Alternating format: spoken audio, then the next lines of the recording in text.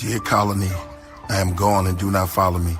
I left no pheromones. I'm on a mission of my own. Where I'm going is alone. Give the queen my regards. What I seen last week was so hard, she left my heart permanently scarred. During 007 hours during the Operation Termite Mound, I was left there bound. There was no food or larvae around. Our battalion searched the whole grounds. I was sent there with our liberators and corporals for some detainees on some classification of some other insects. Unknown, if they detest, we made arrests. That same night the platoon had to find rest, so we slept inside of abandoned trapdoor spider nest. The very next morning, who came in swarming with some trapjaws trying to fight our sect. The combat resulted in a few more deaths, but we sung our mantra. We are ants! We are ants! And the plants we must protect. During the daylight, we gorged on millions of parasites, cutting pieces so many bodies of mosquitoes larvae. We are the original army of the safari. We eat fly maggots, bed bug eggs, cockroach eggs. You should watch them, they crack like tacos on a tray. Our strong mandibles can crack bones and tear through flesh of insects and chew through tissue of any animal. We're the smallest but the strongest of the botanical. We are ants!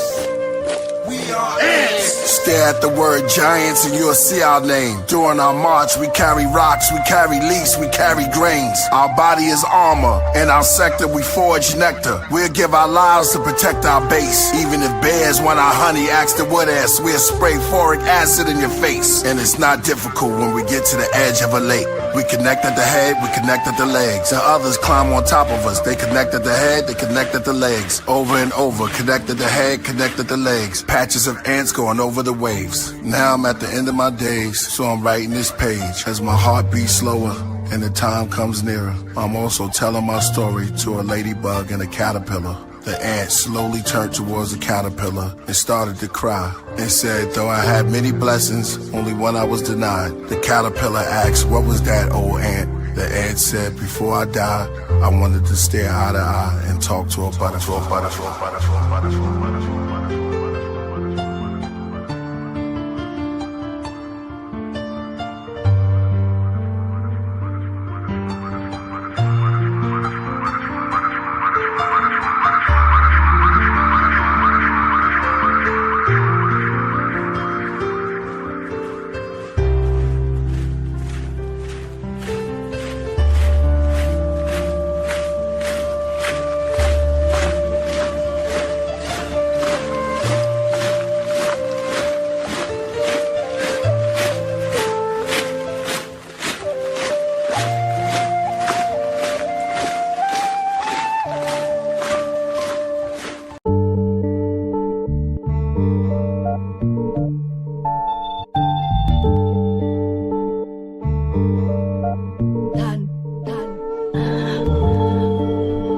Fire worshippers, Abraham followed Abraxas, Sax, priests, honorable and hollow words. Same word sages of the ages, and prophets, Coptic, Gnostics, and apostles heard. And those sinning unfinished, now it's written in the ribbon, and held by 4 swallow birds. Beneath Abraxas practice, in the blackness, seance, each one of my classics. Burn a candle to Anu with bottled myrrh, and Quetzalcoatl and herbs. Priest the novel in the marble Ben Hur, a gold icon of Basilides of Alexandria. They sold to Italy from a palace out in Zambia. Stole from Sicily, Africa towers over Pangea. Amateur, reaching for my pleroma. Deep sleep and yoga, psyches like the Pisces of Jonah. Tertullian, so I get the nutrients and come out a Nubian. I'm not talking about the ancient Natufians or hooligans when I'm putting out something new again. Let Elef tell her death. Me, I'm an embellish on the angelic, holding the mic like a relic. Last one left, priest and purpose, leaving footprints deep in the surface, enough to be called a crater. Meditating in the Tibetan hall in Asia. We all evolved from nature. The ink shooting out my pen like flaming balls hitting my paper. I grab the dark horns of archons and star forms. The bars drawn to give you Mars floors to walk on. Epiphanius, Arrhenius, Hippolytus, sit by fire, different writers sniffing coke. Who's the most highest? Baptizer, Holy Ghost.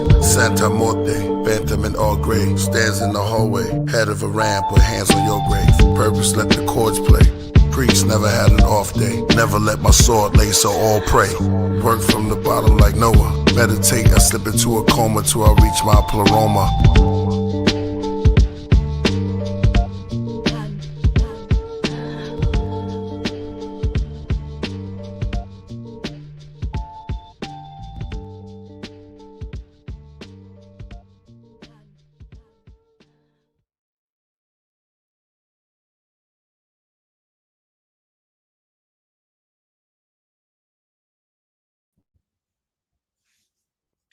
Peace to the family. We in the building. Royal Priesthood Wednesdays. Brother and I will not be here holding it up for the Iron Soft hip hop Killah Priest. Great opportunity today.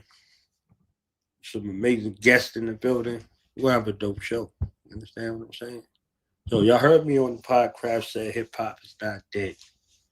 It's in Baltimore.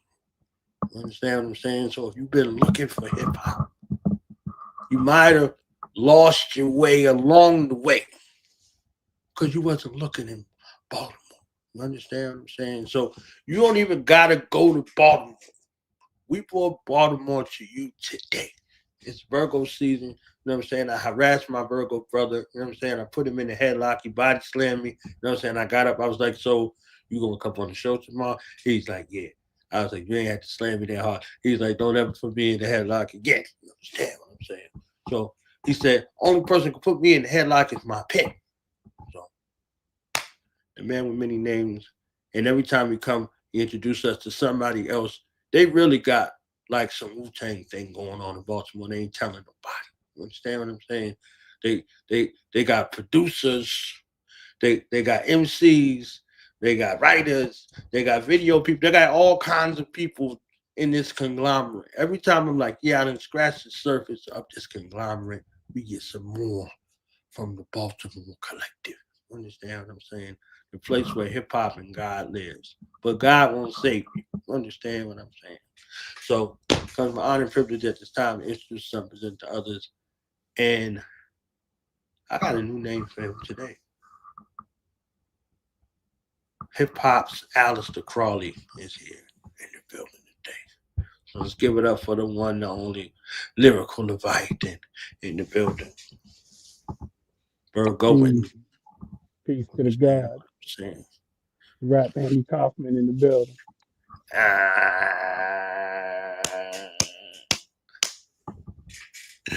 That's what I'm talking about. So we'll introduce the fam that's here with you. You understand what I'm saying? We got peace. We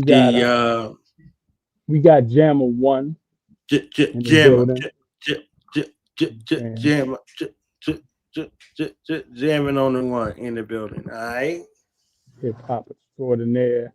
Yeah, I be jamming. I be jamming. I be jamming. Hey. Producer of the entire Synthetic City album that is out now. Crazy. Everywhere. Craziness. Yes. The Afrofuturism trilogy continues with part 2. And we got the pineal eye, the eye in the sky, the one who takes the. We got representing DBL, the one and only Gdai. Yes. MC, producer, but even more recently has been rocking the director and videographer hat and helping us to produce some outstanding visuals, including this blues, jazz, and green grass video that's about to drop everywhere Friday. We got the exclusive for today, just for Royal Priesthood Wednesdays. So give it up. Because if he ain't shoot it, I don't want to fucking see it. That's all I'm saying. If he ain't shoot it, I don't want to see it. Peace to the fan, man. How y'all feeling, man? Doing good. Good, man. Magnifico. The world is crazy, but we keep it in perspective. You know what I'm saying? Because we got Real crazy. It's September 10th, man. It's the day before Virgo September 10th. Saying it's my Virgo season. And my Virgo brother, his born day is tomorrow. The one and only J Mills.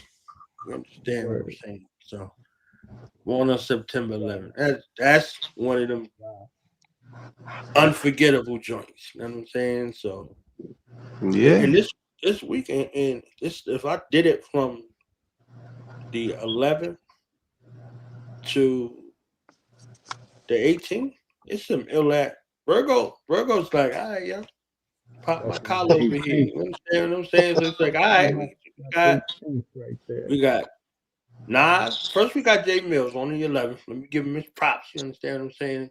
And then it just get iller and iller and iller throughout the whole week. You know what I'm saying? So it's like, all right, Nas, Captain, Lord Jamal, understand what I'm saying?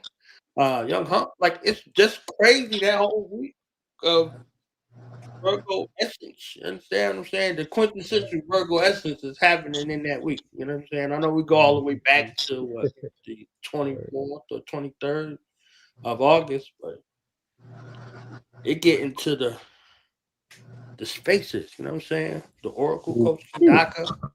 Yeah. Virgo things are happening in that week. Right? I'm Real September happy. 18th. My mother's Yeah. September 12th. My grandmother's Yeah. September 21st. Shinyear September 22nd. Yeah. It's a lot of the Virgo energy. Virgo is deep. Okay. My little sister is on the 21st. You know what I'm saying? And I was gonna get to your birthday. Don't act like I ain't, I could not forget your birthday. You understand what I'm saying? Oh, He ain't wanna let me do my one too. yeah. You understand what I'm saying? So it's like it's real sticky. Like the 18th is sticky. You and Capadonna, man. You understand what I'm saying? You and Capadonna on the 18th. Getting crazy out there.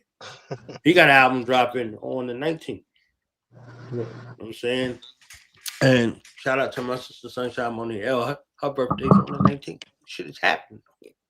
The Virgo of the Virgos. Everybody walk around with the gavel. Here come the judge. Boom. You know what I'm saying? Like, all right. Here come the judge. So, yeah, let's talk about this project, man. Let's talk about what's happening over here. But yeah, as you know, the Afrofuturism trilogy is in full effect. You know what I'm saying? Ancient Future was the first one to drop. And you got Blues, Jazz, and Green Grass, one of the singles off of that, with the visual dropping this Friday, directed by Gdai.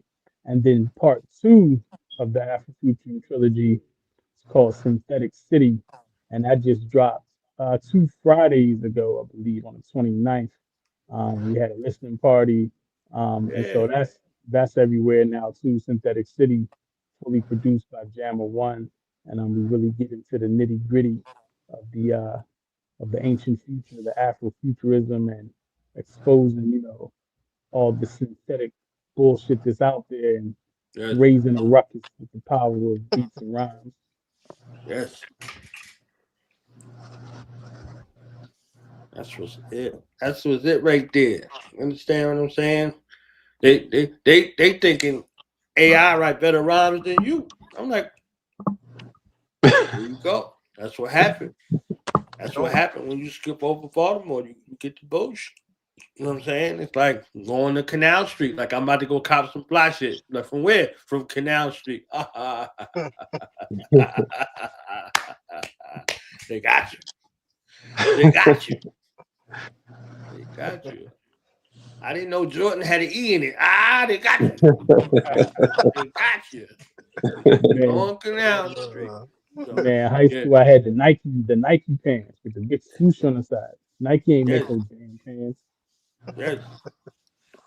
Look, I couldn't afford it. I was never fresh. You understand what I'm saying? Whatever my eldest brother couldn't fit, that's what was reserved for me. I didn't know what fresh was until I was a grown ass man. Nothing. I didn't even know. He's like, what? It was like, yo, you ain't have the Air Max 95s? I was like, in 95? Maybe in 2025. Maybe I got a pair of Air Max now. Maybe. Yeah, like I had the I blue seen and white. all of them. Everybody with the joints, they was fresh. I was like, don't we all live in the same project? How y'all fresh? Right. With the air bubble.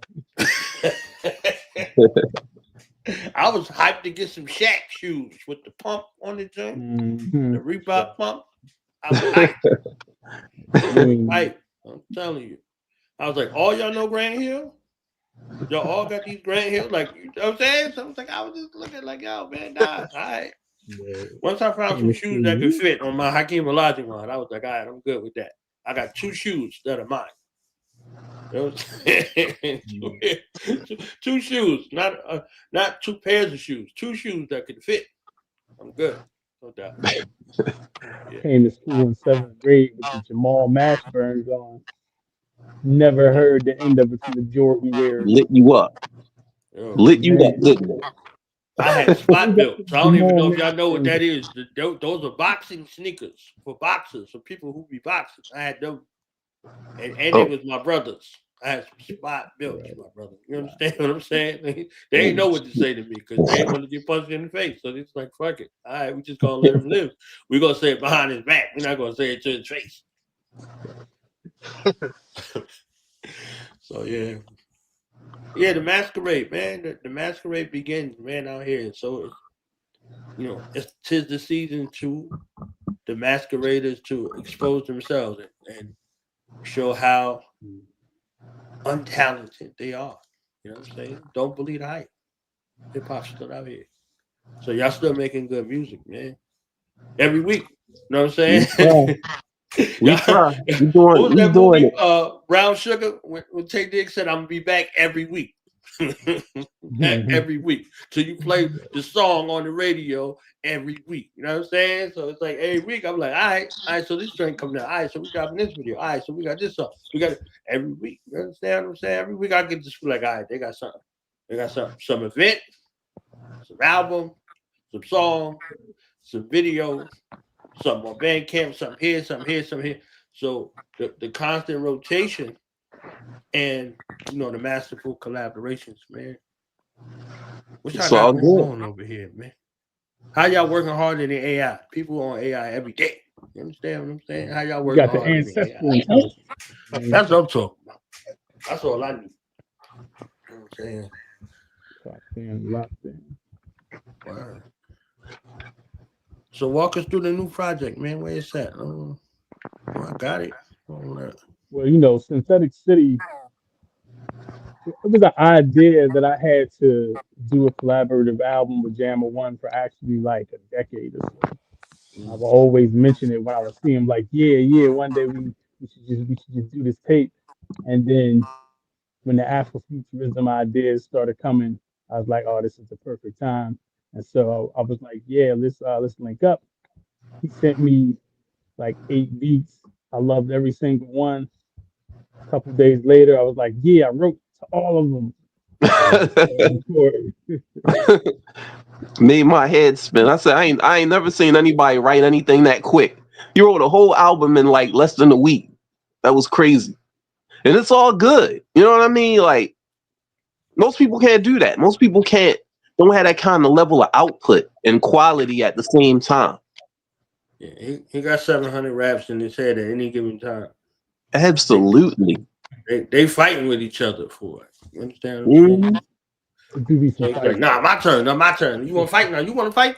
As Lyrical Leviathan, I was just like, all right, Slick Vic, sit down. Slangston, sit down. I got to write to these jammer beats. And it's like, the process was kind of interesting because, all the beats all like spoke to my aesthetic and my mental makeup. Is like, I didn't have to really alter. Like, sometimes I hear beats that are dope and I'm like, all right, I got to frame these lyrics a certain way. But Jammer's beats and the ones he did and the particular samples he used to really dig into that sci-fi and Afrofuture feeling, it was like I didn't really have to alter anything. I just wrote it exactly as it came to me, which is actually kind of rare. And I remember I put on like a bunch of on YouTube. There's people who they like post whole episodes of old Rap City episodes, and so like I just put a bunch of those on to kind of capture a certain particular feeling from that era. And then lyrically and conceptually, I was like, all right, what if I take these rhyme styles and then project them way into like the year 77,007? And that's just kind of how the concepts came about. So it was like, it's picture a battle rapper who is like planting revolutionary updates about what's going on in this crazy apocalyptic future in between the punchlines. And that's just kind of how it all started to flow. That's what it is right there. So Jammer, man. Did he pause? It looked like he paused. Oh, was you? He was glitching a little bit. So Jammer, your role in the realm of production, you know what I'm saying? How did you get there? Like, what's your producer story? I know you were a hip hop artist. I know you were a lot of other things. You know what I'm saying? How you get in the producer world and it was like, I'm taking this shit over too, on top of anything else that I'm Yeah, when he presented me with the idea of like a sci-fi Afro future or retro future type of deal, I literally took to it like a shark to water, and it inspired me to want to, create something that matched his style, like his style and only his style, something that's going to complement the way the way he delivers flows and everything, and his ideas. So with that said, what I did was I went back to the '60s for like my samples, and I found some electronic music from the '60s and as well as some lounge music, because I think because if you watch Star Trek, it's kind of like the type of music that was on Star Trek, but we you know what I mean, we like took it and we finessed it, so to give it that real sort of retro future Afro futuristic vibe. Yeah. Yeah, and I'm a big Star Trek person, so you do something like that, it's going to immediately resonate.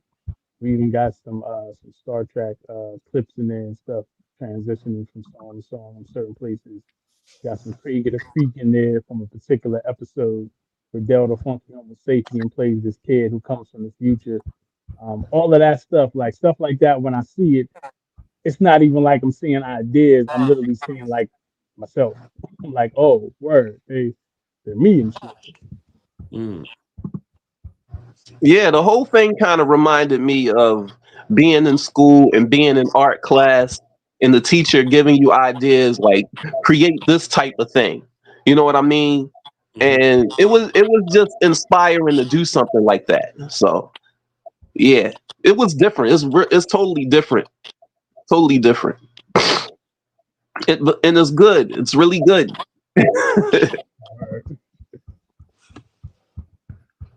So let's give them retro future real quick before I start harassing. That's a good one. People like that one, especially the first line. Let me start harassing Gdai in a second. You know what I'm saying? Because if he ain't filming, I don't want to see it. You know what I'm saying?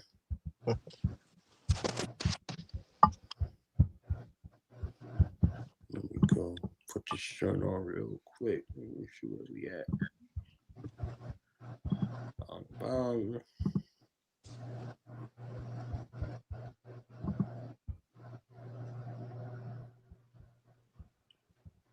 It's out on all DSPs, man. Go run it up right now. Right. Quit bullshitting what you sell. What he said on Baby Boy? Quit bullshitting what you sell. You know what I'm saying?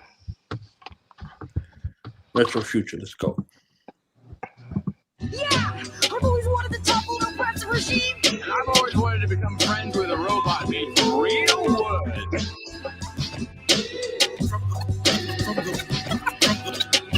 From the pitch of the stalling Hey, you smoke crack, don't you? Rappers exist behind the rock. Black musicians in the 50s, Steph Curry, Jesus on Resurrection Day. Drug influenced hip hop, pills and drip drop. But anyway, not impressed. It ain't your trip. Leave him dead in a few secs. I was a space cadet. Earth brothers can't perform yet. Gun to war vets, leave torn sets. Whack wordsmith versus specs. Shitty spit, it's best to swallow your work. Oral sex, melanated bomb threats, original man concepts, intelligent attacks. Fuck the fake crap, more advanced than Drake AI tracks. The future all black, musical origins intact. Pop, country, rock, jazz, disco, electro, rap, etc. We created all that. History's editors get slapped from streaming all the way back to discos on a dat. We evolve and expand, Leviathan. I've been ill since real to real and singing into the can. Hip hop is who I am. From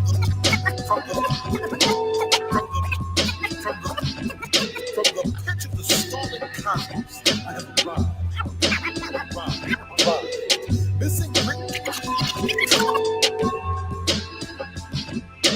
The ancient ancestor who came back retro, future, rhyme, travel, all culture is black. Crackers are not talented, historically don't compare. And this year we don't punch lines, every bar's nuclear warfare. Lyrical super saiyan, pin verses amazing, yet rocks move off the top. Damon Wayans in living color portraying feats of the ancient. It's given deep wisdom, information engraved on stone pages, pagan visions, DNA filled with hidden scriptures, mitochondria lyricism. Got more stuffed in my genes than thick women. Pandemic, vocals stacked on viral tracks, spit sick to the rhythm. Word spells written in braille, spoken well. While they raps collapse like tapped eggshells. Freedom ain't free, maybe that's why we align bars like jail. DNA for pay, so white men can sell cells and cells to the highest bidder. But can't imprison the loudest spitter. Inventor of the prism, living, giving life from the depths of triple darkness. Universal breath imparted, bless mics and get it started. Just decrease the last sprinkle in time, sprinkle some lines, intertwine with the divine. A Bible of rival bars, you can't wrestle with Leviathan unless you God.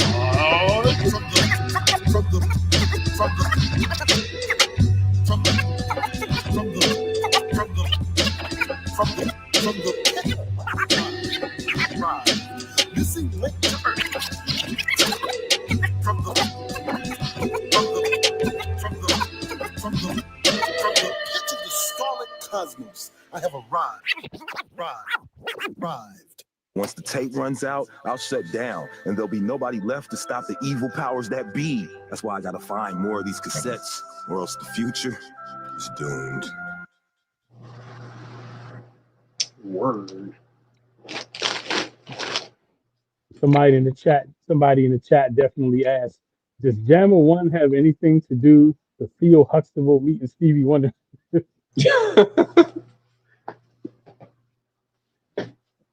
Theo Huxtable. That beat hard, bro. Yeah. Yo, Thanks, you man. did the scratch? Did you do the scratching and everything, or you found that somewhere? No, I got my homeboy Chuck the Maddox to do it. Yeah, shout out Chuck the Maddox. Okay. Shout out Chuck. Life the Oracle and D Skills Harris, stop acting like y'all fucking guests, fam. You understand what I'm saying? Like, you understand what I'm saying? Like y'all, like, stop. Okay, I see y'all in the chat, right? Y'all not guests. Y'all fair. Shout out Life the Oracle. Shout out They the BDL. homies. Family right there, bro. They in the chat, like yeah, Shout this is out great. It did push back. Look, y'all really is tested my gangster today, right? I'll get my bow and arrow real quick, right? Push back on top of that. You understand what I'm saying? I'm like, what? I'm on, fam. But yeah, yes, this retro future, it gave me the video games. It gave me real hip hop. It gave me its essence. It gave me the stories. It gave me lean on me. You smoke crack, don't you? Look at me, boy. Smoke crack. It kills your brain cells, son. It kills your brain cells. Like every bit of y'all do this well. Y'all do this well to give every sort of education without calling it class. You understand what I'm saying? Y'all do it with class, but y'all don't call it class. Like sit your ass down and learn something. I don't want to smoke like Oracle in real life because you look like you cut people and laugh about it. So I really don't want to smoke. I just was saying, y'all don't got to be typing in the chat. Y'all could be on here having this discussion. All right, so that life I will. You know what I'm saying? I was just joking. Life. Man, you know what I'm saying?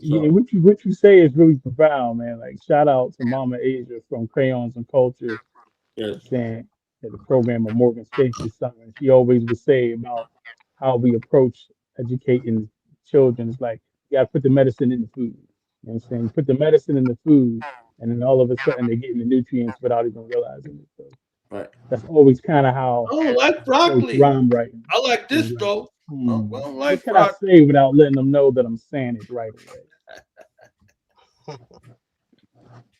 Smoke crack, don't you? All of a sudden, everybody's listening. What comes after that? It kills your brain cells, son. It kills your brain cells. My favorite part of that whole movie.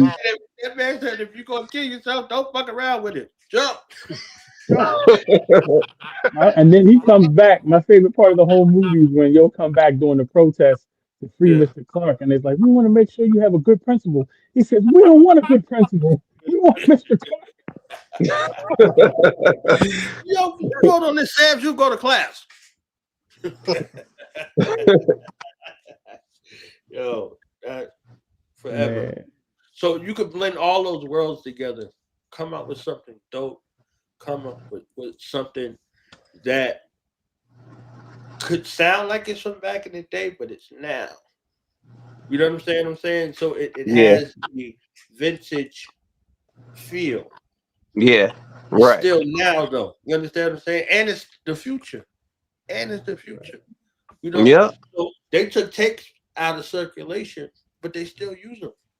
Right. They still use tapes. They still use VCRs. You understand what I'm saying? Like the newsrooms, they got VCR and VCR tapes still. You know, so they took the tapes out of circulation. They don't even put the thing in the car for a CD no more. You know what I'm saying? So they're like, what are you doing? So what do you do with all of these things? What do you still do with your lyrical Akashic records? What do you do with your records? You know what I'm saying?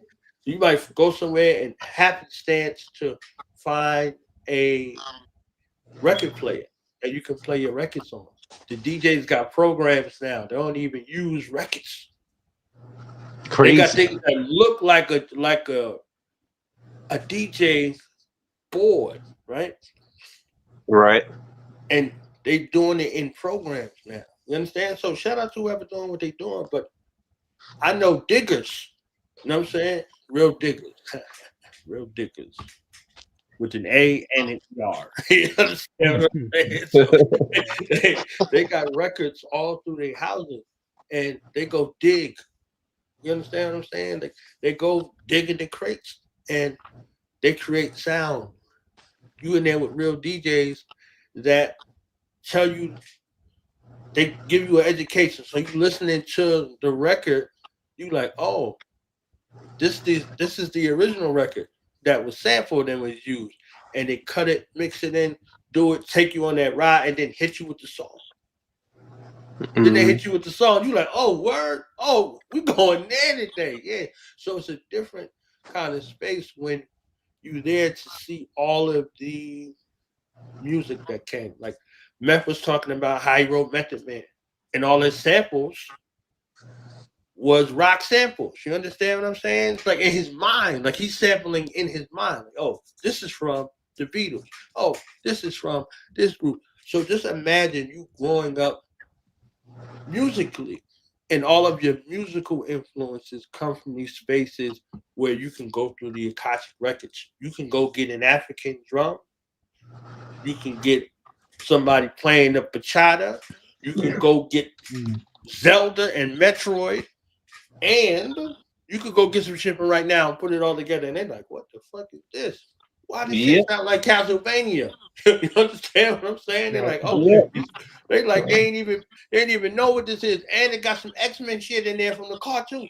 Like you bugged out. So all of your palettes are there being teased. And on top of it, oh, we got real lyrics over here.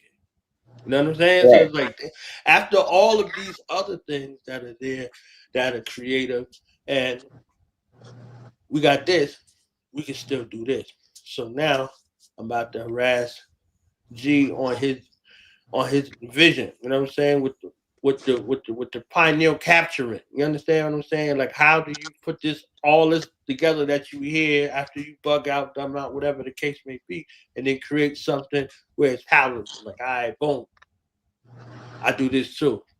And I do it with stills and I do it visually. Like you put the cinema to what's already there. You know what I mean? So I'm gonna harass you now. So for me, I just want to backtrack on what you said, like about everything being in one location, like Zelda, Metroid, comics. I grew up on all these things, and I always was, in an urban environment. So I always tried to figure out how can I coincide both. Like, I was cool with the anime people, the people that was in the streets. I had mixed styles, so it was like I always figured out how I could mix it. So my vision always has been to, like futuristic with a hint of the past, because I'm like, my dad taught me a lot of stuff that happened in the 70s. Like I grew up watching Juice, Boys in the Hood, movies like that. And he had me listening to Wu-Tang, things like that. So once I picked that camera up and realized that was the type of medium that I had in mind, I had how do I put it? Like, I figured out how to use effects that look like the future and the past. And through Slick Vic and people in my group, like Skills, I was able to kind of master that due to their unique styles.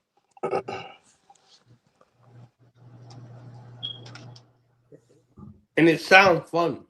You know what I'm saying? Like, I'll be talking about all of the other things, but the fundamental foundation and the capstone for me is that y'all have fun creating. Y'all fun.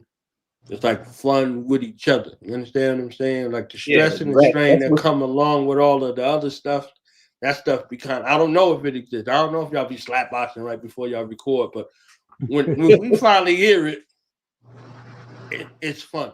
It's fun. Yeah, it's inviting. It's hip hop. It's raw.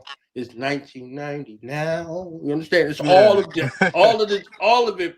But I still get the fun element. Like this has to be a fun experience. You understand what I'm saying? Like, if you want to get lyrically lacerated, we got that. But they're gonna be laughing at you in the background. Like, you're gonna feel like Carrie. They're all gonna laugh at you. You understand what I'm saying? So it's like ha ha ha ha ha. So it's like all of that, like all of these things, but it's still fun. I just want to know if I was tripping or not.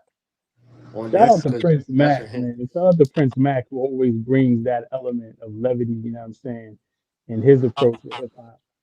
Where it's comedic, it's character driven, and there's always that fun element. And like sometimes I'll just like attack him with my sword, and then like he laughs and the 16 comes out of it, you know what I'm saying? So like that element is definitely there, where it's like you get lacerated, but it's gonna be very entertaining at the same time. Yeah, can I just say this too? Shout out Prince Matt, because like I said, I'm always thankful to Lyrical Leviathan, D-Skills, and everybody else a part of the collective, because like I said, they were like the first artists that I was like able to be creative with my style of shooting. And then Prince Matt came along. I met bro about, I think it's going on 2 years now, and so he like had the same style with like, I'm like, all these people around me, Michaelpedia, the rest of the guys, but he had a different twist on it, because it's like, that's Lil Bro, like he not super young, he younger than me, but I'm like, he got the same style with some different seasoning on it. Like, he got his own style. So that's somebody else who allowed me to be, he introduced me to a lot of creative elements in my videos now, and gave me some new ideas as well. Well, we got one of the joints. Can we play the joint now? Is it good? Is that a perfect segue to play the joint? Drop the bomb on him. Also, shout out Gdai. I finished 1990 Now. Gdai also directed the 1990 Now video we played before. But this new John, Blues, Jazz, and Green Grass, off of the Ancient Future album, and it features Shenye on the vocals and none other than Martina Lynch with a fire 16. So, and now we got the live in the flesh visual world premiere right here, Blues, Jazz, and Green Grass, directed by Gdai. Yeah.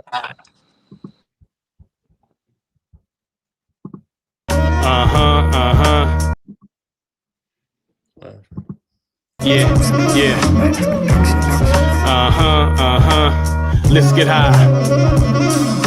Blues, jazz, and green grass. Lyrics get high in your ass like a thong, or high off a bong. Evil matter in they songs. Standing on fecal matter, what type of shit you on? Jordans compared to LeBrons, which ones you got on? Exactly, don't cross the family. Maya Baraka faculty. Flames in my quatrains cause casualties, calamities. Smoke the indigo. Children in the village turn killers. Sega verse Nintendo. Soap on the window. Verse make time go in reverse. Memento, retro flow. Renegade with grenades. Wax spitting mimics itching styles. Or how stop snitching. Set be more back a decade. More wreckage to the method for street immunity. Poison leaked in communities. We seek unity, a source for truancy. More resources and less eulogies. Music is my drug, it's a drug, it's a drug. High, we can high, we can high, we can high, we can high. Martina Lynch. Blues, jazz, and green grass. I used to get so mad when them bills was on my ass. Shit wasn't adding up, so I had to do the math. Think fast, I got the ball like I'm out collecting bing bags. I get the bag so easy, I'm using rap to feed me. I'm shitting on these bitches, they be swimming in my feces. And I'm from another planet, I created a new species. I'm player one, I'm Mario, you player two, Luigi.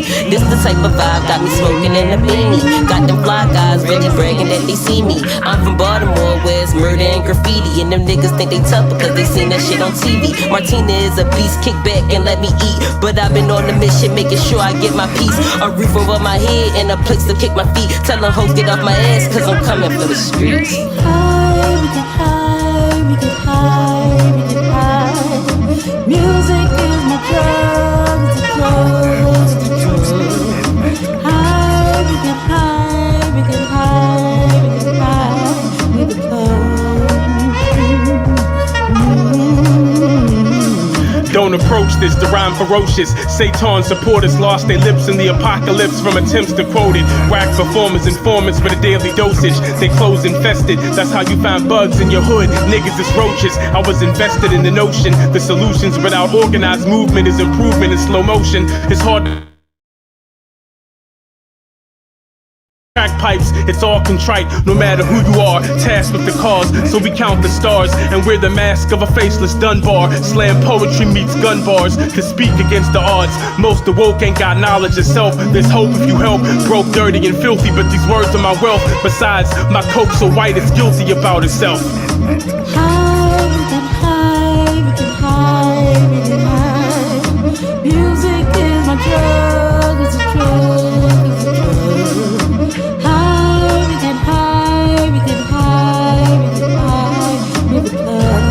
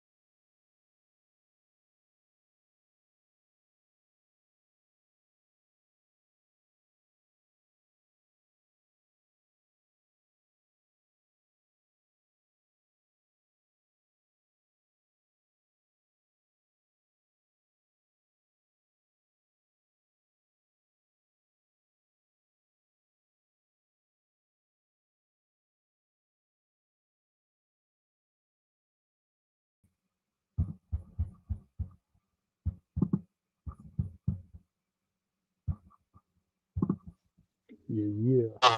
It took me out. It took me off of the board. Bro. You understand what I'm saying? I did put some more quarters in the army.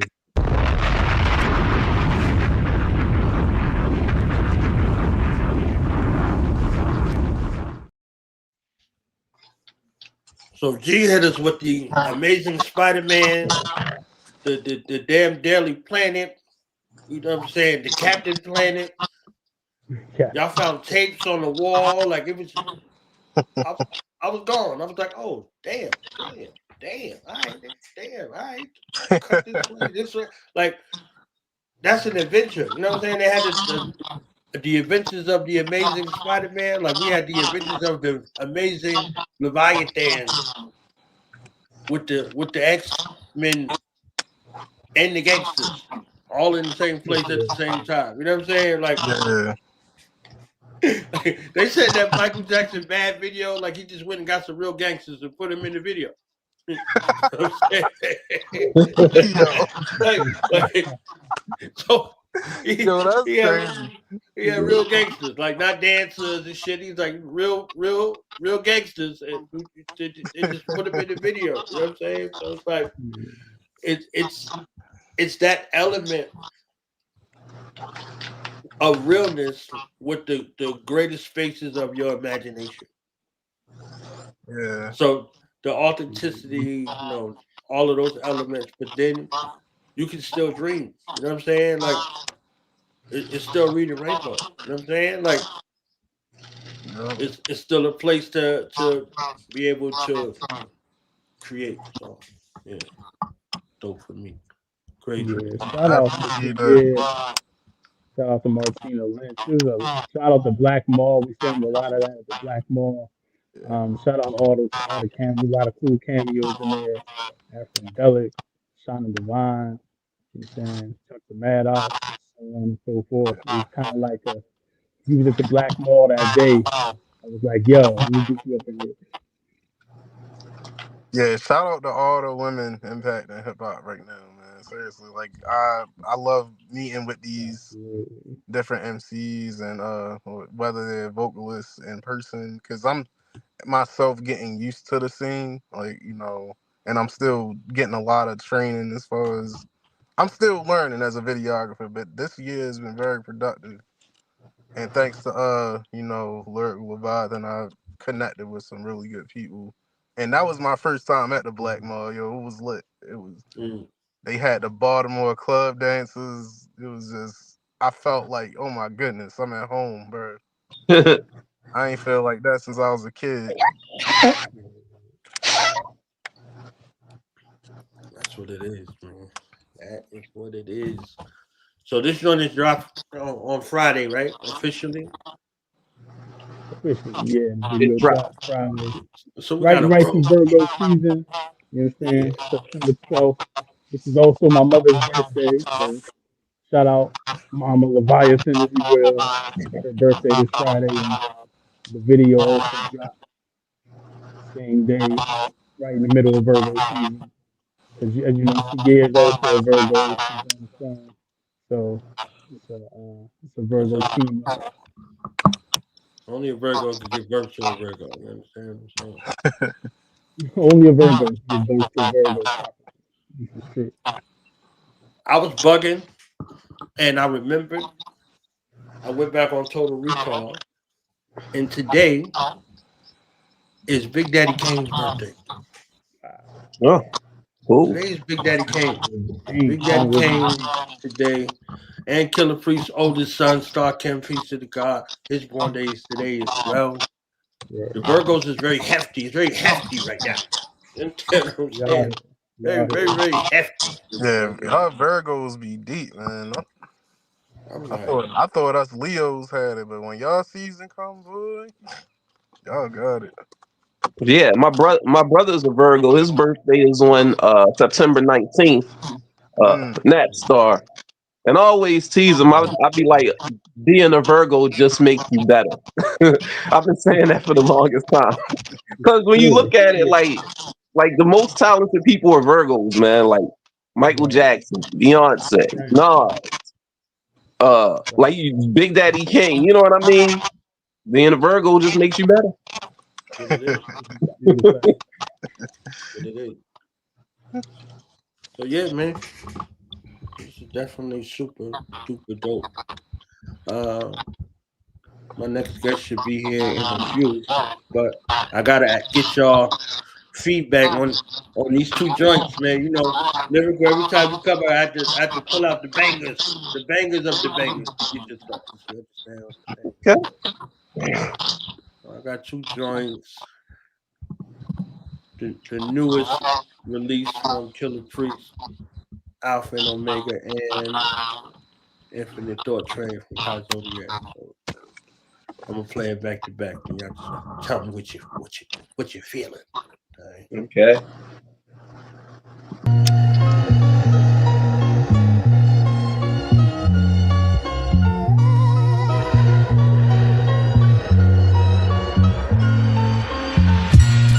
Carry the weight of remorse and confusion at equal measure. As I return to my throne with my foot on the black stone with Hebrew letters. Silence swallows my courts. The justice becomes stiff as a corpse. As the weight of my words sit in their thoughts. Priests of infinite force. Their faces etched with questions. Then shook like an etch-a-sketch. Out the text, how did he resurrect? I'm out of the second death, the house of Melchizedek. Not dying, just held my breath. Start climbing from hell steps. The gravity of the situation began to settle. They said horrified, he's in the skin of the devil. An eerie suspense, each discovery echoed. Chambers of whispered fears and fractured stories of my missing years. Now I'm back on glory. The enigmatic writing with the tip of a lightning is frightening. In my textbook that death put with hearses, writing fork green verses and red hooks. Inside of my bed-style bars, it's on shots. I found skills in Brownsville, wall to wall with ops. More things to jot, more things to watch. With a task push to Flatbush, a ring around the block. All the hood flicks and Bushwick. It's like I wrote with a bullet. From my memoirs gun, triggers, ideas pulled it. The results unschooled the reality. Sun Tzu's mentality. This kung fu that balanced me. With T makes me the Alpha Omega MC. Greatness. I died laughing, attended my own funeral, left wine glasses, shedding tears of joy like weddings. In the atmosphere near destroyed. My index on Jesus' death. Till I get my point across. Took the stride of torrents, trying to wipe the anointing off. Lamps with no oil, y'all vessels for the devil. Throw shade, roll over in your grave, I got the shovel. My face in the tarot. Read your palm, see the storm, escape from the ghetto. Where the air thickens a pair of griffins. Above the stained glass window sitting. Angels clash in my writtens. There's blood, painting, ashes in my scriptures. Back off, this ain't what you asked for, it's forbidden.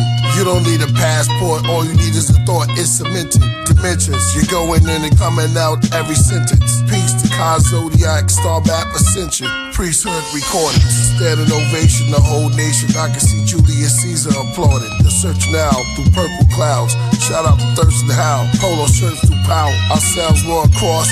Ralph Lauren, behold a pale horse. Young men that fell court. Some sell, some snort, some nail to the cross, while others make bail. That's jail in New York, in every city, state, and every coast. Though there's plenty ways to never choke. Never choke.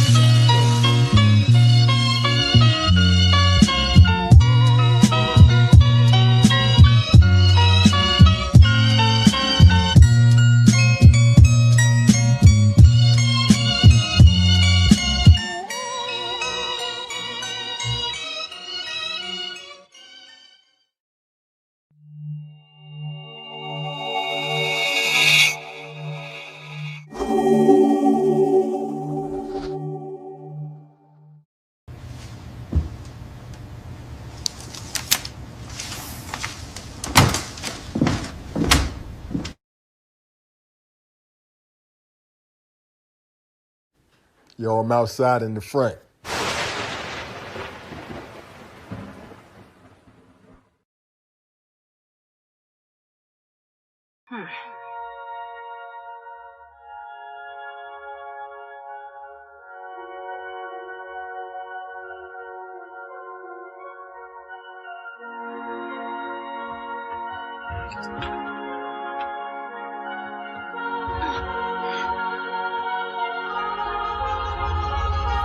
Yo, I came through the door.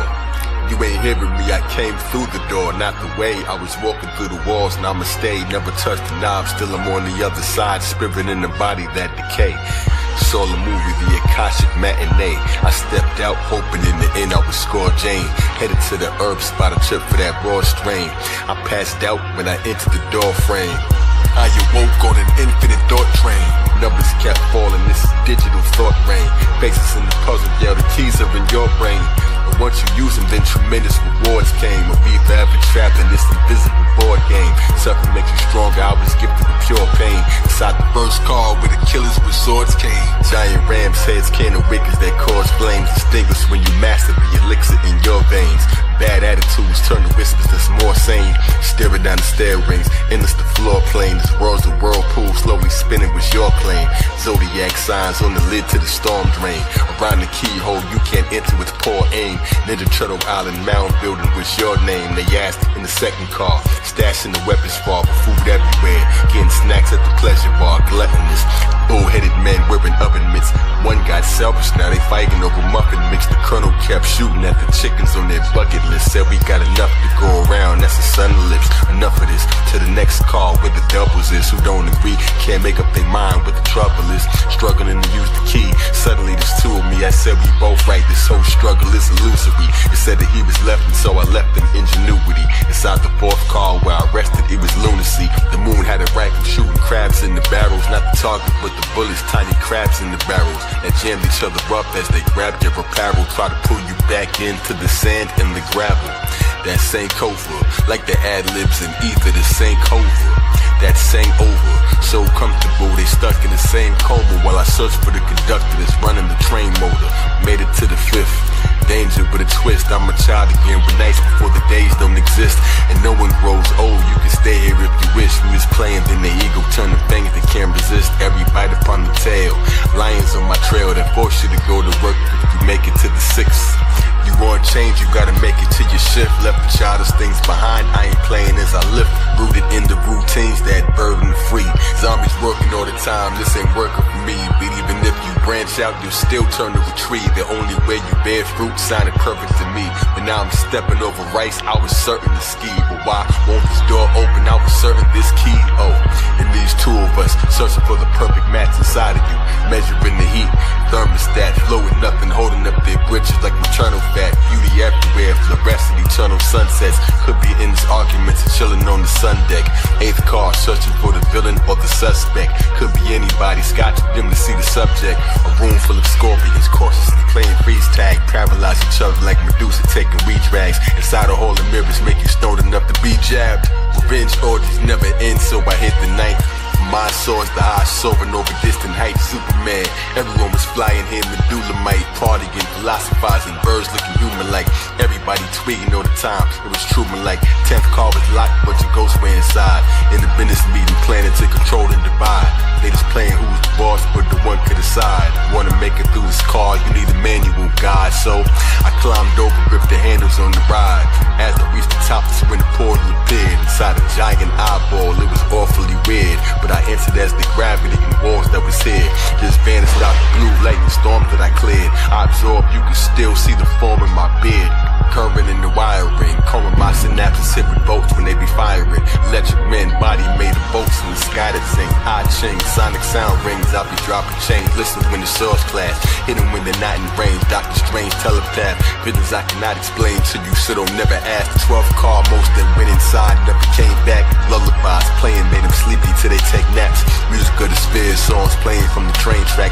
Cosmic University, planet cycle trading course. We was all born on this train, and we can't get off. Whether you was kind or jerk, that's Jamaican sauce. Near the engine, now the engineers running, taking off. Grabbing by his mask, I'm too fast, made him take it off. Saw my own face underneath this serrated cloth. My glow's fiercer, melted the snow piercer. Written in the air, cause the message get no clearer. We all arrived with a number that glow. 5-5, 1980, down to 20 or so. 28, simplify it to a 1 and an O. If you break it down further, I'm the one you should know. Every point of the circle is another degree. Will spoke with different messages, each one's a decree. Yeah, before heaven got a master the earth, but try to lead the 12th car in the back in the first. Overboard's train moving 8-track in reverse. 720 tracks, I'll be rapping one verse. If the train isn't fitted, the terrain isn't finished. It's too large, there's no way to diminish. Just wait a sec, it'll hit your brain in a minute. Yeah, wheels in the sky at the highest of heights. Keep spinning for the record, every track of recite. For a train of infinity, allow with the light. For the zodiac transit, this the ride of your life. Prepare for forever, our infinity train. Soar rotate eternally and spins the terrain. Overboard's orbitors coming into the train. Every car is a sign on this infinite plane.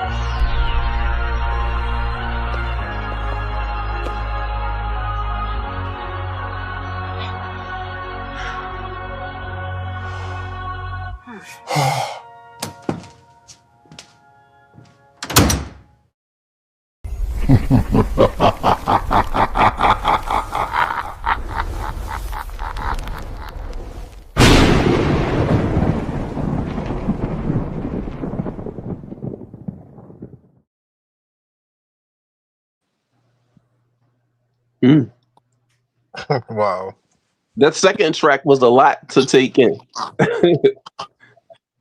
it was a lot. I was like, whoa.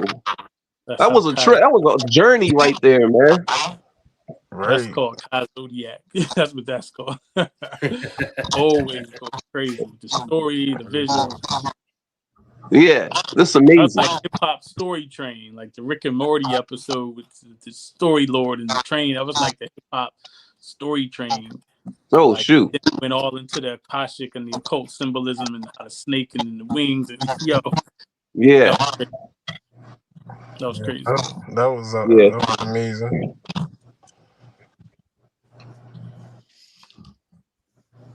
So my next guest is in the building. I gotta let y'all roll so I can build with my brother. Get all in his business. You know what I'm saying? So final thoughts, words. Y'all know y'all coming back. I just want y'all to know y'all coming back. You understand what I'm saying? No doubt. Sounds like the plan. I'm with it. Yeah. Where to find you, all that, social media, all that jazz. Yeah. It's just kind of crazy the way that that visual connected to what I was thinking about before, what you were saying before about thinking about the power of records and samples and interpolation and how things come around again. The ancient becomes future, the retro becomes the future. You know what I'm saying? And now we exposing the aspects of the synthetic city and separating what's fake and what's real. And so, that's what it is. And this Afrofuturism trilogy effect. So shout out to Supreme Mathematics, who produced Ancient Future. And Jammer One came and put his whole 2 Adidas into the synthetic city production. And then up next, shout out to God Since Beats, who's going to close out the trilogy with The Land of Nod. The sessions for that have been amazing so far. And so, you just follow along the journey. Marcus Alien 777, DBL Records 2020. That's where we be at.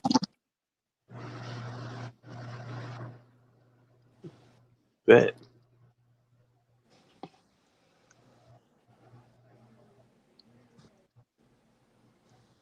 No doubt, no doubt. Thank y'all for coming through, man. You understand what I'm saying? I know y'all got a show or something. Y'all got something up y'all sleeve. Ain't no way in hell y'all got something cooking before Virgo season is up or September is up. I know y'all got some shit cooking. Something. Y'all gonna be somewhere live doing something. September 13th, DBL is rocking at the Hip Hop Is Not Dead showcase. I'm out, but they're gonna be in the building. These Skills, Prince Mac, Blue Boogie, Wikipedia. Hip Hop Is Not Dead showcase. That's what's up. Yeah. And what's dope about Synthetic City too is that it's a collaboration between 2 different hip hop collectives out of Baltimore. I'm repping DBL, but Jammer One is a part of a superhero hip hop conglomerate called Pro Lab. So definitely check out Pro Lab. Saying Chuck the Mad Op, Ab Rock, L, and it's a whole squad. Yeah. Pro Lab. Yeah. That's what it is right there. Excited. So I knew it. There was no way in hell. I'm like, hold up, yo. No show, no nothing. Y'all got something. Y'all gotta have something. You understand? Oh yeah, it's always something going on. Like every weekend, man. It's always something going on every weekend down here. Hip hop is not dead. It's in Baltimore. You understand? Yeah. That's what I had to tell them, cat. It's your fault, so when I actually come out of Baltimore, I'll be like, oh shit, man. Come through. I don't know. Hip hop might have had a stroke. You understand what I'm saying? Yeah. I mean, shout out to the Podcraft. Shout out to Killah Priest. Man, Killah Priest been on a tear. You know what I'm saying? That new video is crazy, but Killah Priest been on a tear for like years now, ever since the pandemic and beyond. I'm excited about the new joints on the way because him and Kai Zodiac is coming together for a Braxis. Then you got a Braxis 2 drop, and you got Celestial Grammar coming. Like, so you know what I'm saying? The real hip hop is here today. That's what's up, man. So peace to y'all, man. Have a great evening. Peace. All right, thanks for having. Yeah, thanks for having us, man. Come back. Always. Friday, I'm gonna come back with some new people next time. You know what I'm saying? All right, peace. Peace. All right, peace.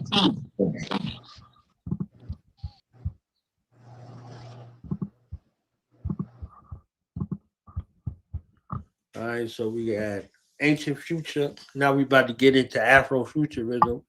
But before I bring in the best guest in the world, I got to do like a little intro that we love. You know what I'm saying? Because we was talking all of this hip hop, and we can't be talking hip hop without the black dot. You know what I'm saying? And we can't talk about hip hop and the black dot without the 5 other lines of hip hop. So one of the greatest intros ever from the master Virgo himself, the black dot. Let me play this joint real quick, and then we'll be right back with Oba Ade Dayo. Tell somebody we live. Okay, tell somebody we live. We about to turn the fuck up right there. You understand what I'm saying? So let's go. All right, once upon a time long ago, in a land very, very close by, our ancestors traveled to this planet using 5 different gateways and set up shop on the best part of the planet Earth. Y'all with me on that? All right, they manifested these gateways through the earth. We came by way of the air. We came by way of the water. We came by way of the fire. And we manifested through the ethers. So we're talking about 5 different ways that we manifest things. That's alchemy right there. Okay? And I'm breaking this down because this is going to be real critical when we get into the 5 bloodlines. All right? Once we manifested on the planet, let me go back. Once we got settled, everything was good on the planet.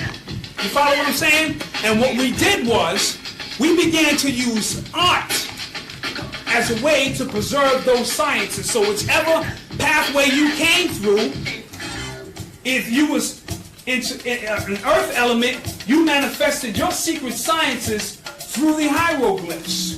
That was where your science was preserved, within the hieroglyphs. And it wasn't just art, but remember we talking about art being part of a science. Through the air, the drum, the sacred drum, the powerful drum, the drum used when we was going to war, and the drum used when new birth was being born on the planet. We pounded the drum. The drum was the heartbeat, and we would sync our heartbeat up, and whether the drum was going up tempo like this, unless the drum was going slow, your heartbeat, and you would resonate with that drum. Water, the sacred dancer. The body is more than 70% water, so, and it's composed of so many elements within that blood and that water. So the sacred dancer who would speak to you not with words, but by the way he or she moved their body with those geometrical formations that could make it rain, that could make the crops go by dancing, strictly dancing. So that science was preserved there for those who came up through that. Then there was the fire, or the griot and oracle, the one who's doing what I'm doing now, that told stories. And we passed that science down from either mouth to ear. The ones who didn't write their science down, they preserved their science and they spit that fire. The ether we'll call the knowledge, the pineal gland. All of this, as A.A. Rashid tells you, is garbage. It's all about the activated pineal gland. So everything was good. And the pineal gland, or the knowledge, connected all other elements. So all the elements were held together by the knowledge. Without the knowledge, the elements would scatter independently and be fighting against each other. But with the knowledge that we all connected, we all were connected. And it was good. Can somebody turn the lights down in the bathroom? Or maybe it's over here. Is the lights over there? Oh, there we go. And it was good. And our people were happy. Land was beautiful. We had no problems whatsoever on the land. We had all the riches, all the gold. We were world travelers at this time. And it was a real beautiful time. And then the ones who were mutants, they weren't like us. The bloodsuckers of the planet were jealous of what we were doing. They were jealous of all the riches that we possessed. They were jealous that we were world travelers. We were intergalactical travels. So what they did is they came in and they murdered and shut the bloodline down. They tried to kill off the bloodline by killing the people. And they were successful for a while, and the bloodline had to escape and attempt to mutate through gospel, through jazz, through the blues, through doo-wop, through bebop, through scat, through rock, through R&B. And the diabolical ones were happy because they were destroying everything that we had worked for. There was no trace of the bloodline, or so they thought there was no trace of the bloodline. Until the year 1993, something very phenomenal happened in the year 1993. There was a sign that the bloodlines were still alive and they just needed to be activated. 1973, I'm sorry. 1973, and they just needed to be activated. They needed 3 individuals to come and reactivate and open back up the gateway. One of those individuals had the power of Hercules, and he was the first one to come to Cedar Park and set up his turntables in his Herculean system, and send out the sound, the call, the breakbeat, the new breakbeat that will reconnect this bloodline. The other had wisdom-like or Buddha-like wisdom, and he would already have the nation of an army, or the army of a nation behind him, of Zulus who was ready to go to war, and he brought the culture of what hip-hop would be. The other had the technological and speed of Flash, and he brought a whole nother element to hip-hop that would reconnect our people to that ancient bloodline from many years ago. And together they formed a pyramid which opened up a gateway which brought, oh, I love that Star Wars. Oh yeah, that's what we're talking intergalactic here.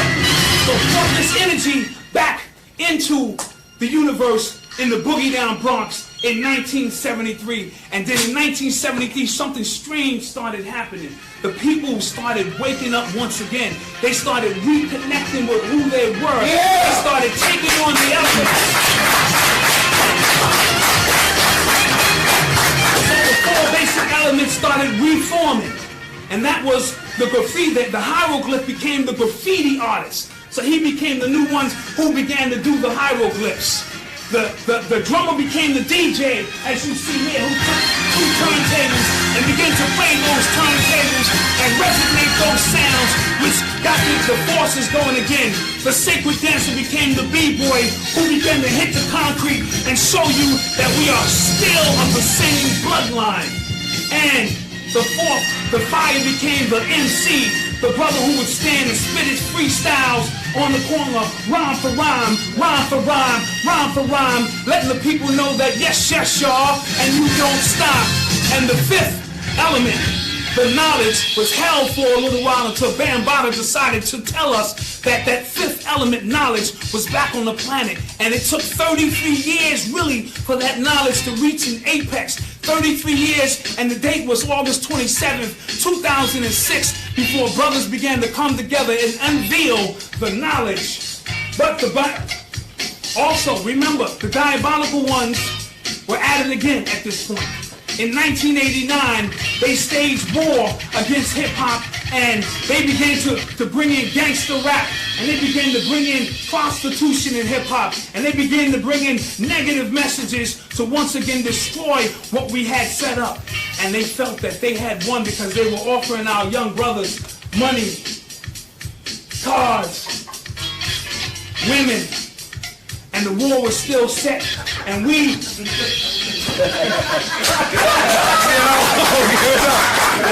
That's good.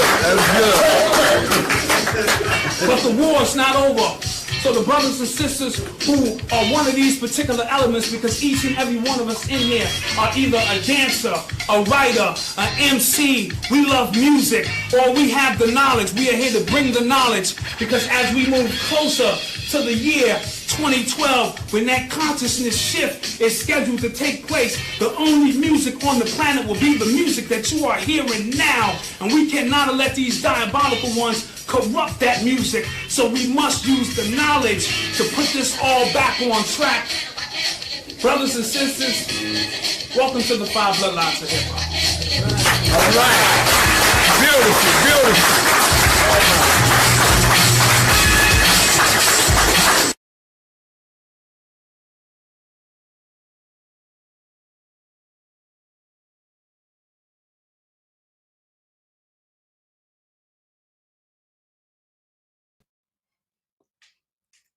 Tell me that wasn't the greatest introduction in the world. Come my honor and privilege at this time. Introduce something at the other day. Welcome back to the Killah Priest Podcraft. Brooklyn's own Oba Ade Dayo. Peace. Knowledge. What's up, baby? Peace. What's going on with you? How you feeling? I'm well, man. I'm well. I'm charged up. You know what I mean? Just came from the land of the friends. Canada. Means the land of friends. You know what I mean? Oh yeah. Yeah. Did my little emo Drake thing and shit, you know? The land of Tim Hortons. That's a fucking fact. That shit is slapping. I know you've been busy. I'm almost at the end. I got like 15 pages left of this story right here. So how does it, you know what I mean? How does the imagination take you, man? You know what I mean? Yeah, it sucked me up, man. I'm in the book. I'm on the scenes. I smell the urine. You understand what I'm saying? Yeah. Like my man said, I texted you earlier, I think. He said when he went to the Bob's crib, you know what I'm saying? I love the attention, the detail that you give in regards to painting the scene. Yeah. People don't have a frame of reference of taking care of their elderly. They put their elderly in homes, and they get caretakers to come in, blah blah blah. Like regardless to what was going on, my man's like, yo, don't they know I'm feeding my grandmother? You know what I'm saying? Like he turned his phone over. You know what I'm saying? Like he turned his phone over. Like the phone was ringing. He like, I don't care whoever's on the phone. He turned the phone over, and the doorbell ringing. Like that kind of detail, that vividness. Like it might not. Somebody might skim over that. Like you ain't fed your grandmother, so he made the plates and he fed her first. That's it. You know what I mean? Like so culturally, if you are a cultural practitioner, there's another space for that. But I'm like, she's still present. She's still living right here, and she's dealing with an element that he knows how to navigate. Absolutely.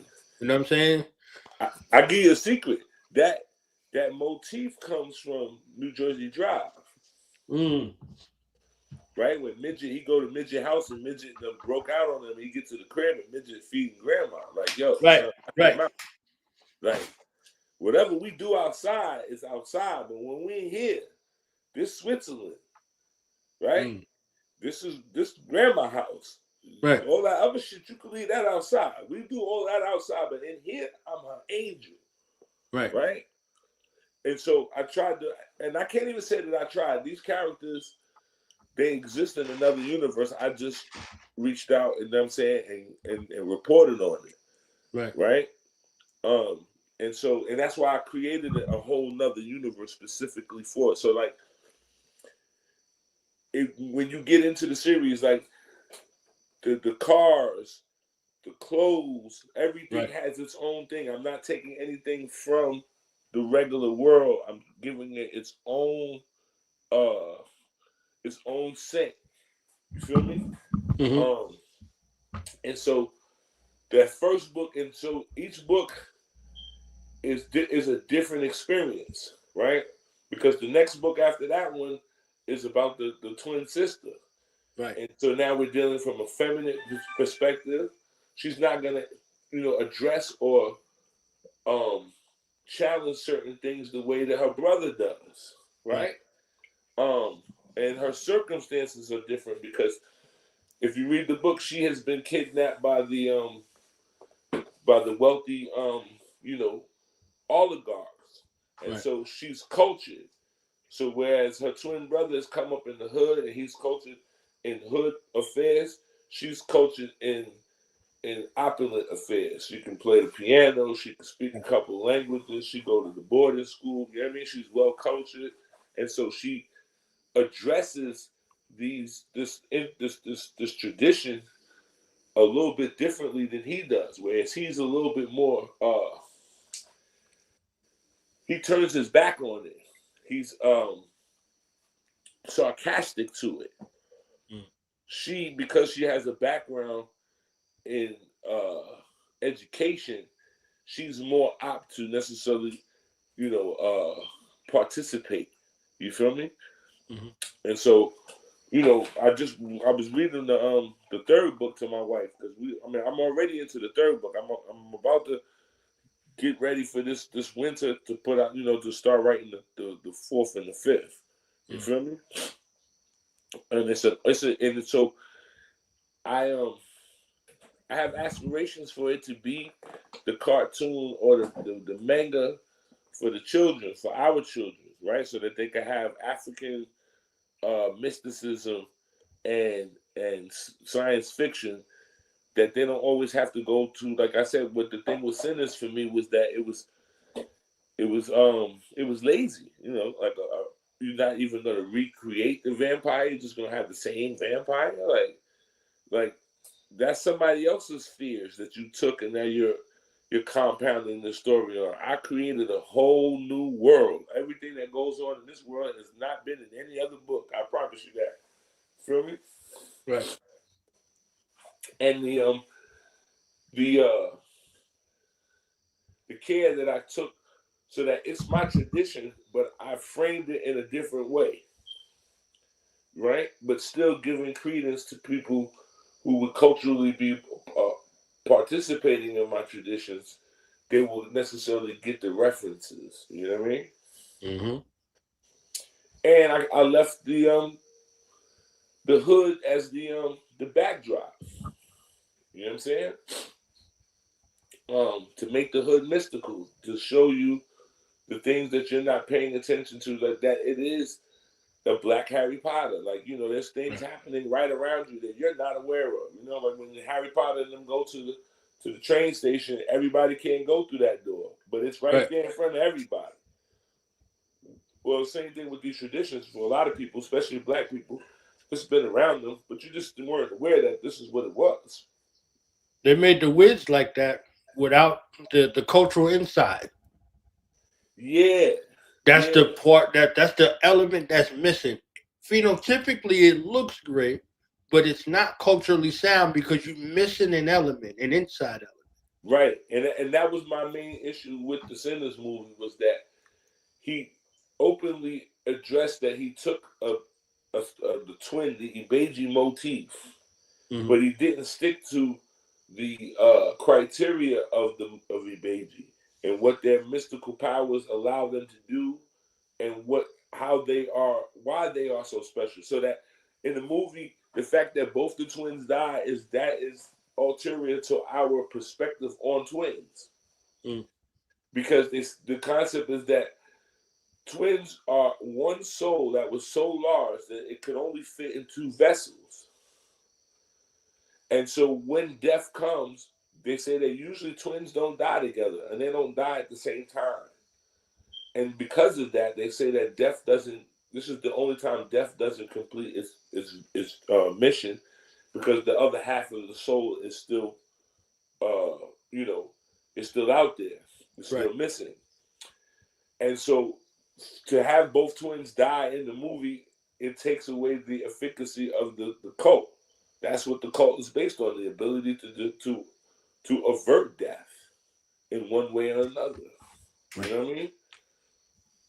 And that's what happens when you have people that are not culturally sensitive because they're not participants in the tradition or in the cult. You know? So yeah, man. We I'm trying to make, you know, what's that, lunch boxes and shit, all that. Yeah. Yeah, definitely very fitting. You know what I'm saying? Like when I do the comparative analysis, because people get extra deep with the Wizard of Oz, and then they show the Wiz like it's a byproduct. You know what I'm saying? They're two different spaces altogether, but I can only use the frame of reference because this is the frame of reference that they use. Right. So that's the black version of the Wizard of Oz. No, it's the Wiz. Right. It's 100% the Wiz. It's the Renaissance. It's all of the cultural things, the demonizing of our tradition and identity, and the pilfering of these things. You tell me that this lady is living in a brownstone with her aunt and her uncle as a grown-ass woman, and Dorothy got a house as a kid. Right. So the house falls on the witch. You understand what I'm saying? The house, she walks out of her house. So not even in her imagination space are they deviating from what a cultural norm is. Right. You know what I'm saying? And when she woke up at the end of the joint, or had a dream, and you were there, she was greeted by people. Shorty went through all that hell and picked up that dog and went back in the fucking house. You understand what I'm saying?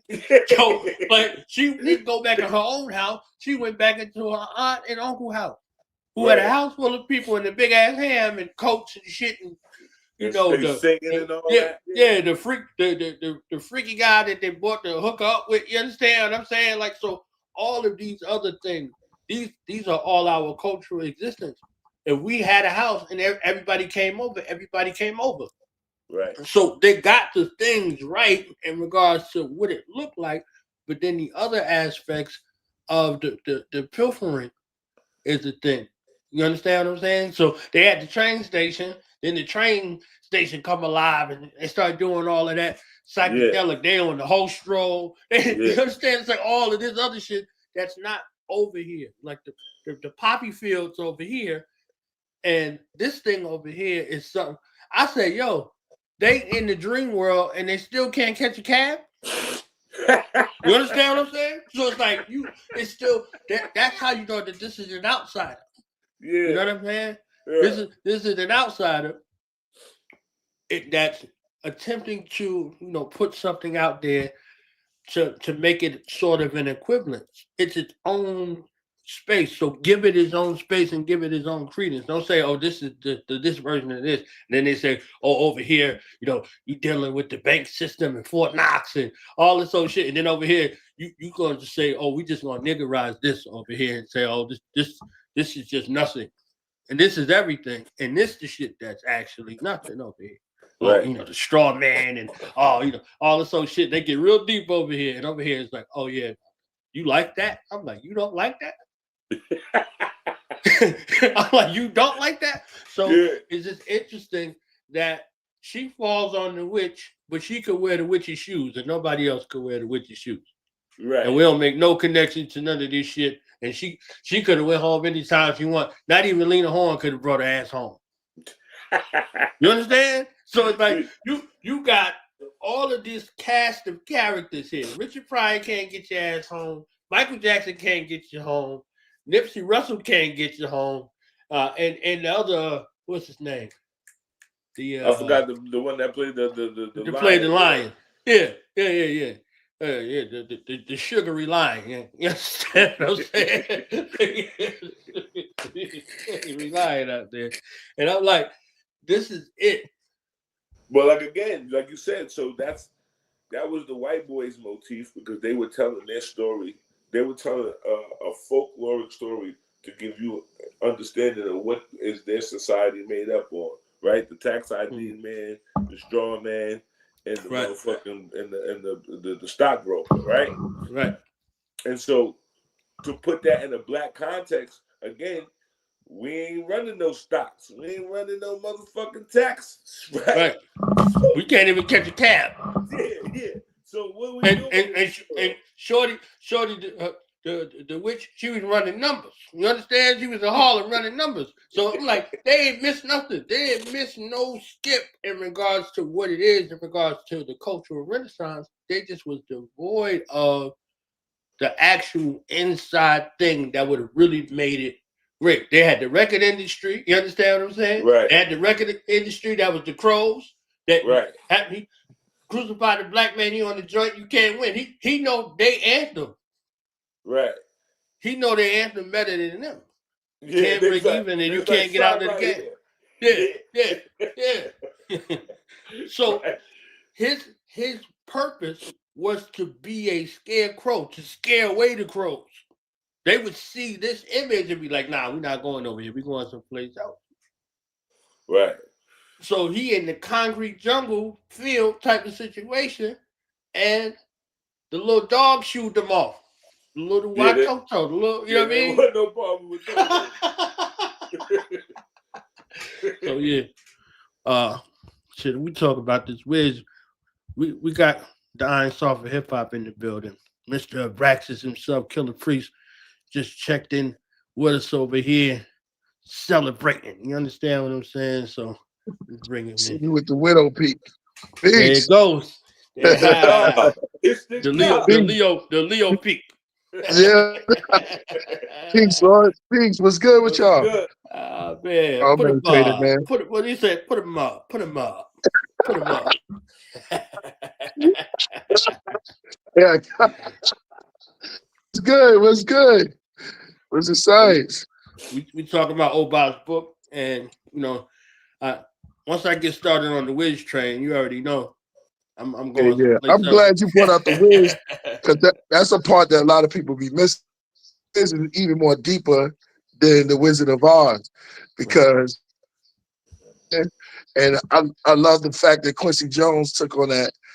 Whoever hosted or whatever, that was crazy because we got off the wall out of that. You know? Right. So That's it's a just, fact. Right. Yeah, so it's like a lot of magic happened that. And I used to live on that block though. On the block that they did it. Yeah. Yep. Yeah, so word. So a lot of people, it's right on our Prospect Place. I was like, wow, crazy. So Diana Ross, right? So Diana is Dorothy. What up, though? Yeah, that was on Prospect Place. It was over there by Albany. Yeah, that's where you grew up. Yeah. Word. So $500,000 then. So yeah, be around there. Yeah, I'm on this joint. Yeah, I got a place on. Word. Yep, right on Prospect, Albany. Yeah, there you go, right there. Yeah, that's the block with the island in the middle.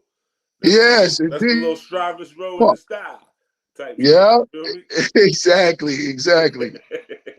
So yeah, you already know. Now my man, God bless the dead, my man Kwasi, they used to call him K-Wise. He used to be over there with Half. Right, Bloodsport. Bloodsport. Yeah. Yeah, man. Yep. Right, that's right away. I got a picture of them together. They all together.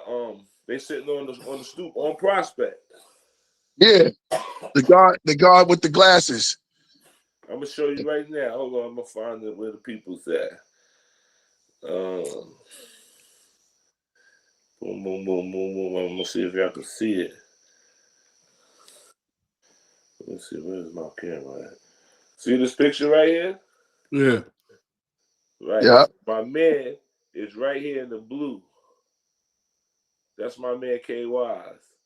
Right. You're right. Yeah. Hell yeah. You look like my cousin.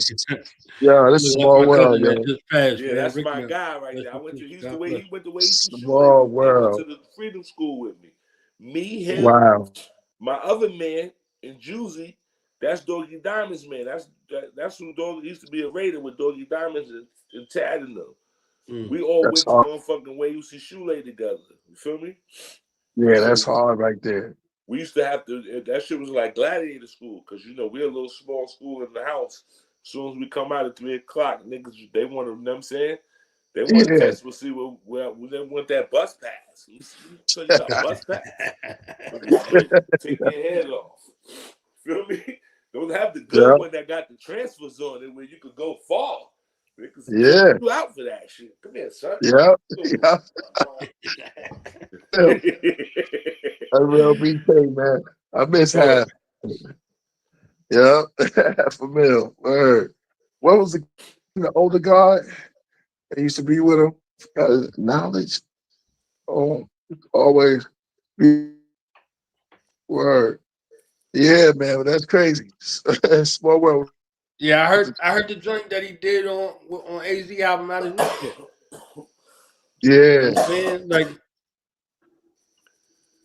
crazy, man. My mom did you ever see his ID. You like, you know what I'm saying? It's like Did you see his documentary? Yeah, I watched that. Yeah, I'm on there. Yeah, I saw you on there. Yeah, I'm on there.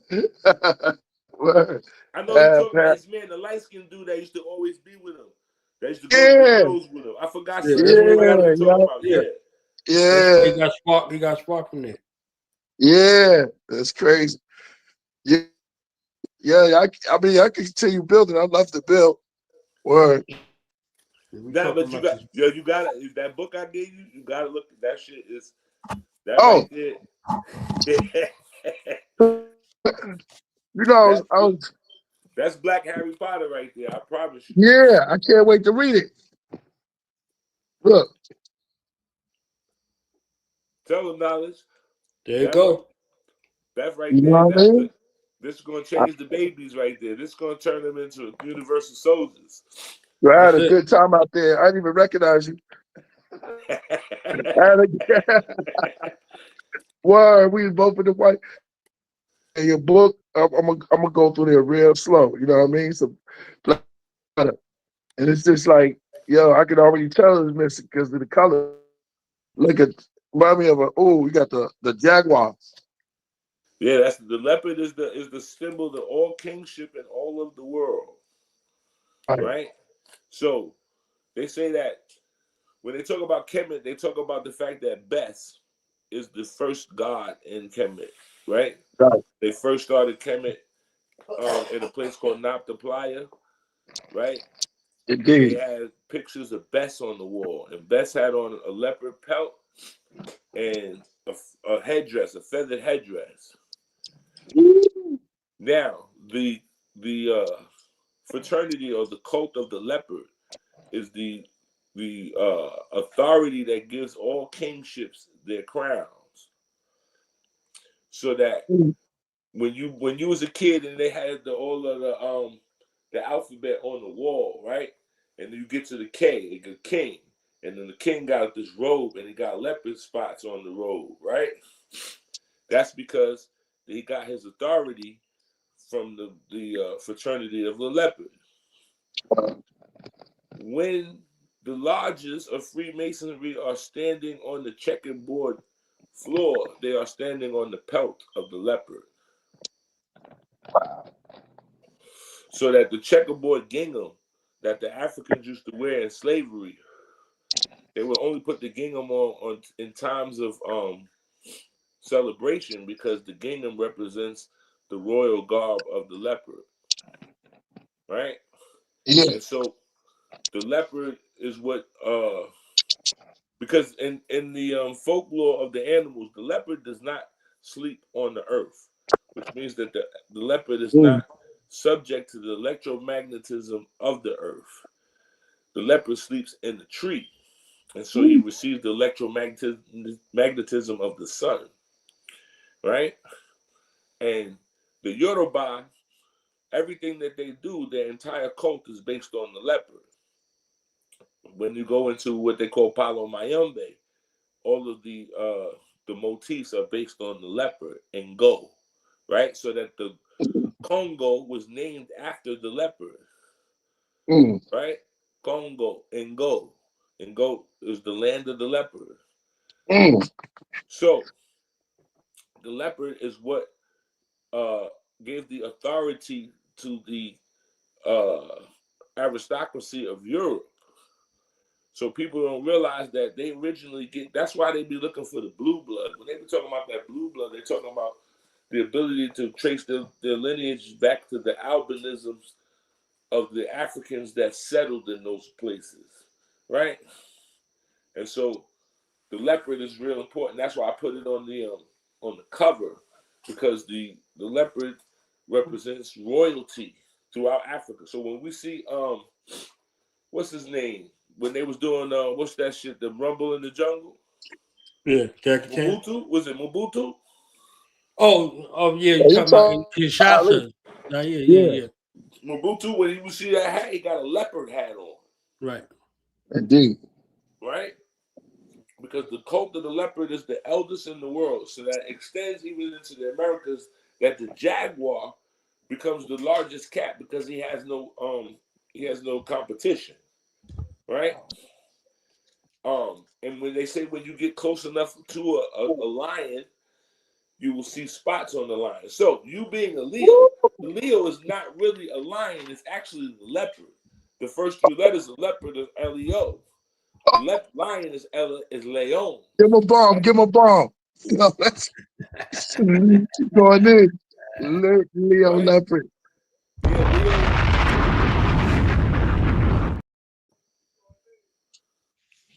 So the fact that the leopard is the and so like I said, in my traditions, everything that we do is based on the leopard. So the word for the leopard in Yoruba is Ekun. And so the vast majority of our ceremonial songs are based on the characteristics of the leopard, how the leopard eats. So when we pluck the chickens, after we've slaughtered them, we pluck the chickens and cover the icons with the feathers, because that's what the leopard does before he takes his meal into the tree. He doesn't eat feathers and he doesn't eat pelts. He skins his animals before he eats them. No other carnivore does that, right? When we pick the animals up from the ground, we pick them up and drop them 3 times in honor of the leopard, because the leopard picks his food up 3 times before he takes it into the tree, right? To make sure that it's dead, that it don't jump out the tree and then the lion or some other hyena or something come along, right? And so the leopard becomes the most intelligent, because they said nobody knows where the leopard sleeps at night, right? Yeah. Now, the Yoruba was so fanatical about the leopard that their word for door includes the word leopard, ilekun. Because when they invented the door, it was to keep the leopard from sneaking in their houses and snatching their babies, right? Because you be in your crib sleeping, the leopard come in while you sleeping and snatch your baby and leave before you even know. So the leopard, the door in Yoruba is named Ilekun, right? Because the word for house is Ile and Ekun. And so this is what keeps the leopard out of the houses, the Ilekun, the door, right?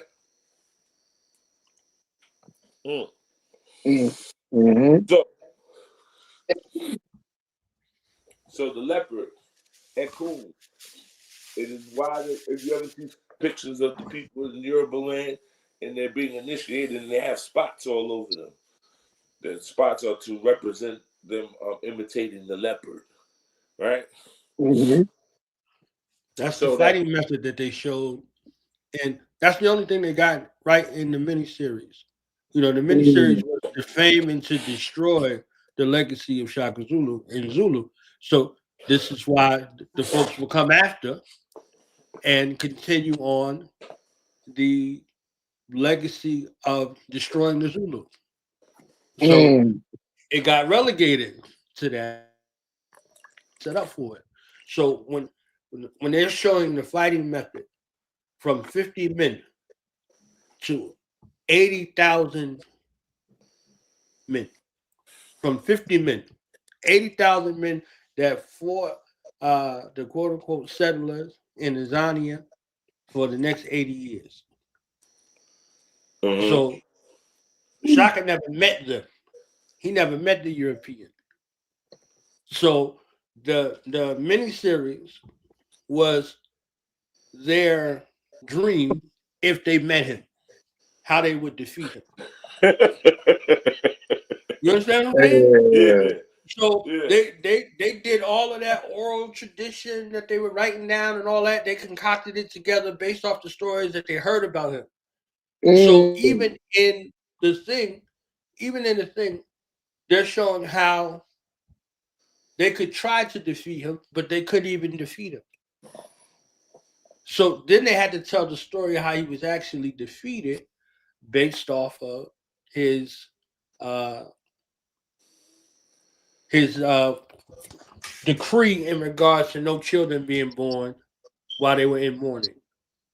And the women said, "Oh, no, you got to go." He said, "The whites are coming. Let me stay alive long enough to fight them." They said, "Nah, we'll worry about that." So he never met them. There was never any interaction, any of that shit they showed you on it, what they showed. But what they did show in regards to the regiment is how he built that army up from 50 people and how he changed warfare forever. You know what I'm saying? So that's the only thing they could physically illustrate. But that fighting method that he showed was how the leopard hunts. And he phenotypically looked like Shaka. You know what I'm saying? He was a soccer player. He didn't have no acting background, nothing. But when he showed up and he spoke, they said, "Oh shit, that's him." So that was that's the inference, and that's the reason why they did it, and they did it twice.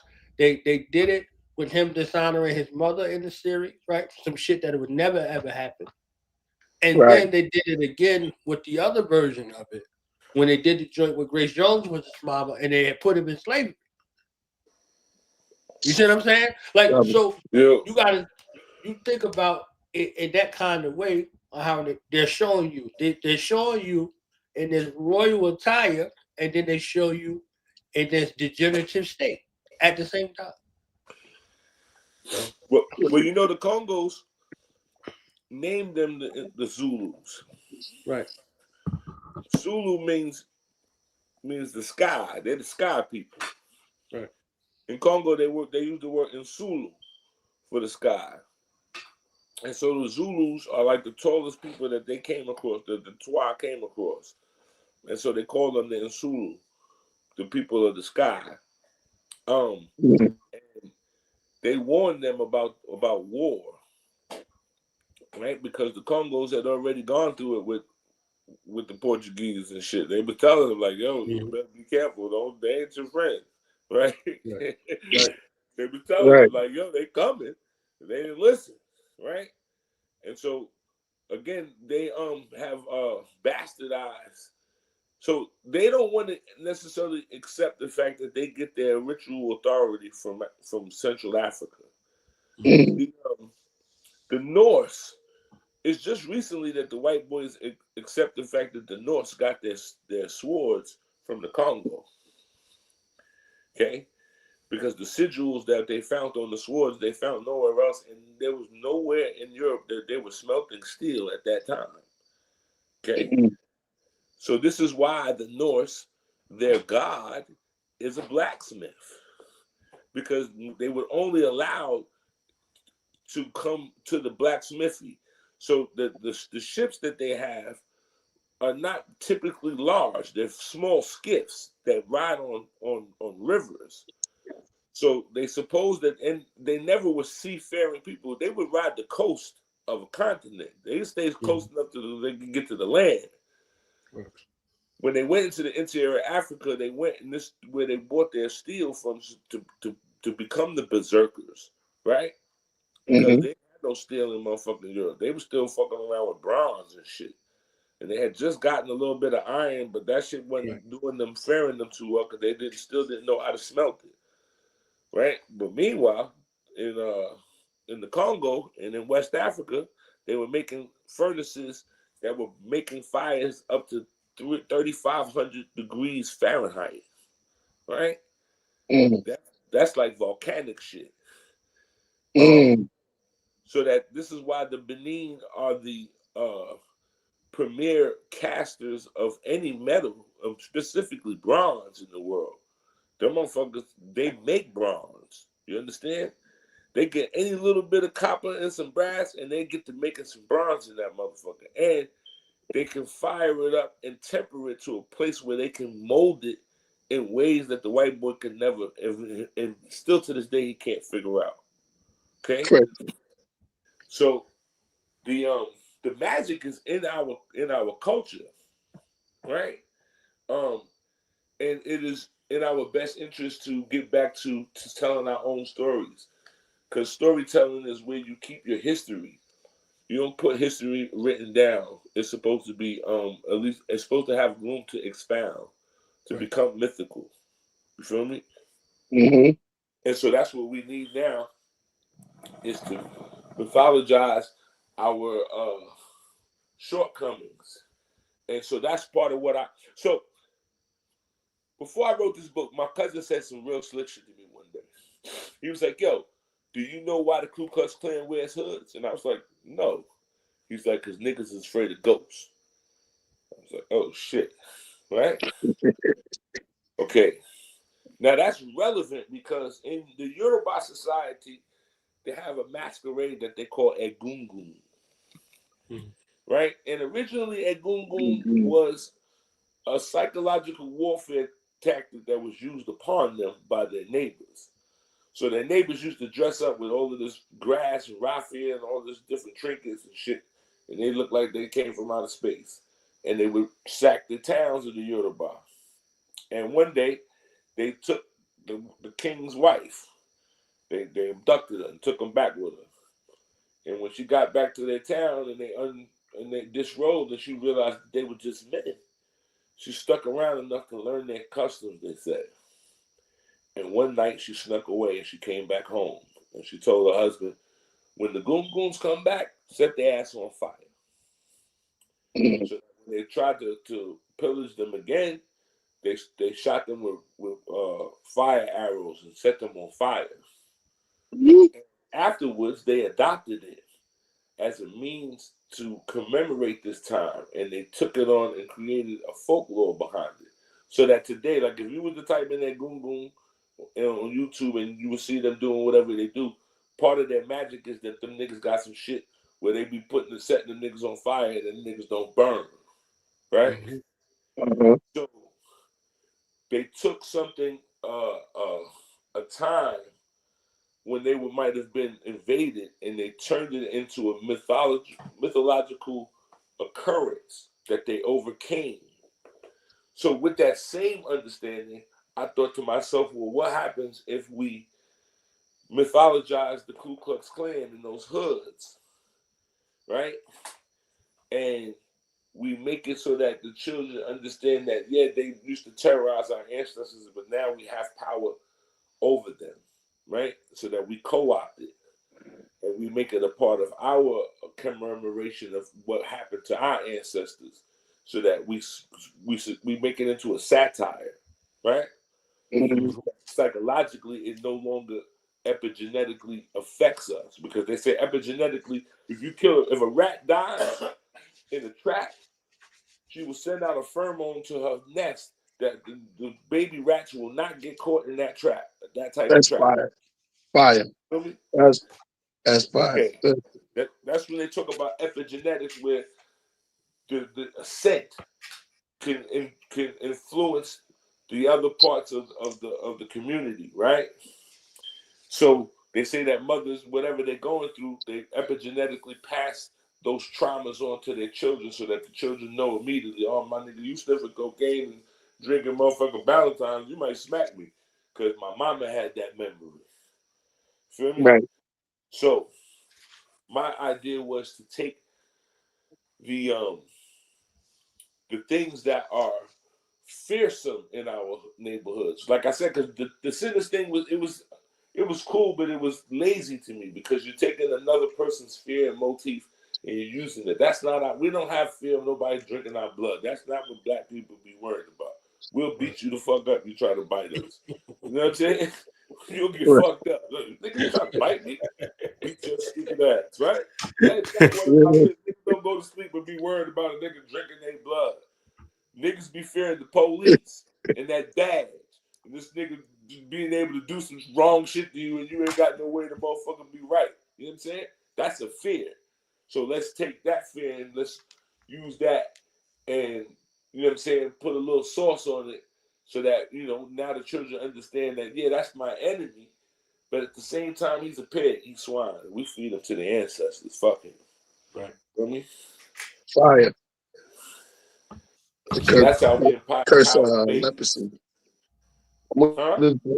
I said curse the leprosy. That the leopard, when you was talking about the leopard, it was crazy. Yeah, the leprosy. It's like, yo, you can't even be around the family because it's so real. It's like that's the spots. Yeah. Yo, so I already know this book gonna be great. Yo, what's this? The Twi people or the Twi of the Twi? No, so what it is so I took Lukumi Yoruba motifs and I made it the same religion, but I just changed some things so it's its own thing, but it's relatable. So that if one is necessarily coming into these traditions, it's also giving you a cultural context of how, you know what I'm saying, to blend this into your world. You feel me? Yeah. Because the main character, so one of the main villains in the book is has a record deal. Right?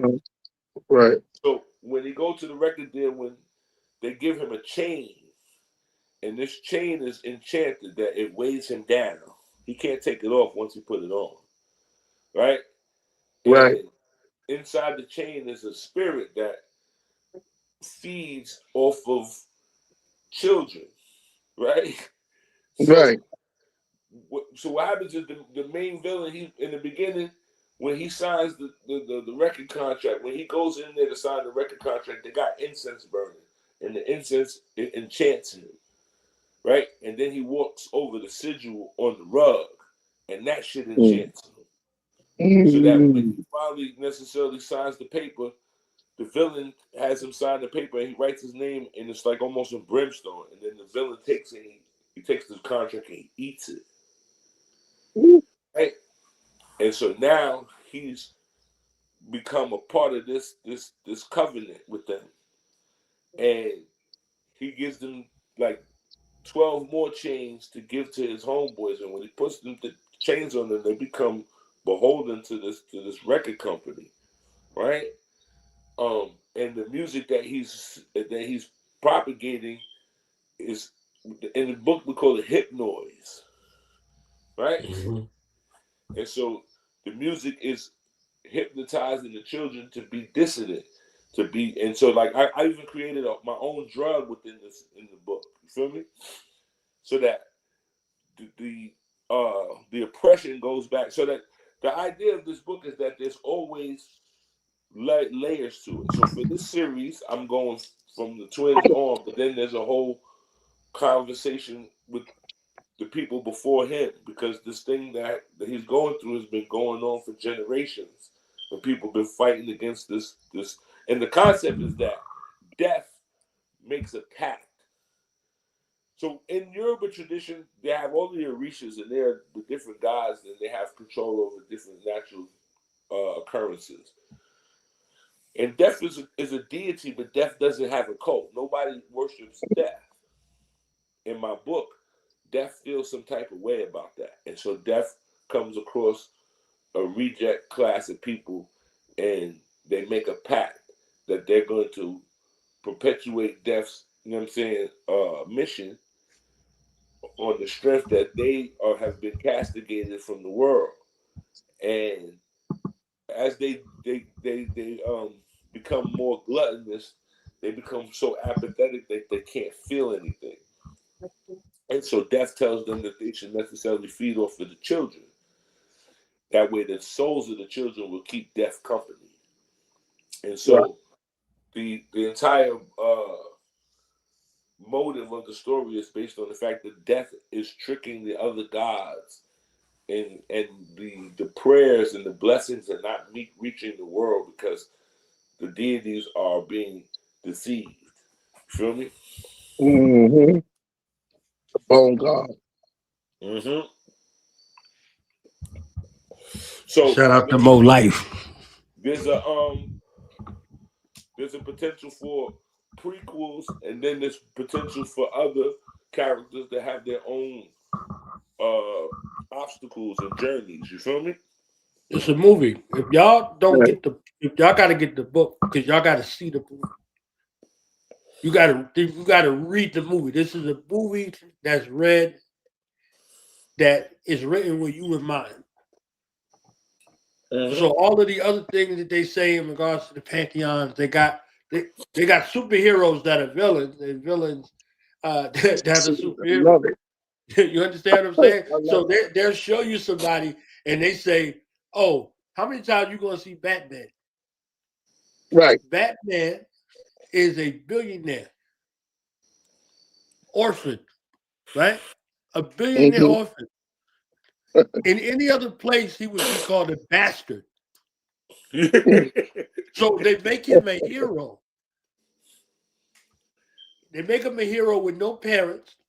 That's an orphan. You can't relate to him as an orphan or a billionaire.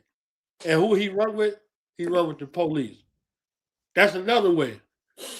He's a sociopath. His father was supplying the military with weapons, and his family was over the insane asylum where they put the motherfuckers at. Right.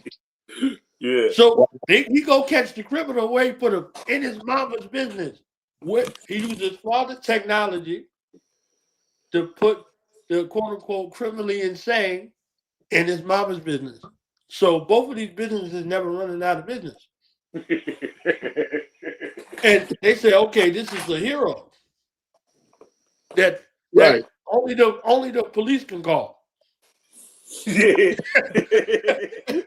And we like, oh yeah, this is somebody I want to be. Right. Nah, Wow. It's Backwards. devoid of a thing that's connected to you. They can moonlight. They can be a billionaire that be running around with a fucking costume on in the middle of the night because they ain't got to get up to go to work. They don't know what a bill is or how to pay a bill. You understand what I'm saying? And they got this moral code where they say he don't kill nobody. I mean, goddamn. You might well take me out. You're gonna throw me in your mama's prison. Yeah. Right. So he got the technology and the private prison, and somehow he's a vigilante for justice. Right. You understand what I'm saying? So for our own cultural aspects, we have to have some superheroes that bring about our existence through the motifs that's most palatable to us. You know what I'm saying? So we got one of them right now. He just pulled up in the motherfucking building. As soon as I said I needed a hero, here come motherfucking Young Hump. You understand what I'm saying? As soon as I said I needed a hero, here come motherfucking Young Hump. So it's my at the time. It's just the other one of our heroes in this motherfucker. Okay, not all heroes with costume and all that. Some of them just got dope ass noses. You understand what I'm saying? Some of them just got dope ass motherfucking noses. So give it up for Young Hump. Yeah. And we got dope shirts. Yeah. Indeed, that's fire. That's fire. No, you know what was fire was when I saw the flyer, I didn't even like fully look at it all, and I didn't even see my brother Oba on there. So I'm at the event talking shit to somebody, such and such, and I look over and I'm like, Oba? Yeah, he fucked me up. I was like, what?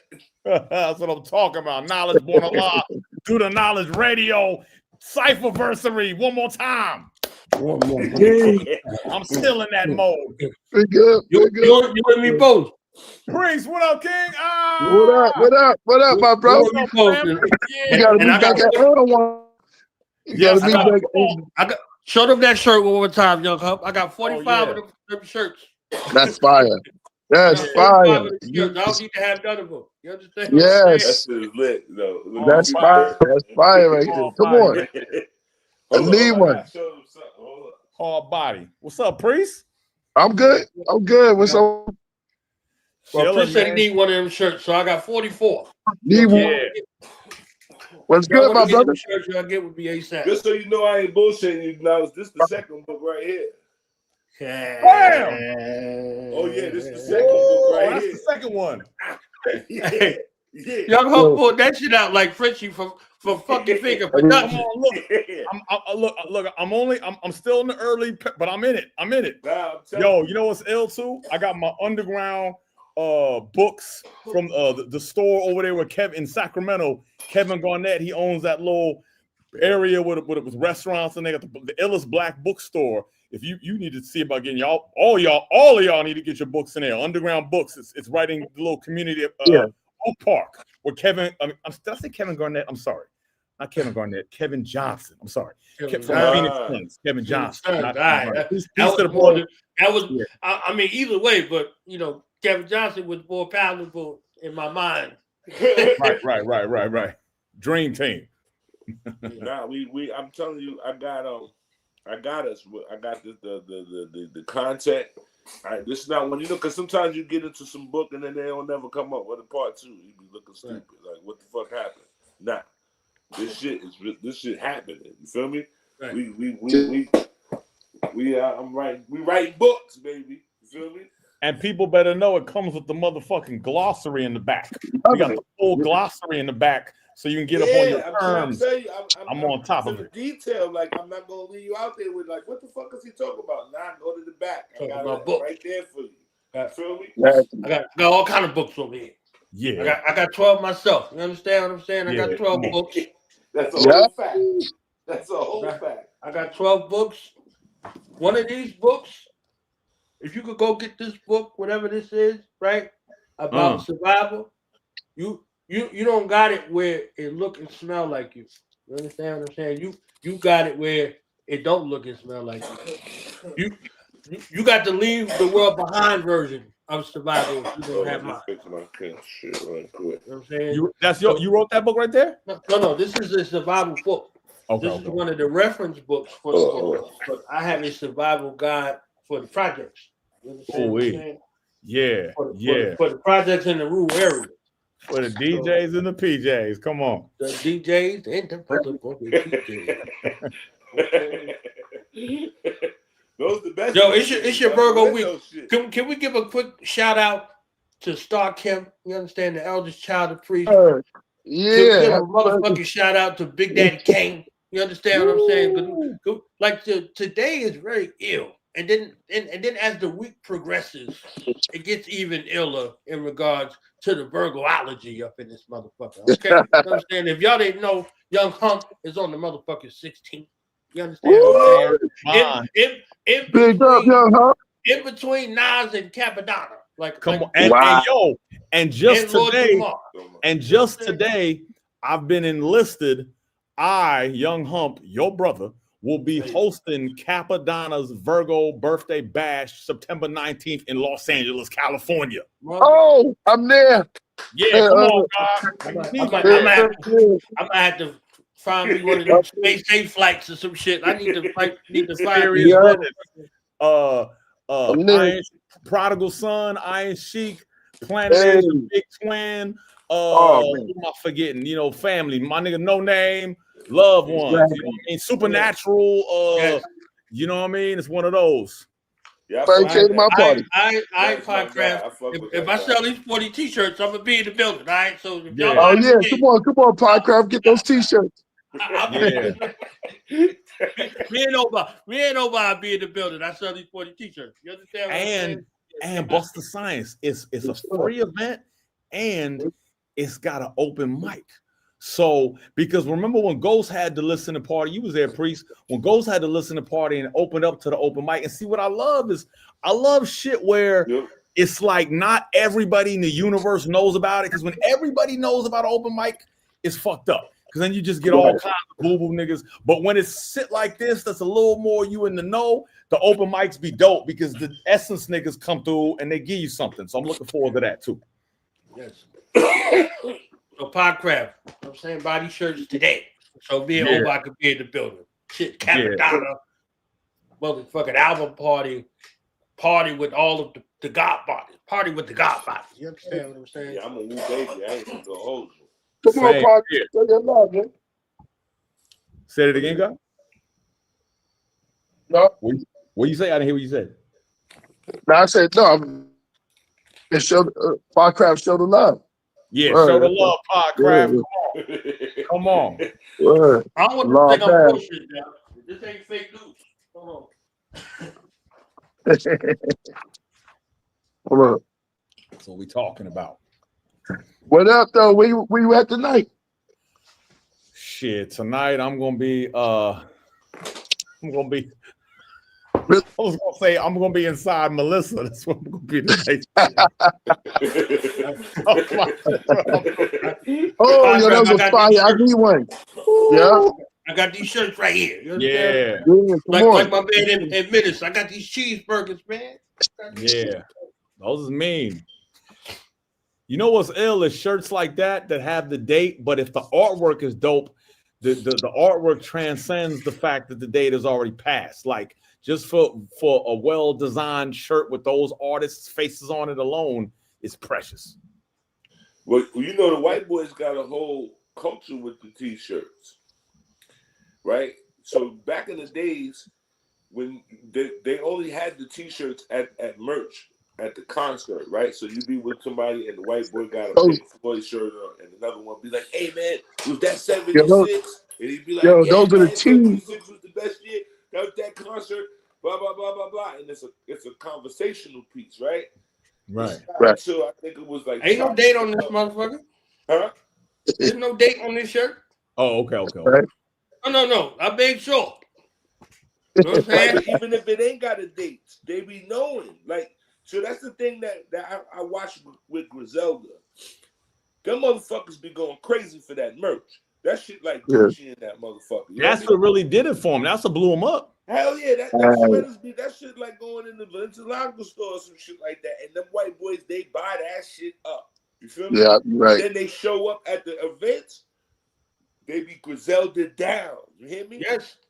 Griselda down. We went to the they come with all the shit now.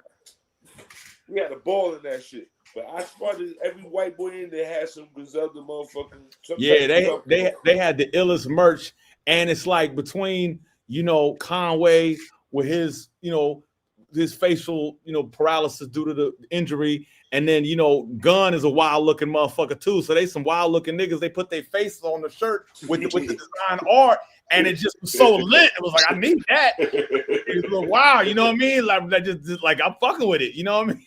But yeah, I said that's what he met Gun on. He said they was talking about, you know what I'm saying? They was talking about cloth and processes and shit like that before he even got to talking about some music. You know what I mean? Right. And so, like, I was trying. This is what Knowledge was on the podcast, and I was telling somebody like, nah, man, it's unfortunate that So, like, there's no conversation in jazz that you would ever say some stupid shit like Kenny G was ever better than motherfucking John Coltrane. It's not even gonna happen. It's no comparison. Right? So you don't put certain people in certain groups with certain motherfuckers. So don't give me no conversation about Rakim and nobody. Rakim is where Rakim is. That's what that is. There's nothing about that you can fuck with. You can't bother the legacy. He could do all kinds of shit at this point. It's Rakim. Same thing with KRS. Certain people, they're pillars that they're not to be compared to, right? And then when you get into certain sections, or you get into lyricists, there's people that, nah, son, if there ain't no spot on that bus, there ain't no bus.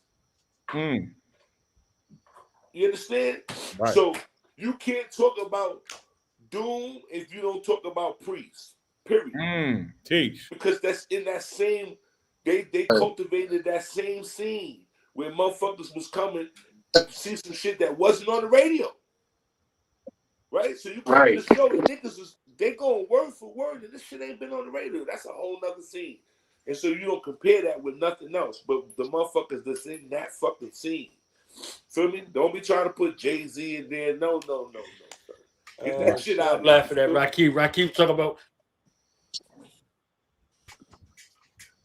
I had to take Wednesday off. Okay. I had to take last Wednesday off. I ain't think they cared, huh? You know what I'm saying? I ain't think they cared like that.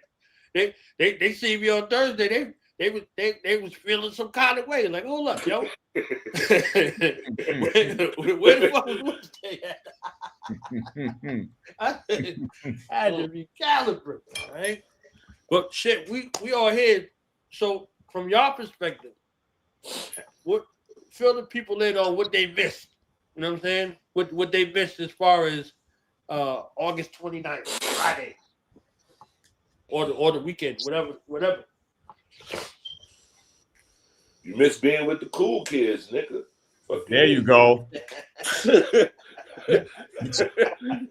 Yo, it ain't cool kids, nigga. You know what I mean? You didn't make it. Yeah, it ain't nothing like being in a room where like the density of the potency, you know, is like if there's 100 motherfuckers in the room, I don't know how many people in there, but if there's 100 motherfuckers in there, like 80 of them are ill motherfuckers, but real ill motherfuckers. And of that 80, maybe 20 are like super ill motherfuckers. Right. So there's like most of the time you be in shit and it'd be like 600 people and it'd be like 30 ill motherfuckers in there. The rest of them niggas is non-playing characters. That's what I'm saying. So it was just like into the wall and shit. Like the niggas, you didn't even know who they are, but you see how they move and who they came in with and who they was fellowshipping with. You know what I mean? Like I pay attention. We all pay attention to that. Like I don't know who he is, but I seen who he walked in with. So I know if that man walked in with this man, this motherfucker got to be an ill motherfucker because this man ain't gonna walk in with nobody that ain't. So there was a lot of that shit. It was real potent, real potent. Listen, I recognize all the drink champ niggas and they don't even be on camera. Right. Like, oh man, it look like them drink champ niggas. I swear to God. Yeah. I went to my man came out. He was like, hey man, you the dude who drink that. He was like, yeah. He was like, all right, I know you niggas from somewhere, right? But they have to say it. Because, like I said, you go someplace else, like you say, it could be 600 motherfuckers. You be like, what you do? Niggas be like, I sell crack. Oh, okay. All right.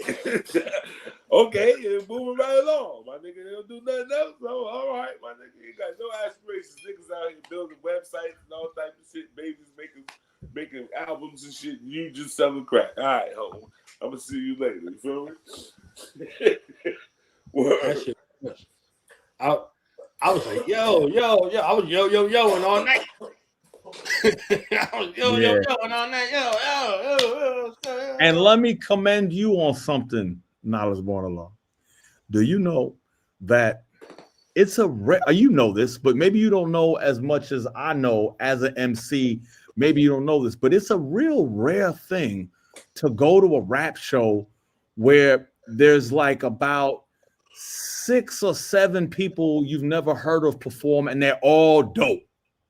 Like everybody that touched that stage, like even in particular, like those younger dudes that was on their vibe shit. I was like, they dope though. That's not really my cup of tea primarily, but I'm fucking with it. There was nobody that stepped on that stage that wasn't solid. There was not one person that wasn't like, where you like, man, get this nigga off the stage. Not one. And usually there's always at least one get this nigga off the stage. At least one. When them young dudes was 187 deep, right? And they came up in there and they did their 1-2 and they dominated the stage and the crowd. And then fucking Kaiser Soze, they was gone. I was like, wait a minute, I ain't even get that motherfucker. Took they bitches with them. We out. Gone. Like, all right. Yep. But that's some real shit. One of them left with a speaker on his shoulder. Like, fuck it. I was like, hey, all right. Like, yeah. Well, the extra speaker. It was beautiful, man. It was beautiful. Yeah, dude, what was it? La Plancha. Yeah. Right. La Plancha. The Shadow League. I kept thinking of state property too, La Plaga. It's like I'm hosting. I want to be like La Plaga. I'm like, no. When he said La Plancha, I was like, what the fuck is he talking about? But then when I saw it, the cane. He had the fucking iron on it. Because I know it. I'm like, La Plancha? What the fuck is that? Okay. Then I see that he had it on the cane. I was like, okay, I get it. It was like, next time we're going to have a different shit. We're going to be the iron or some shit. I said, all right, say less. That shit was hot. That shit was hot. That shit was hot. Priest was up there, had everybody in the crowd knowing his rhymes and shit. Actually, all kinds of people filling in verses and shit. I was like, yeah, niggas know the music. Yo, shout out to Infinite Seventh Mind. Like Infinite Seventh Mind is the epitome of you prepare for opportunity your whole life, and when you get it, you don't fucking fumble. That motherfucker came from around the corner, and I'm saying we going back and forth, blah blah blah, because I'm there for the hype. You know, you perform. You understand what I'm saying? You could have the NPCs is the crowd also, so you could be out there giving your all in your heart, and they like, nah, baby girl was holding it down. Phoenix? So yeah. So when everybody went up, I'm like, fuck that. Y'all not even close enough to the stage. You understand what I'm saying? Like, y'all ain't even close enough to the stage. Watch out. Watch out. Come on, let's do this right here. Like, you understand? So when you do that shit, wow, that shit goes crazy. You know what I mean? So it was fun. It was fun to see it. So my man. Now the Jump said the best part was when you was up there, you was like, your ass don't want to get shot. Yo, I ain't tell y'all that part. I was outside, right? I was outside, and fucking Old Dirty, he damn near snuffed me like, bam. I just turned Old Dirty outside before the stage. I said, yo, I bought me an outfit that costed a lot of money today, you know what I'm saying? Because I thought we was going to win some shit. You understand what I'm saying? Like, I don't know how y'all see it, but due to knowledge, we's the best. You understand what I'm saying? We teach the children. We for the children. I said that shit word for word to my man Che Black outside, and then I come in, and the Old Dirty chamber gets open. Yo, you want me to tell you a story? I'm going to tell you a story. One day, I was on the train, right? I'm going to be honest with you. I had heard the song. I got it, but I didn't get it. Right? But that nigga Old Dirty is a fucking deity. So this just be this bum nigga that used to get on the A train. He'd be begging for money. He'd be telling jokes, right? He'd tell you, I'm not trying to get no motherfucking food. I needed me a bag of sour and a motherfucking thought juice, right? So nigga said, he said, because I ain't trying to motherfucking fool you. He said, because shame on a nigga who runs game.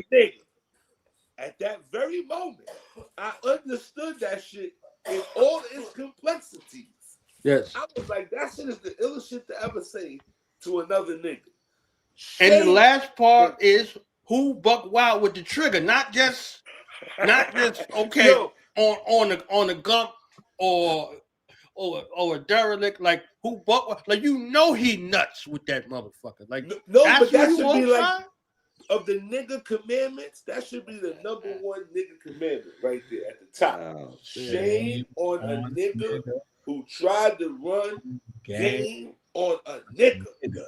That's a commandment right there. Wrong to do that. You trying to run me down? Yeah. You supposed to, come on, son, I'm in the same belt as you. Yeah, like, Shame on you. And I got some screws loose and some missing. I just never was born with them. Like, I don't have all of the features. He said, I'm no joker. Play me as a joker?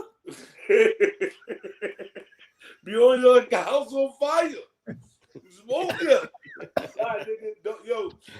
Almost got burned twice, but it was only gonorrhea. Okay, look, tell you, like, hey, Old Dirty is the illest nigga ever touched the mic. What the fuck are you talking about? Yo, son, I was at what's that shit? Jones Beach one year, right? The Greek Fest in Jones Beach, right. So, motherfucking, I think Killah Army's performing, somebody's performing, and that nigga Dirty got on stage and just start going crazy. He was doing dirt. That nigga was like, he took the mic. He said, them niggas ain't came to come here. You niggas rapping. They came to be entertained. The nigga started singing. Yo, on Everything I Love, I was in the crowd with the nigga Tech who was smoking loud. Yeah. I said, yo, what's wrong with the man? He said, yo, my nigga, you said you don't understand. That nigga's a different nigga. So now the troopers started to come on the stage. This nigga said, again, he said the illest shit. He said, what? Get them snakes out of here. I get the hole in the speaker, pull the plug, then I'll jet.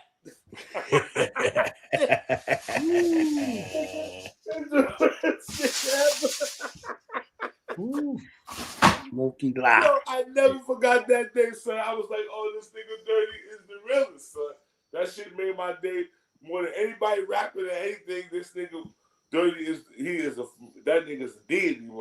I'm telling you, those are words to live by. You hear me? Right. I promise you. Shame on you. Try to run the game on me, son. You try to hustle me. You want to swindle me out of my cash app. Get the fuck on. You feel me? Get the fuck on, Mario. Get out of there. Man. That's one thing that's amazing. Everybody's dirty story is such a like, or people that have multitudes. I'm sure you got plenty priests, but they're all like unique, and you don't hear a story like that about somebody else. Like there's certain stories that there's 20 people you know have that story. Oh, he was tripping and did this and this. But dirty shit be like real exclusively signature. Yeah. I'm sure Priest was out there that year. This had to be like 9, I want to say like 9.5, 9.6, some shit like that. It was Greek Fest. I don't know who that nigga got out there and started acting up. And he was acting crazy outside, because wherever he went, it was like a crowd of people. But they ain't trying to touch him and nothing. Niggas just following this nigga to see what he gonna do. I was like, this nigga is a different type of nigga, man. And every time I ever seen him in the hood, this nigga be dropping knowledge. I seen him dropping signs over at the motherfucking on Atlantic and Bedford by the old, when it used to be the Wendy's there. I think it was in the parking lot. He had the little Q45 and he was outside. He had a whole bunch of broads with him.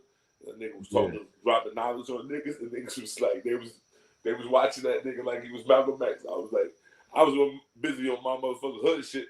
Come about like, oh shit, look at old Dirty. Niggas like, look at this nigga holding court. Feel me? Some niggas just have it, you know. They are what is that? Sages and prophets. You feel me? And it's not until, you know, they say you're not an artist until you're dead. You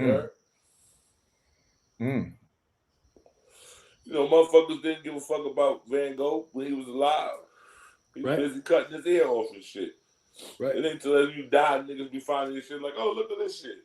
Oh, this shit is really neat. We should put it on the wall. I promise you. That's what phrases that'll thrill you. Nobody till somebody kills you. You know what I'm saying? That's what he said. That shit was prophetic. Well, that's what they sell in the art world. They sell your pain. Right? So you got a story. Oh, I was outside. I met him when he was outside begging for change in front of McDonald's. Clive told Whitney, you worth more dead to me than you are alive. She ain't survived. Yikes. That's a whole fact. You know what I'm saying? Like, that's it. That's Yo, it. did you ever hear that crazy shit they talk about with the nigga, what's that nigga name, John? What's his name? The serial killer nigga, they said. What's his name? The country music singing nigga. Oh, what's his name? Golf Brooks. Golf Brooks. Yeah, I never heard that shit. What? They be saying that everywhere Golf Brooks ever performed that, motherfuckers either die or come up missing. Yeah, I ain't never heard that whole conspiracy theory. Hey, you know what's crazy about that though? This is what's so crazy about that. See, I never heard that, but I'm gonna tell you why I'm real quick to believe that. You know who that is the truth about? I'm gonna blow your mind. The original singer of Tower of Power. He was killing motherfuckers after his gig. If you look it up, that shit is, they'll be like, the singer, they don't have that article that like blows it out because it's so old and it was before they really went to the next level. But the original singer of Tower of Power was killing motherfuckers after the show, straight like that. Yo, listen, they got a whole book like that's dedicated to like over 1,000 missing people or dead people that they be like within like a mile or two of wherever the fuck he was performing at or that nigga's tour bus was at. Somebody came up missing. You heard? I'm talking about it like beyond coincidence. I was watching that shit. I was like, "Oh, get the fuck out of here!" Let me find out Garth Brooks is a fucking serial killer. And you know, I mean, what science about it too is like allegedly. Yeah, I was gonna say like if you do the traits of what make those certain kind of motherfuckers that's on stay on some real like narcissistic, egoed out, wild shit. A lot of that shit lines up with I'm the man. I'm the on the motherfucker on the mic. It lines up a little bit here and there. Oh no, but they said he got an alter ego. He be like a rock and roll nigga, and like when you talking to him, he won't break character. Wow. They said something. Method actor ass nigga. I'm trying to tell you, man. People Brooks. 20 years from now, after he died, they'll be able to found the bodies in the nigga on his estate or some shit. Like what was the producer Phil Spector and shit, killing chicks and shit, shooting chicks. You know what I mean? But remember they made that movie about Kevin Costner was in the movie where he was like a well-to-do guy that was killing people, and he also had the other guy who played Batman, the Batman in the trilogy series. He was a wealthy dude. American Psycho. He was an American Psycho, and he was killing motherfuckers. So it's like they have the propensity that's there, and they're egotistical enough to put it out there in front of your face and say that's just a movie. And how many folks got locked up for raps? Like, oh, you said this in a rap. Oh, let me give you 1,000 years. I can put it in a rock and roll song in the movie and get away with it. Like, all right. That's a fact. well, you know that's what they said that the Phil Collins song was about, right? Yeah. Yep. He denied it later, but I think he did that to try to avoid the smoke. But you're right. I think it like he said, no, it wasn't that. It wasn't that. Yeah, it was. I heard you talking shit about me. Who would make up a story like that? Maybe you didn't. Who could think of some shit like that? Yeah. So in the night, and he invited the nigga to his show. Had the police there. Who's gonna make that up? That's too ill. It's too ill. I remember. Woo. Niggas, I'm snitching. I'm telling. Woo. That's a cold one. Like they say, for everybody watching. For everybody watching who ain't familiar, they say that the in the night song was in the air. What's it called? In the night, in the air. What's the song in the heat of the night. In the heat of the night. Yeah, they allege that it's a story that Phil Collins wrote about a dude that he witnessed murder somebody when he was like 16 in his hometown in England, and it just stuck with him for all these years. So when he wrote the song, and then eventually he apparently invited the dude to the show. And had the police there ready, like, yo, he's sitting in seat 6J in aisle 3. Go get it. let me knock the song out first. Let me sing it for him. Like, wow, different. They should have made a movie about that. I'm sure they tried to. He probably said, I'm not fucking with it. Because probably what it is, but probably why he denied it is because it's the town he come from. So his roots and all his people's roots, it could get funky. Yeah, you know they said Phil's told on Stevie. Yeah, and some motherfuckers, some old people to the ground. You know what I mean? People that don't want to leave the hood, they're like, I ain't leaving. Fuck what Phil said. Okay. Got some Highlander motherfucking sword out there waiting for it. Burn his village to the ground. Real freaking rocks. Wait, is he England or Ireland or Scotland? Phil. I think he's like, I think he might be Irish or something. No, I don't think he's Irish. I think he's, no, he might be Irish. Collins is Irish. Sounds like it's Irish. Feel me? Okay. Collins sounds like it's Irish. We know back in the days, we had a whole bunch of them. We had, what's his name? Simply Red and all the motherfuckers. Yeah. Think you're listening to a black man and shit. What is this white boy? He drink a lot of guys, Guinness and shit. Most of those guys are Israeli, and they change their names to be anything because you could be anything when you're an Israeli. That's a whole fact. So you can just change your whole identity. You can change your name. You can be what's that? Nicolas Cage. You're not for Coppola. Not Coppola. Yeah. You're not what's his name? And you're not Silverstein.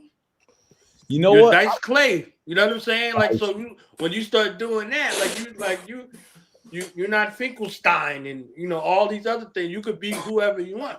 You see what I'm saying? You could be Duncan MacLeod from the Clan MacLeod, and you ain't got no roots over there at all. So, He said Duncan MacLeod. Yeah. So, are you trying to dunk on my cloud, nigga? Oh, you hating? You trying to dunk on my cloud, nigga? I'm just saying that they can assume any identity in the world. Roseanne Barr, all of them, they can be whoever they want to be. The Martins, right? Yeah. What's his name? They last name is Estevez and shit. See what I'm saying? Oh yeah, Emilio. The Sheens. That's what it's Martin Sheen. Emilio, yeah. You can Emilio got knowledge. Emilio got knowledge himself. Hey. Took it back to the essence. Know how to. I got how to. What? Go ahead. I was gonna say no. I remember my pops told me way back in the day when they was like he was jogging. Whatever we're talking about 89 and 91, whatever. Paula Abdul was on her shit.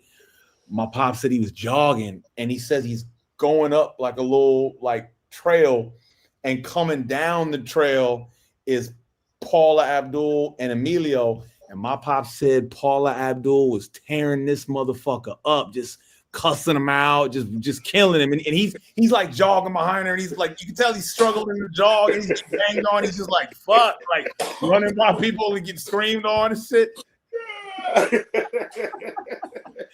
Regulators, mount up.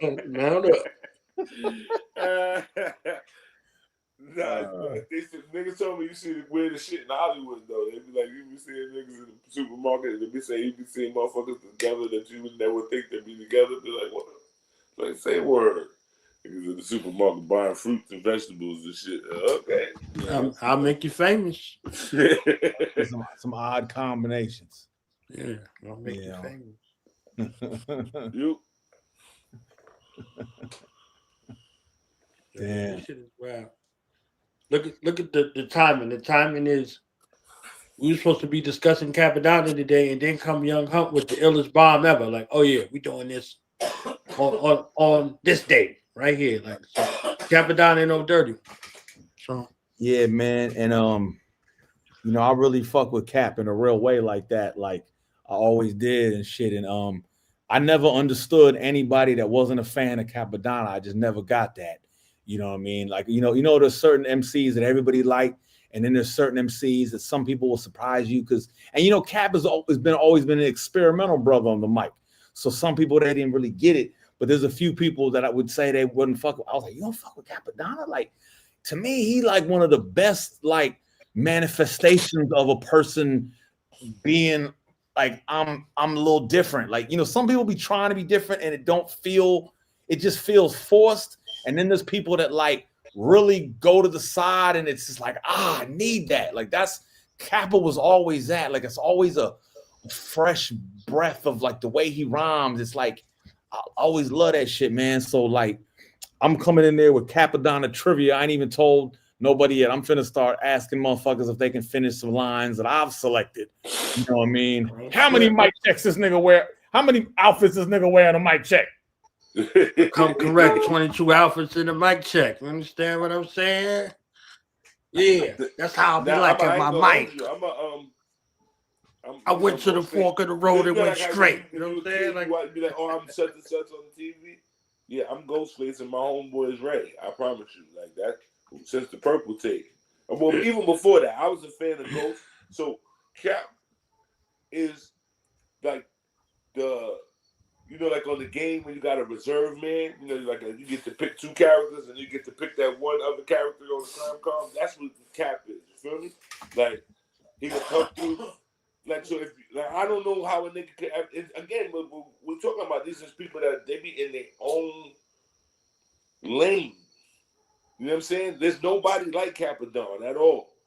You feel me? Evidently, he had a real name, but we did not know his real name. We didn't know him as Capadonna for a couple of albums. We known him as Cappuccino. Yo, the motherfucking Cappuccino on the joint, Cappuccino the Great. Yo, the Cap.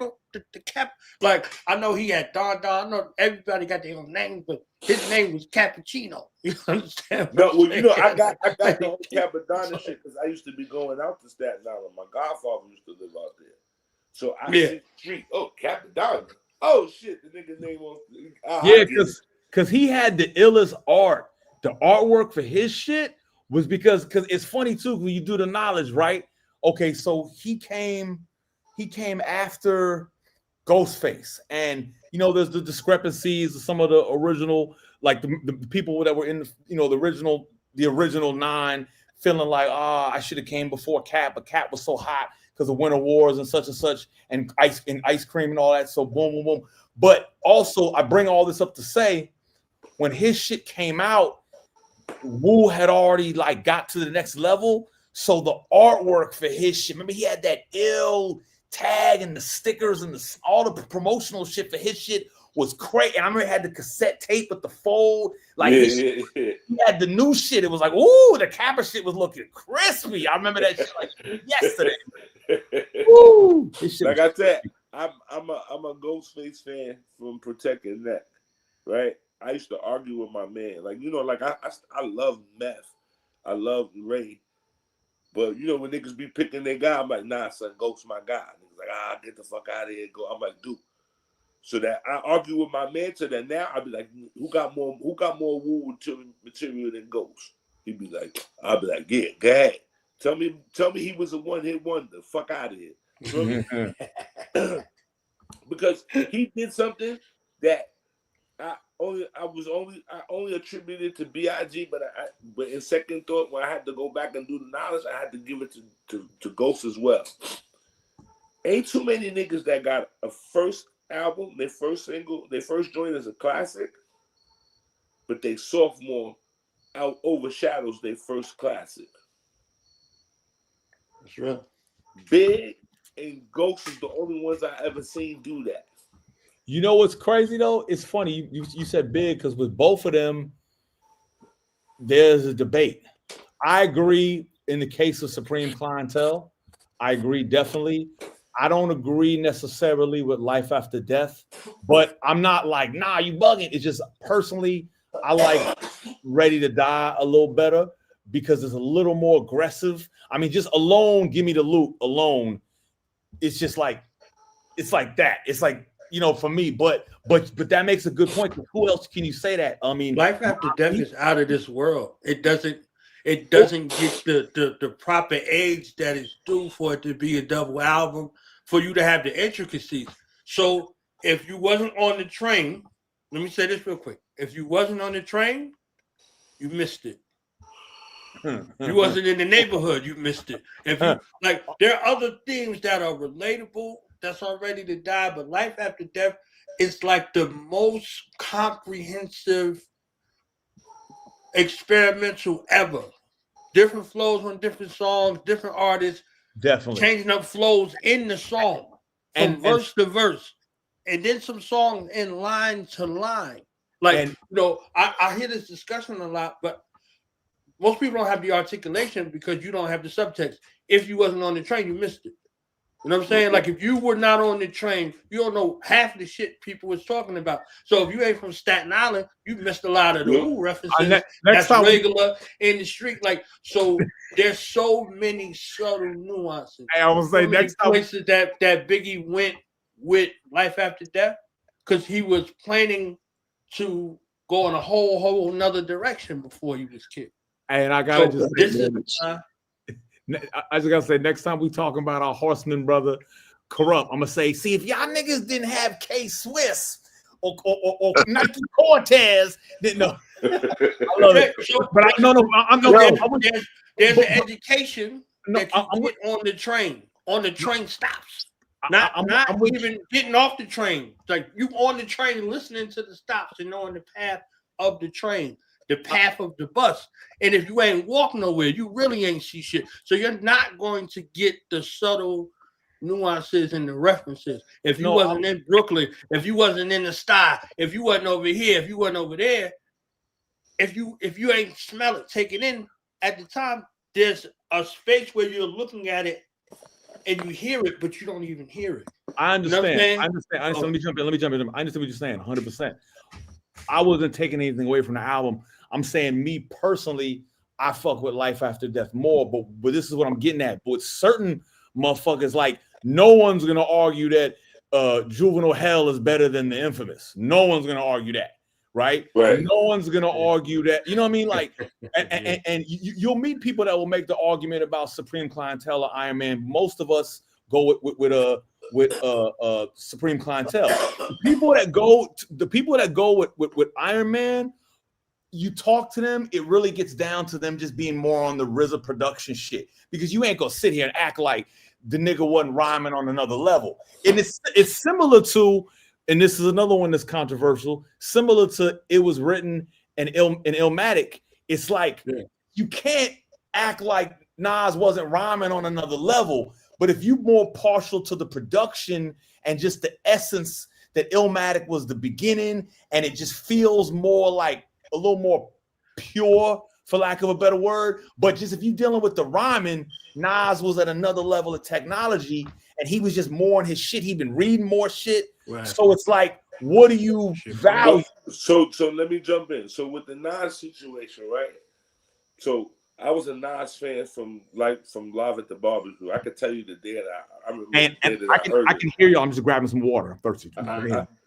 I could tell you the day that I heard him. My man that live in Virginia now from the Bronx was the first nigga that ever put me on the Nasty Nas, right?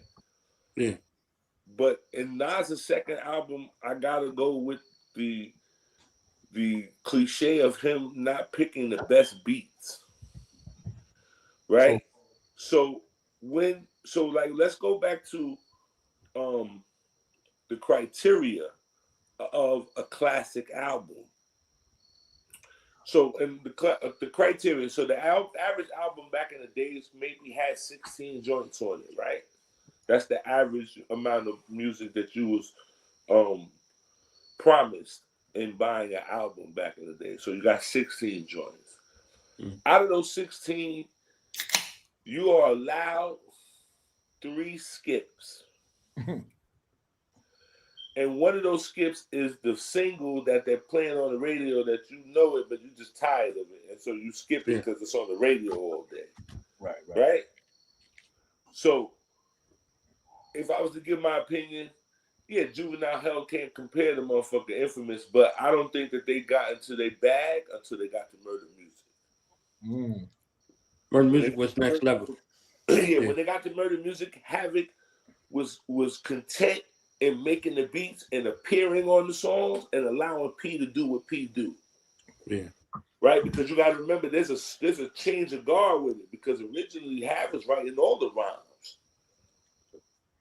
Mm-hmm. So when he got to a place where P was in a space that he had his own shit. Because if the beginning in the Infamous you hear P, he's trying to keep up with Hav, in my opinion. Right? When he gets to what's that? The second album, Hell on Earth. Hell on Earth. Yeah. That's when P start to get into P bag, when that off cadence shit that he got with him. That's when he start to own that, and that's because he becomes P. He's not Prodigy no more. He P. You feel me? Yeah, you gotta meld in. You know what I'm saying? You got to meld in together. Yeah. Ruck and Rock was individuals who came together, like Tech and Steel. But there's a synergistic thing that happened between Tech and Steel that became standard. Yeah. Now when people say like Ray and Ghost, like when they say Styles and Jada, there's a synergy that comes together for that. You understand what I'm saying? Mm-hmm. So like having P had to come together and have that together where we're making this shit work, like really on a dream team type of situation. You understand what I'm saying? So if we looking at it like that, you start to hear it in the music. But then you got to factor in all the targets. Every album, there was some obsessive compulsive about dissing a motherfucker on the song, some way or another. So that goes from the infamous to infamy. Right. There's some sort of something, some sort of dart, some sort of shot, not subliminal neither. You understand? You ain't have to try to figure out who they was talking about. So from infamous to infamy, it becomes something. But Havoc is not in the forefront of the beef. P is. P is 1,000% in there. You a bitch ass nigga. I had you killed. All they have is your bitch ass. You understand what I'm saying? So it's not no. I'm trying to figure out who you talking about. Nah, H to the you know. You understand what I'm saying? Like it was literally I'm at your juggler type of situation. And Hav gets to coast. You know what I'm saying? Hav gets to coast. Hav gets to be the chocolate Don. Oh, I'm here for the ladies. You understand? We're stuck up at the club for one thing. But you know what? But I gotta jump in though. But Hav always knew when every once in a while when you just thinking P is only that, then he'll be like Hav and say some shit like something like the something he say like the niggas that they hate some, especially me. HAVOC, like he every once in a while says especially me. Again, that's the persona of the doing the Don thing. You understand what I'm saying? Like I'm still the Don. They're like, oh, the chocolate Don about to go see this. You see me, huh? You understand what I'm saying? Like so, like that's the persona. You see what I'm saying? And so they go back and forth. But what's interesting is, so I went to school with them. Mm-hmm. Back in the days, Hav was more with the shits than P was. P was trying to be the smooth Don nigga. You don't want no like young man. Right. So that's what I mean with it switching back and forth. When you're around somebody so long, there's a thing where y'all was separate and now y'all together and now y'all are each other. Yeah. You see General Steele. You see Tech, you see General Steele, even if they not present together. Yeah. And you could watch them switch to each other in front of each other in the fucking moment. Like, boom, boom. He go to, oh, I'm chilling, I'm kick back, oh, I'm ready for war. And he go kick back, I'm ready for war now. Like, it's just in the same thing. You understand what I'm saying? That comes from writing on the same notepad. That comes from passing the pad back and forth in the pen. So they line for line was really line for line. Hey, you know what I'm saying? So then you got 30 plus years of this. You know what I'm saying? 30 plus years of this, and this is what it bleeds through in the raps, but it fucking floods through the life. You know what I'm saying? And everybody don't have that. So they might say, okay, I recognize this over here, but one thing I wanted to say real quick about it was written versus Illmatic. There was a bunch of real people that liked Illmatic, but now there's a bunch of corny ass motherfuckers who like Illmatic that make me not like Illmatic in the way that I like it because people are trying to pretend that they had some sort of, oh, this is the ultimate, the best ever classic hands down. Shut up. Be like just chill. It was written. Was in our cars, in the Walkman, in the stolen cars. It was everywhere. It was every fucking where. Whether you had the tape, whether you had the CD, and if you had the CD, you didn't have the Silent Murder. You understand what I'm saying? And if you had the tape, you had Silent Murder. They could have took off Nas Is Coming, that shit with Dre. They could have threw that bitch in the trash and put Silent Murder on there and put that on the tape. Now, the beat, I mean, Nas is rhyming his fucking soul out on that song. That beat is horrible for that album. It don't go with the theme. But if that beat don't happen, but that intro is one of the best intros ever. Like, but if that beat don't happen, we don't get Phone Tap later on. You know what I'm saying? So I'm like, all right, it's the underplay for the overplay. But I hated that shit. I hated it. Like I hated the beat. And I'm talking about epic prime time shutting down every mixtape, Nasty Nas on that motherfucker, rhyming his entire. I'm trying to think which one of them joints is my joint on that. I gotta look at that. It was written the album, motherfucking shootouts. All of shootouts. I do like shootouts. There's another like one. even Nas Is Coming, like that joint. I'm like, this no. Yeah, that album is The Golden Child, chop that ass up. Let the streets be the Street- court. Street Corners Dream hold the remix. child. Like I'm The like Street fatal Dreams not remix. fictitious. Like he's the who? The Street Dreams remix with R. Kelly was R. not Kelly? a game. That shit was what? Yeah, that was not a game. That was not a game. So I'm like he's Nah, rhyming his you know which one is the joint on the Misfit? Taking in Blood. taking the blood. Yeah, Talk about yeah. I never Queens in bragged. the I really Street, keep it. murder It's the best Queen. secret. Yeah. I made it like that. I bought it like that. I live it like that. Yeah. Ultramagnetic shit. You whacking seeds till the time is wasted. I used to find elevation. Yeah, come that's on. that's that cool key. Yeah. Lyrical Who did that beat? masturbation. Who did that beat? Is that LES? That sounds about right. Damn, I seen LAS and we would have on Drink Champs. I didn't know he did Getting Jiggy with it. No, he did. Excuse me, Miami. He did Miami for Will Smith. Yeah. That's why he's rich. Yeah, he's like you see me on. He see me as a DJ for my Queens niggas. I'm getting this Miami money.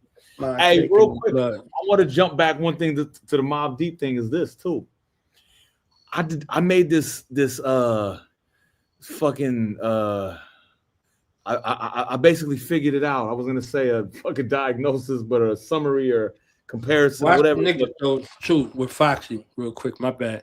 Watch them niggas. Like it was a perfect album. Like that was a perfect album, minus the joint. You know what I'm saying? Yeah. I mean, everything on there is fire. I mean, I like the Dre's joint. It wasn't the best like, beat, but it just won back to back to back to back. Black Girl Lost, all of that. Like Black it was Girl too many joints that was on there, too crazy to have that beat come in.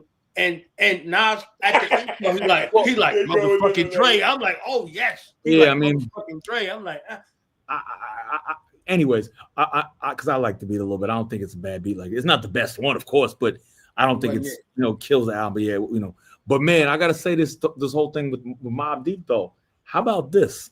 I was thinking about the other day. I've always realized the parallel between Mobb Deep and Dog Pound, but I never realized it exactly to what degree. Let's just look at a couple of the main bullet points of it. Okay, 2-man group, one MC producer, and then a straight MC. Mm-hmm. Both of the MCs that just rhyme are respectively, arguably considered by many the illest nigga on their coast. Like I agree. Corrupt is Kendrick says his favorite MC is Corrupt. P, I mean, come on, right? So you have that, but here's another thing. They both have, for all their official releases, they have like 8,000 other mixtapes and songs and shit. Like they have more unreleased material than they do in their like 10 official albums, right? On top of that, let's go deeper. They both have all kinds of random DVDs. And they were both early before the DVD era. They had DVDs before it was the thing when everybody had a DVD. Yeah, they had them alone.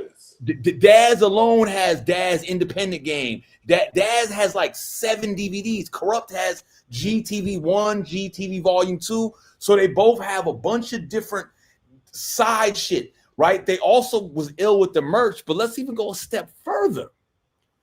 They both adopted a producer. Mob grabbed Al, Dog Pound grabbed Fred Wreck. And these guys they adopted did some of their biggest songs. So it's like they were so ill, they could even make room for a non-black, at that, producer to bring into the fold and really be like, no, you with us for real, and let that nigga, and then these niggas went on to become monster producers in their own right, based off their, because Fred Wreck didn't come to Dre and then to Daz and Corrupt. He was fucking with Daz and Corrupt for years before he became a part of the Dre thing. Alchemist was fucking with Mob for years before he became the whole Alchemist shit it is today. So that's another thing that they have in common. And it's like there's a bunch of like little parallels. I'm like, they're the same group on each other's coast. I mean on their respective coasts. You know? And they both got something to do with Foxy. Yeah. Real shit. Real shit. Real shit. You heard? Trying to take my bitch. You can have a bitch. Two bitches getting rich. Oh man, that was a time. That album with Girls on Pause and all that shit. That's one of my joints from them niggas there. I ain't gonna hold you. Corrupt be going off on that shit. Going right? off. Streets is a mother. Yeah, that shit. He was going off on that shit. We all the most thorough West Coast dudes I know will all say, without question, it's top 5 albums from LA, arguably top 3. I mean, you looking at, because you got to deal with Death Certificate, you got to deal with The Chronic, you got to deal with Straight Outta Compton. You kind of can't get past that, but it's like it might be the next best album. Like it's but Doggy Style is the Doggy Style. Litmus test. The Doggy Style is the litmus test. Doggy Style is the litmus test because Doggy Style turned New York inside out like a pair of black jeans in the washing machine. Yeah. Niggas banging that Doggy Style like that shit was they. With so much drama in the LBC when that nigga was on that bike, niggas was like, I'm getting a bike. West Coast, nigga. Yo, people forget that shit was like Thriller. When that shit came out, it was like Thriller, but people don't remember. Young niggas, they do never ever understand because they wasn't there. They don't really understand why Snoop Dogg, because from when you go back to 187, that shit was something that they banged in the party, and because this is house party time. When 187 come out, that's still house party time in New York, right? And house party time, niggas want to dance, but there's certain joints that if you don't play them shits, shit might get a little motherfucking, you know what I'm saying? It might get a little crazy in here. If you don't play that 187 on the motherfucking cop, if you don't play that, if you don't play Killah Man, starts with the crack. Woo! It's funny because everybody talk about shook ones with the stove, click, click, click, click. But people don't talk about that 187, that deep cover with the crack. No, my nigga, listen to me. Woo! That shit right there, that nigga Snoop Dogg was everything. Are you serious? If I had my Walkman,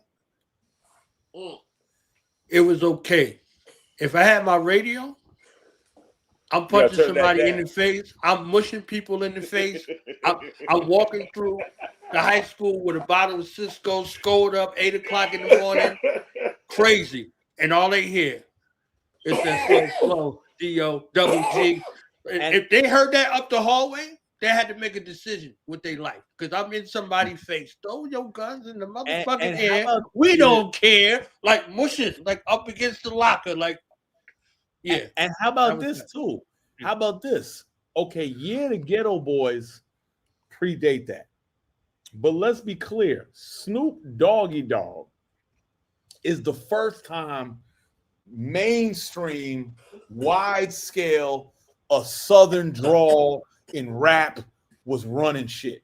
Cause like we can't act like Mind Playing Tricks was just everywhere like that. But Snoop was the first time you heard a Southern accent like running shit. Everything that came after that, that's the beginning. Cause those, like I said, Mind Playing Tricks it wasn't on the radio 24/7. It wasn't like that big like that. It was big, but nothing like Snoop. Snoop shit was 50 times bigger than that. No, yes, I'm saying, but Snoop came in the time of commercialism, right? Yeah, right. So let's not forget, in the conspiracy of all conspiracies, and this is what when you do the knowledge, Death Row was owned by Seagrams. Death Row was owned by Interscope. Interscope was owned by Seagrams, and the first motherfucking single is Gin and Juice. I was like, oh my nigga, the game is in, right? That far back. So, because in New York, Mind Playing Tricks on You ain't what got us on the Scarface. What got us on Scarface is that shit. Mr. Scarface was coming up the block. Out. But the thing and took the nose. That was the shit that had us going crazy in New York. Like, nigga talking that crack talk. Oh shit, right? That shit. And he using East Coast vernacular to describe a drug addict. That's not what they call them in Texas. You know what I'm saying? Right. Like you do shit a fiend do, like out the fiend, like a fiend. That's a different colloquialism. They might call a smoker, a bopper, whatever. You understand what I'm saying? That's Houston, That's Texas vernacular for a fiend. So he's like, fiends? You do shit a fiend do? Like a fiend? Oh shit! All right, let's go. This is something different. Now so now out the Bay Area, I gotta give Farside all my motherfucking They from LA though. They are. South Them Central. niggas right there is a different breed of niggas right there. Yeah, they are. Their music is on a whole nother level. I ain't gonna hold you, my niggas. Because they're really well, I'm not saying for at least from out here. I was smoking Reggie because of the Loonies, Redman and the Loonies. So forever, how you roll the blunt and motherfucking I got 5 on it. Okay? I was smoking Reggie. I was gonna say the Far Side. They like some hippie, early LA hippie niggas, but also they hood niggas, but they like artsy hippie in that way. I don't mean hippie like soft, but just like artsy and shit. But they from SC, but also they jazz niggas in a way. And they was down with this brother named Reggie Andrews, who was Patrice Russian's music teacher, was their music teacher too. So like they connected to that. So that whole first album was made with his records. So they were early getting shown some other things. That's why when because I asked Fat Lip, because I said, man, when you go, my dear, that's a yeah, my dear, you do not know me, but I know you. It's that last note that's really the fucking trumpet. My dear, you do not know me, but I know you very well. Let me tell you about the feelings I have for you when I try. That try that's jazz. 100%. I asked him, he's like, yeah, he said he copied that phrase from a trumpet solo from some record. Like he's like, I'm like my dear, so they was on that early. Yeah, early. Well, they said that's what cultivates B.I.G's cadence and flow is the jazz. Big time. Right? That he, what I'm saying, he studied jazz, he had teachers, music teachers and shit like that. And so he picked up the jazz and he picked up the staccato. And so he uses that in the flow. Right? Yeah, and Branford was right around the corner over there. Yeah. Clinton Hill, right? Yeah, exactly. Gave birth to all of their kids. Right. So she was the midwife to all of their kids. So, because that area, you got to remember that area is not, it's black. It's not boule, it's black bohemianism, right? It's where the black bohemians, where the artsy, you know what I'm saying, the professors, the adjunct professors live in brownstones and shit like that down there. Right. So the drugs, there's people getting high, you know what I'm saying, but it's kind of regulated. They ain't getting stupid. You feel me? So it's still a little bit of culture left around in that area because gentrification met them real early. That part of the neighborhood, you know when you're on that side. It should get a little bit better, and the police are a little bit more attentive. You feel me? Like, you better not be down here too late, nigga. The niggas will lock their stupid ass up. Just walking around there like that. You feel me? So they come from a culture, where they get more musical culture behind them. You know what I'm saying? And see, it's so ill. So I never really thought about it until you made me think about that with Big having that, but also being Jamaican. So he rooted in that, but he's getting that. And then his mom's is heavy on the country music. So then he's getting that's a magical combination for a motherfucker who's a hip hop nigga. Cause then you getting all these, like one of my mentors, he told me this famous quote what he said about rock and roll, and he's a bit of an extremist, so he be saying shit from an extreme perspective. He'll be like, such and such died when it didn't die, but he's saying rock and roll died, and I don't believe any form of music ever truly dies. But when you get past that and you take the quote, he said that rock and roll died when all the rock musicians only would draw influence from other rock musicians. He's like, if you look at the 60s, the rock musicians was fucking with the jazz niggas. And they would do shows where it'd be like Aretha Franklin and motherfucking Led Zeppelin, just the two of them at the Palladium. Whereas now you will never see that. You will either see a bunch of motherfuckers in the same genre, or it's festivals with a million motherfuckers of all genres. But you would never see Raphael Sadiq and the Cranberries, you know what I mean, at one venue. You would never see that. But it was like that back then. So music was more, you know, so a lot of even when I grew up, so you gotta understand. So this hip hop is the first time that a music has translated to 3 to 4 generations. So like my mother did not listen to the music that her mother listened to, and her mother didn't listen to the music that her mother listened to. But now you got 3 generations that all know Chris Brown, they all know Lil Wayne. You understand? That's never happened before. So, like, if you go back to early KRS-One, if you go back to Criminal Minded, a lot of that shit is the same thing. Jamaican influences, a lot of Billy Joel, right? You hear fucking whatchamacallit, yeah, that's Billy Joel that he doing, right? Yeah, exactly. Even Still telling lies to me. Yeah, same thing with Slick Rick. With Slick Rick, that's why you don't hear the original version of Lottie Dottie anymore, because of the shit. I think they got sued for the part where he'd be like, he sings the Paul McCartney song part in Lottie Dottie. Here comes the mother with those 2 little guys. His name was I think it's If You See Me Walking Down the Street, and I start to cry. Me walk on by. Right? Yeah. They took some of that shit out because those influences. So when I was growing up, before you got to the rap videos, you listened to some Hall & Oates. Hello. Right? You saw some Madonna.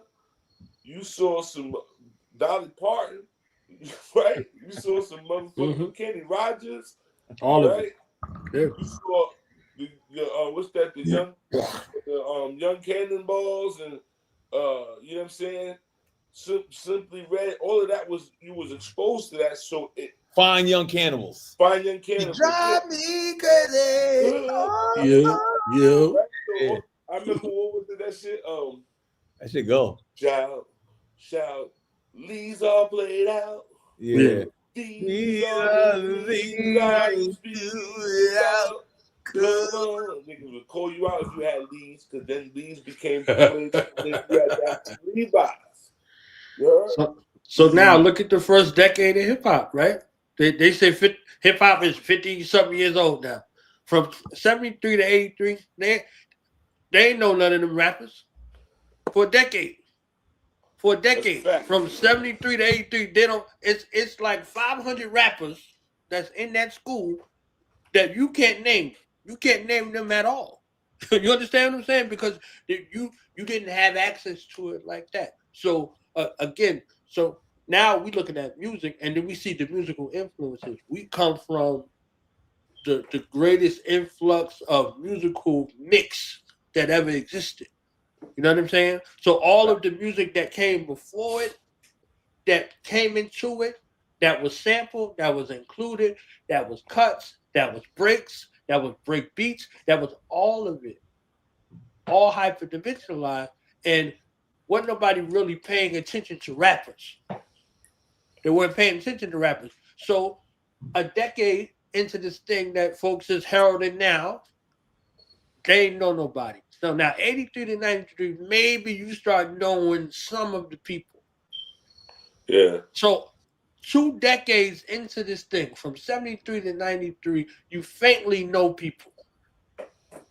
93 to 2003 is the most exposure you had now. And you missed 20 years of this thing. Either you wasn't alive or you was little, so you heard whatever your mama heard until you got to somewhere where you could hear something else. So 2 decades of this genre is unknown to most people. And then they're growing up in it. Then they start having children in the 90s. So 93 to 2003 is the decade, and hip hop is battling back and forth with R&B. 90s R&B. 90s R&B has a resurgence like 70s R&B. You know what I'm saying? So there's a dominating thing where we got to find a way to put these things together. So now we got R&B artists and hip hop artists together doing something that's amazing. But for most of this genre that folks is laying claim to, they don't know anything about it.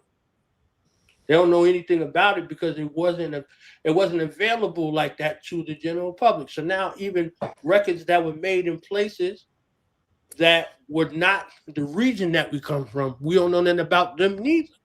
You know what I'm saying? So in addition to what it was, you got a 15-year-old kid that's down south that know more about what's my man name, the last $2 in that kind of music than he does anything about hip hop, because that's what he had. That was his social sphere.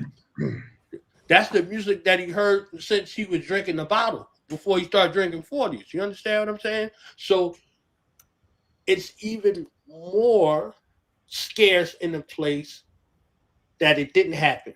So now the difference between that and somewhere like overseas, there's no skip. They got all of the music. They're acculturated in all the music. They might get it late, but when they got it, they kept it forever. You see what I'm saying? So the people that was good enough for a song, it was overseas in the 70s and the 80s and the 90s. So their shit is preserved over there. It's preserved over there and it lives over there forever. So we got the piecemeal of it based off of proximity. So if you ain't wait all night and have your tape ready to get some hip hop for that little moment that hip hop was on, you ain't get it. You had to hear about it from somebody.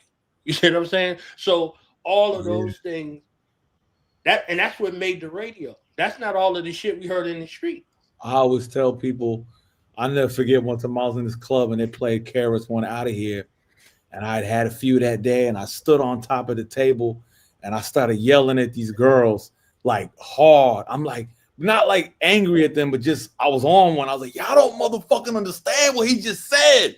And the music is blasting. I'm yelling. I'm like, he said him and his brother had to go to the park to hear rap.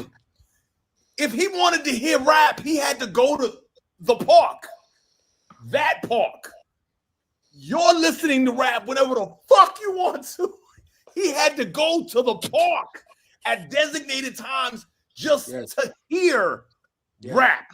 And they're looking at me like, all right, we get it. I'm like, I'm sorry. No, you don't. I don't know if you understand what he just said nonchalantly.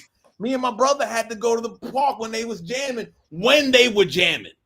You didn't have the jam on dial. You couldn't put the jam in.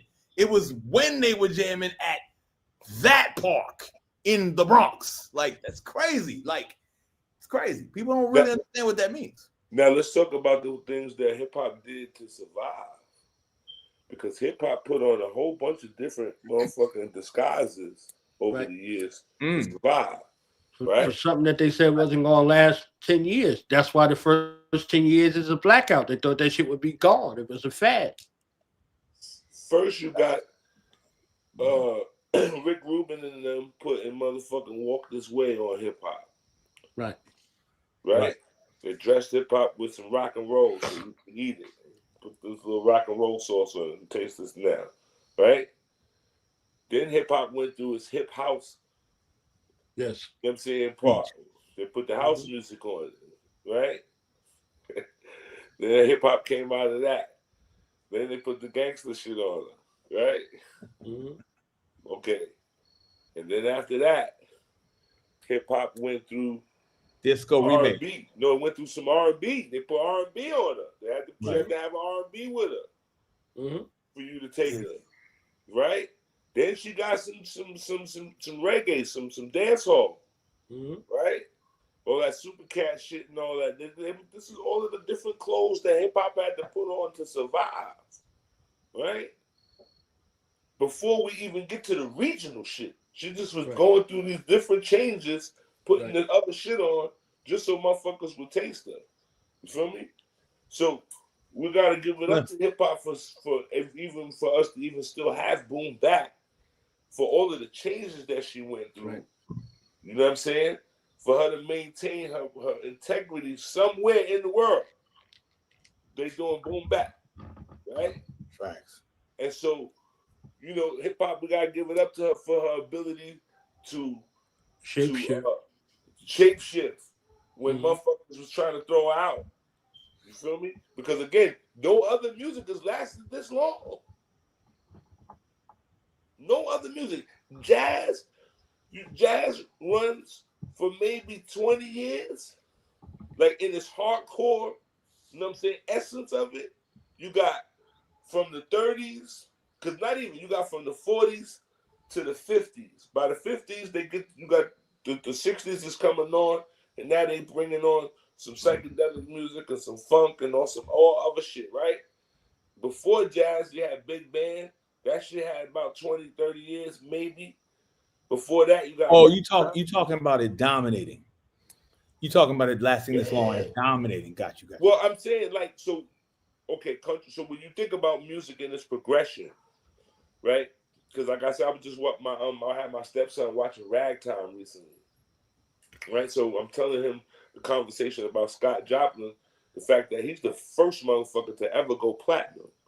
He sold 1 million sheets of copy of sheet music, 1 million copies of sheet music, right? For that what they call the entertainer.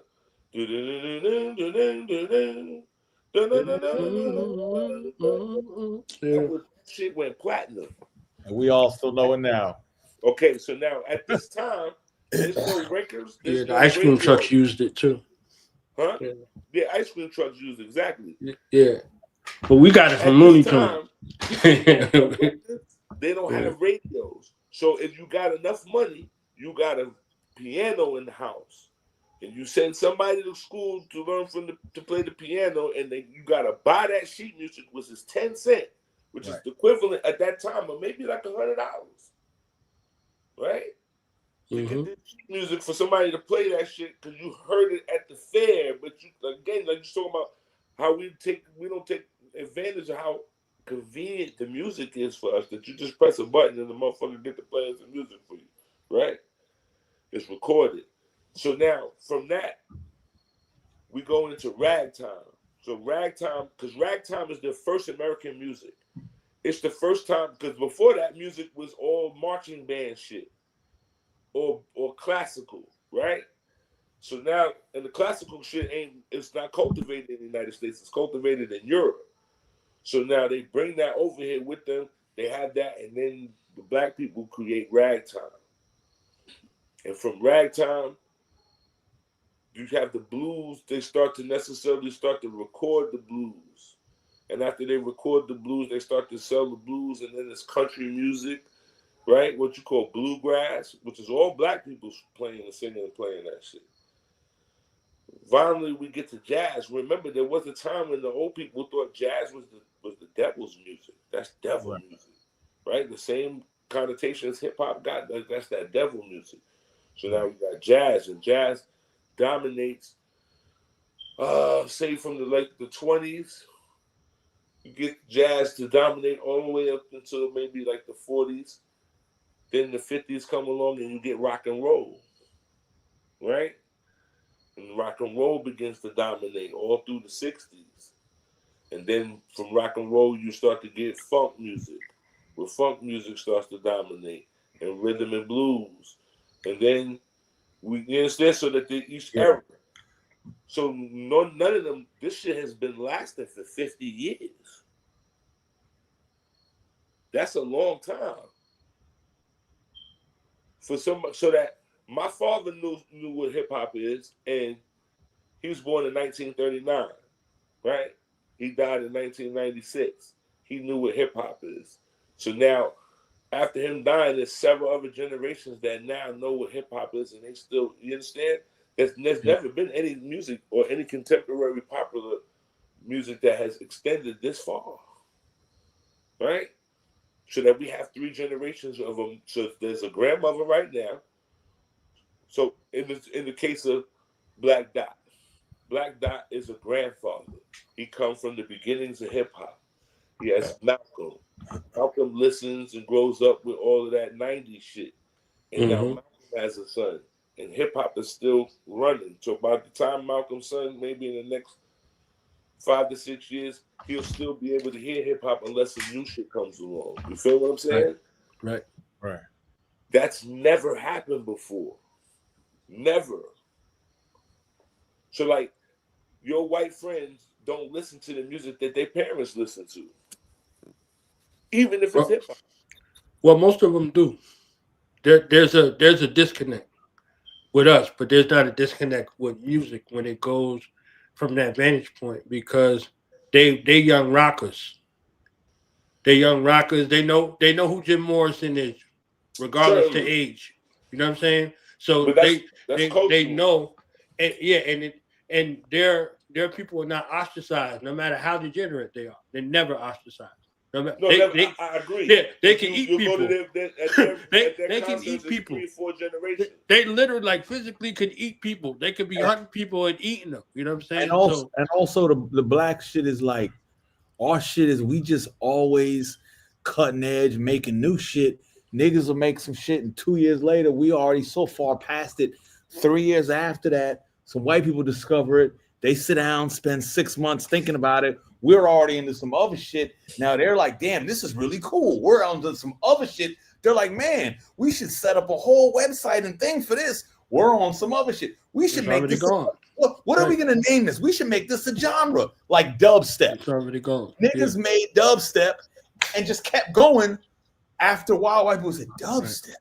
This is really cool. Wow. We should. Wow. Yeah. This is, I mean, hold up. Wow. And then they just got locked in on that shit for about 4 years, and they made all the bread. And the niggas, because I always tell motherfuckers, I say, look, I remember when trap was just a particular beat on a Redman album. Like, you buy a Redman album, and there was that one song that had those drums like that.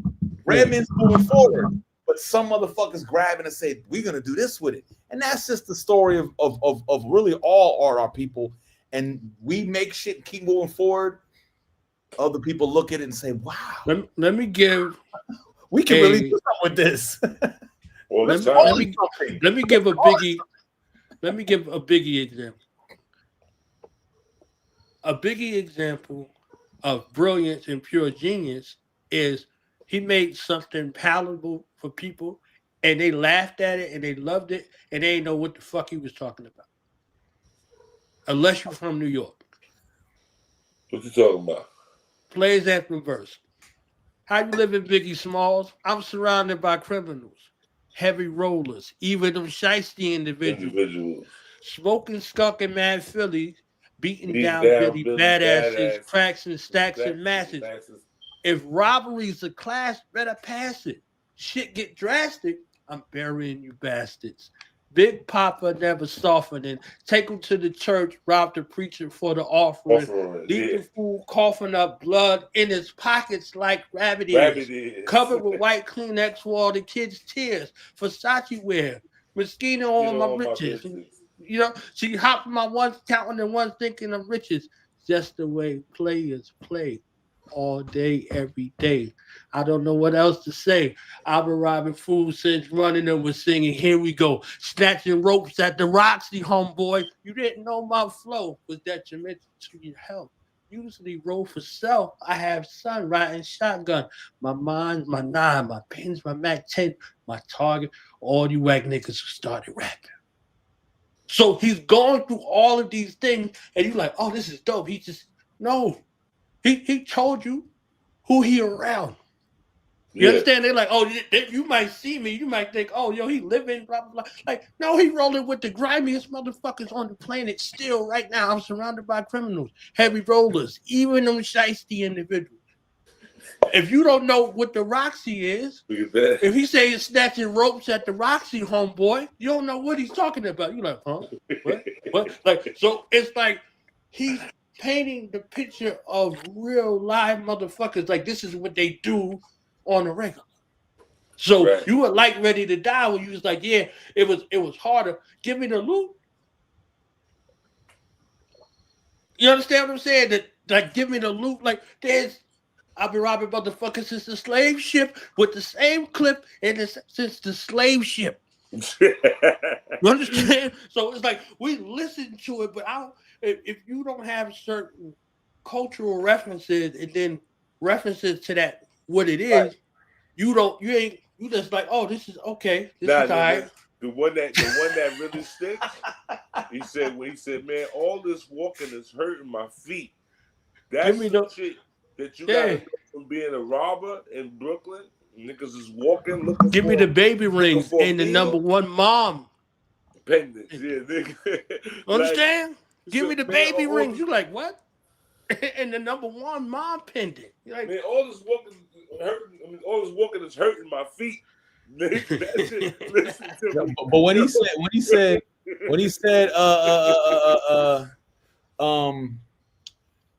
what's the line where he's leading up the line and he's like, nigga, you ain't got to explain. Like he was the way he was orchestrating those two characters. But yo, when you just kick the Players Anthem or Get Money remix, whatever that was, it goes back to my point. Every other line in that is a hook.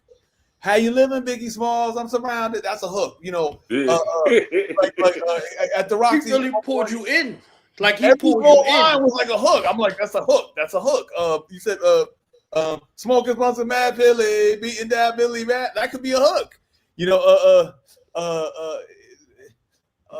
never softening, nigga, offering. You know, it's like every other line's a hook. So if we ain't get him, you definitely didn't get that whole battle between him and Jay-Z on Brooklyn's Finest. That whole Brooklyn's Finest battle that happened, you don't get it. You just like, all right, whatever. Like, nah, these motherfuckers is battling. You from here, you from here. I ain't never heard of you. I ain't never heard of you. Oh, I ain't fucking. You heard of me. Oh, you might have heard of me then. So now we doing this. We doing this in front of Brooklyn. So who's Brooklyn's Finest? Yeah. Both of us was running with Kane, right? Uh-huh. But they seen you with Kane. They didn't see me with Kane. I'm Biggie because of Big Daddy Kane. I got a Big Daddy Kane headband on in the joint when they showed me with Tupac. Like, he was supposed to be in the spot with Kane, but Jay's in the spot with Kane. That's not going to happen. You're not going to not bump heads and fucking battle. Oh, I don't write. Oh, I don't write either. Oh, let's go. Right. What he said, because Jamie talking shit to him. He said something about niggas with what's that shit? Fawns with the leather like the fawns. Yeah. That means your shit is cracked up. You talking shit, right? Like, oh, okay, you talking smack about something, like, you know what I mean? Oh, all right, niggas who pump wheels and drive. If you go back and listen to Brooklyn's Finest, that's one of the greatest trios on wax ever. I ain't talking about you not here. I'm talking to you right here in front of your fucking face. Wait, you said one of the trios? 3-0, like battle rap. They say 3 rounds. You know 3 O's. Yeah, 3-0. Oh, okay. He like grab my belt, nigga. Let's go. You saying Biggie 3, J 0? Yeah. Okay. Yeah. Being clear. Yeah, you gotta go back and you know the Brooklyn cats is going crazy because this is different. So now Jay had to come out with where I'm from. Hey, he had to come out with where I'm from, but he came out with where I'm from after Biggie's gone. And then he said, argue about who's the best MC. Biggie. In his own song, he has to say Biggie, Jay-Z, and Nas. Nobody's having that discussion. Where the first time Nas and Biggie, yeah, not Jay-Z. So he inserts himself and then inserts himself. So now, if I say Biggie, Jay-Z, and Nas, you don't think they got a battle now? which was later co-opted by Lil Wayne when he said the greatest rapper alive since the greatest rapper retired. These motherfuckers be just planting shit into the conversation that wasn't really there. Got to. You got to. This is the conversation now. That's funny. Well, see, with Wayne, my favorite Wayne album is probably the one that they don't even necessarily pay attention to, which is The Funeral. That's his best album to me, right? In my opinion, because I can see that the growth that he grew as a rapper, right? Because he's pretty much the Michael Jackson of hip hop, being in the fact that he grew up in this shit. Like, right. I mean, besides LL, like, you know what I mean? LL is like, you know what I mean? This nigga is Def Jam. Like, we watched him grow up. But with Wayne, yeah, we watched Wayne grow. But I think that they was putting a lot on Wayne before Wayne was really even at that status. You feel me? Definitely. They go, Wayne is one of the greatest. And I was like, I don't agree. And I don't think LL had anybody write anything for him. Huh? On the other hand, can't say that. Oh, well, see. So niggas think, I said this once before, niggas got to try to laugh at me. But in terms of the greatest rapper alive, it's got to be LL Cool J. That's definitely as fair of an argument as any other name. Like it's like there's nobody you could say that's more of an argument than that. Like you could make the argument, you could go the Tupac route. Tupac is the Bob Marley of rap. You know what I mean? Like you could say that. I'm not saying he's the greatest. But you can make that argument. He's Bob Marley of rap. I mean, So the thing, my conversation Oba. Cool J. You know Oba. Like, I don't know why you said that shit. Like, you know what I'm saying? Cool J, so Cool J, this is the thing about Cool J. No, but let me just not to cut you off, Oba. I don't know if you're about to go on, but I'll just say, I'm not saying that I'm saying he's the greatest. I'm saying that he is the Bob Marley of rap in the simple fact that he died young in his prime, and he nobody is as. No, I agree with you. I totally agree with you. Like the way you said Michael Jackson and Wayne. His picture is a comparable, or his picture on the T-shirt is comparable to a picture of Bob Marley on the T-shirt. Period. There's nothing. I can't deny that. Like whatever my feelings are for him have nothing to do with his fame, his ability, and his reach. Right. Okay. But now, I think about LL. LL's more. Now, when I say LL, greatest rapper alive, LL got joints that he don't even need no niggas in the motherfucking concert. He could have, it'll be just women, and that nigga will be entertaining the shit out of just women. You feel what I'm saying? Right. We can't see it now.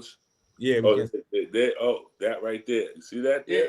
If they don't got this, I don't know what they've been watching, what they've been listening to. I know they definitely ain't been listening to you or A. Rashid or Black Dot. You know what I'm saying? That's all I'm saying. If y'all ain't seen Biggie with this fez on his head that Rod did. Yeah, come on, I got that over there.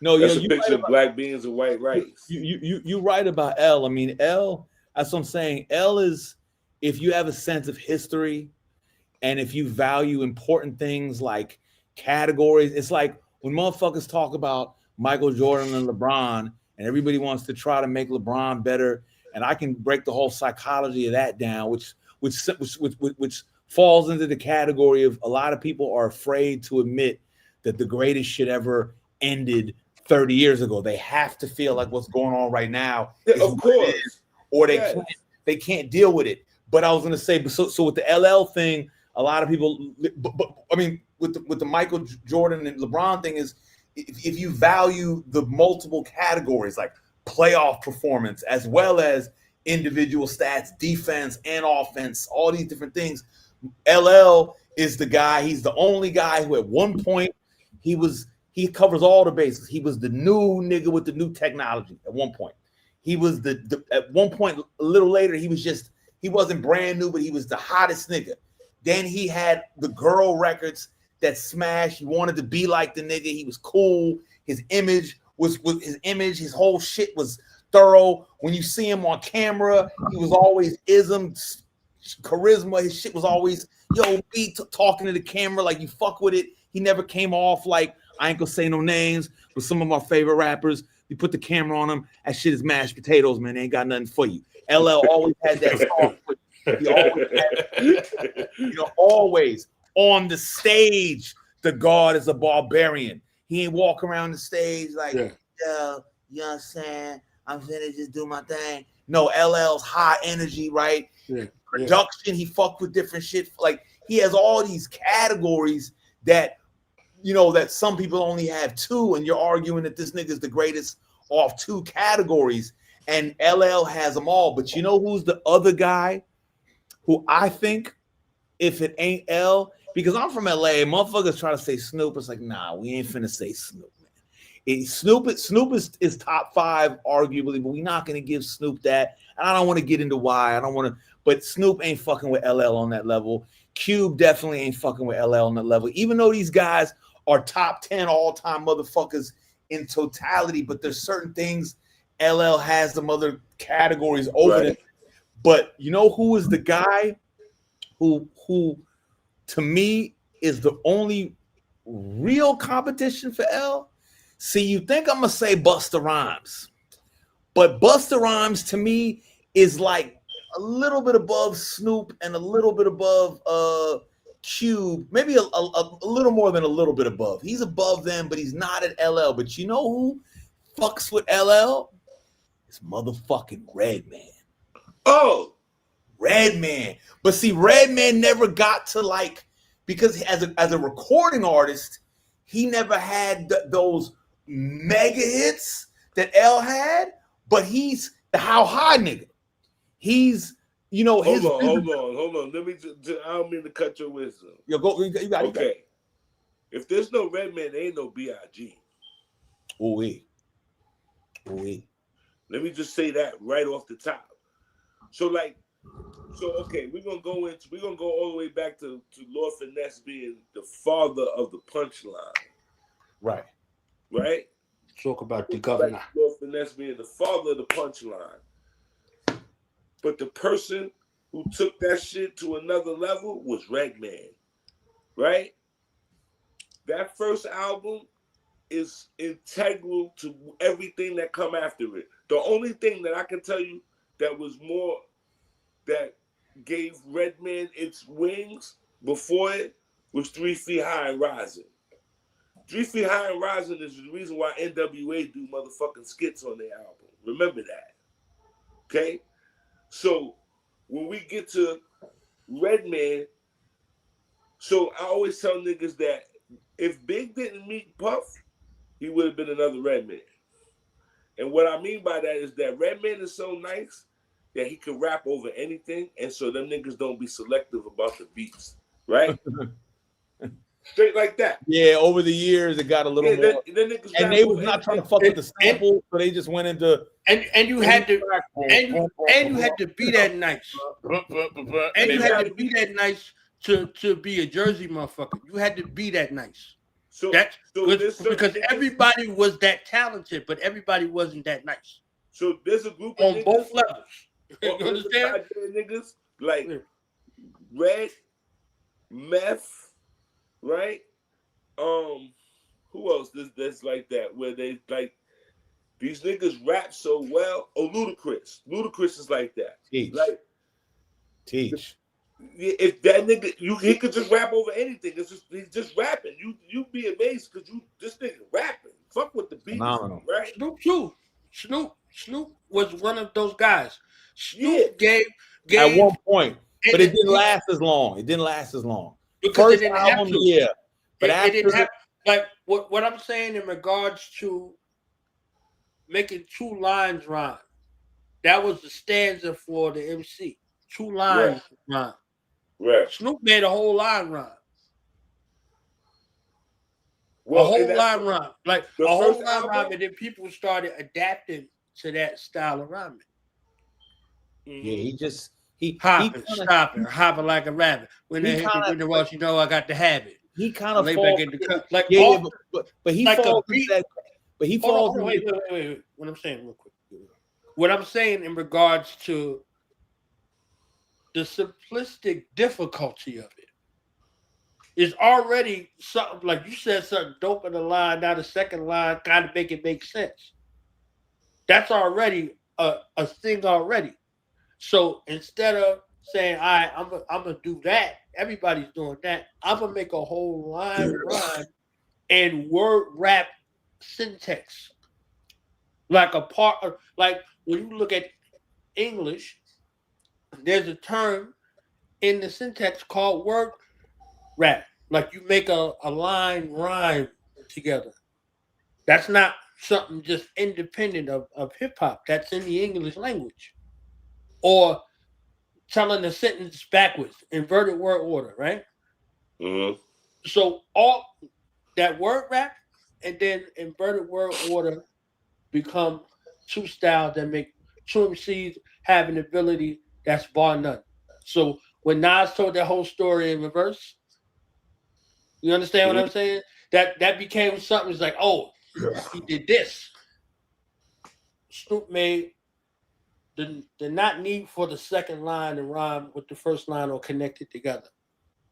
Word rap. So he did it, and then X1 from Honest Rest in Peace, he made it sound super crazy. You know what I'm saying? So there's a spark, and then there's an essence, and then there's something that pulls in regards to what it is. So this is how you can rhyme on any beat, because the beat is indiscriminate. It don't matter now. They so enthralled by your wordplay. Yeah, that's what I mean. You caught in that shit. You see what I'm saying? So Red could do it on anything. Red was a house DJ and a DJ before he was an MC. So it didn't matter what the song was. It didn't matter what it was. So he could do it on anything, and he could do it with no beat, because a motherfucker, if you did something where we from, somebody was coming to see you about it. I could spit farther than you. Spit? Oh yeah. My little homie from around the corner, he can spit 2 blocks. Oh, he got to prove it now. You understand what I'm saying? Like rock fights and full concrete tackle in the street. Mad that a car is going by. You know what I'm saying? So whatever it was, you had to be able to do it. And so when you there amongst your contemporaries, that's the difference between somebody following you home and beating you up, or somebody making sure you got home safe. Right. So that's the essence of what it is versus what it is. So down by law, I mean, we not coming to your house. You know what I'm saying? That's the difference. That's where the artistic world meets the street world. You're gonna be somebody. You're gonna do something. Nah, don't come on the block. Nah, we don't need to see your ass over here. Blah blah blah blah blah. You're gonna do something. You're gonna be somebody. Whatever that was, there was a protective covering that came. And once that shit got destroyed, violation happened. You know what I'm saying? So what I was saying about the thing with the rhyme, it simplified what it meant, because it wasn't fucking patty cake rap. You know, motherfuckers came out later on with the patty cake rap again. Oh no, that's where we at right now. Yeah. So all when we look at females rappers are doing patty cake rhymes. Right. So that became something. So that's like the complexity of the simplicity of doing it like this. Boom. Yeah. I hear you. So he's no. You building. I was loving that. But you're right. He was a master of some sophisticated. He's like a motherfucker that had 3 ingredients but could cook 100 things with 3 ingredients. You get an egg, onion, pepper, salt, paprika, and he can cook 500 things with it. Whereas the average person can barely cook 5 things with it.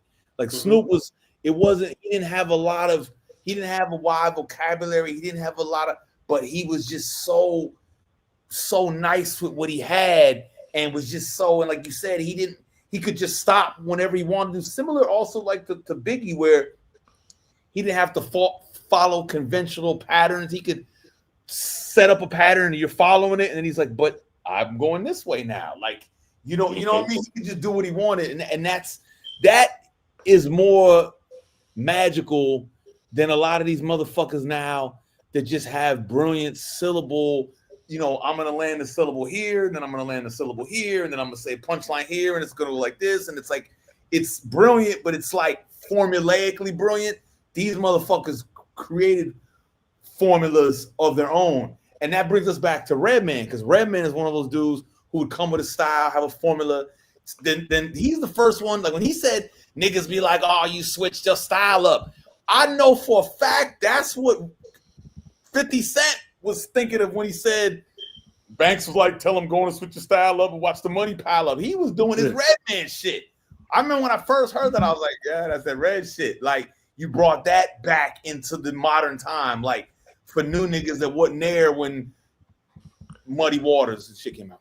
We'll see the Ral like a Dungeon Dragon, right? Well, he was the first one. Exactly, he was the first one that I heard rhyme words that you didn't think would ever make sense together. Facts. Right? That's what Big. That's why I say Big without Puff is that, because never in a million years, if I was writing down what I would have put birthdays, worst days, Thursday, I would have never thought to say. I would have never thought to say no shit like that. You heard? Like birthdays and the worst. And to jump into what you said just real quick, I don't want to take a shot. One of the greatest MCs ever, we all know Black Thought. But sometimes Black Thought be bending words and I'm not feeling it. It's like too much. He be bending words way like, not as much now, but earlier he would bend words and it was like, come on, my nigga, you bending that shit way too far. But Biggie always did it in a nice way. So Black Thought, when it came to the roots, he's not the guy. The guy, I forgot the one Malik that died. Yeah, Malik B. Yeah. In that the first joint that they got, that black and white shit with Malik B going off in the beginning, it walking like monster. Like he overshadows Black Thought. Like it wasn't until after he took the back role and it became about the band. That Black Thought. And Black Thought, and I don't take nothing away from his lyrical, you know what I'm saying? His prowess is dope. But some niggas, man, I don't know. So like, all right. It's not that captivating, is what you're getting at. You can't remember it. You're just there in the moment. You like, oh, he doing the thing. But then you can't remember it to regard. That Funk Master Flex. That Funk Master Flex demonstration. Talking about with the quotables. Yeah, that Funk Master Flex. Right. That Funk Master Flex demonstration. You watch it and it's so impressive. It's like the Terminator just killing you. But when it's over, you're like, all right. Whereas when Cannabis was on it like that, you walking away with those lines. I bet you on the net. I bet you over the phone. You can call me collect. I bet you for the respect. I bet you over play check. I bet you. Let me stop you, God. Let me stop you, God. You're gonna give 100 bars. I know how you do with Cannabis. You give us 100 bars. So like, for instance, when it comes to like Black Star, I'll tolerate quality, but most is a different animal. Fact. Yeah. Most album by himself, that shit is a classic, my nigga. You pop that shit. Probably come together like something him and Nazareth. I'm like he could just do it. He could do it like. Just the fact that he came up with Umi. My Umi says, "Shine your light." That nigga had the most. I don't want to write this down. I want to tell you how I feel right now. Like right now, a freestyle off the dome. In a certain space that they're not really comparable. Like just leave that nigga alone. Yeah. And hope that he come out and bless us with some shit that, you know what I'm saying, that we read. Now, in that same instance, I'm not a fan of the Andre 3000 that they all be jacking. I'm gonna be honest. Like that shit is like, I like, okay, you get to the first and the second album, I'm like, I can fuck with some Andre. Yeah. After that, I'm like, he a little bit overrated. Like, no thanks. Because if you're gonna talk about Atlanta rappers right now, the nicest nigga in Atlanta is JID. Jid is the best of all of them. He will pack all of them niggas up. You hear me? Mm-hmm. Not been given the proper support because Atlanta want to have respect lyrically, but they don't push the niggas that lyrically got the motherfucking bars to do it. Yo, you up on the brother? You up on the brother Akeem Ali? Of course. Yeah. He's a mean one too. Yeah, but he's a mean one too. Jid is the Yeah, Jid's more of a straight spitter assassin. No, he's like the West Side for that type of spitting for Buffalo, in comparison for like Buffalo, meaning that he got the Earth Gang with him, right? So he bringing his people that's on the same frequency, he bringing them up because Atlanta not known for that, right? It's known for trap music, you know what I'm saying, booty, you know what I'm saying, strip club music. So they are solidifying the lyricism that comes from Atlanta. Like, nah, nigga, because you niggas be trying to be like Killer Mike and all that. I'm like, Killer Mike can't fuck with them little niggas. Them Earth Gang niggas they different. They can rap their asses off, and they rap. I'm trying to behave. Y'all be bringing up these motherfuckers I want to stab in the face. So I'll be like, all right. I'll be like, all right, I'm gonna be all right. This is goofball, sucker, punk, cosplaying ass retards who was down with something that was righteous, and then they was the reason why it went defunct. Well, see, and then they could go away, and then they could come back. So, but that's a conversation that. So when it comes to the South and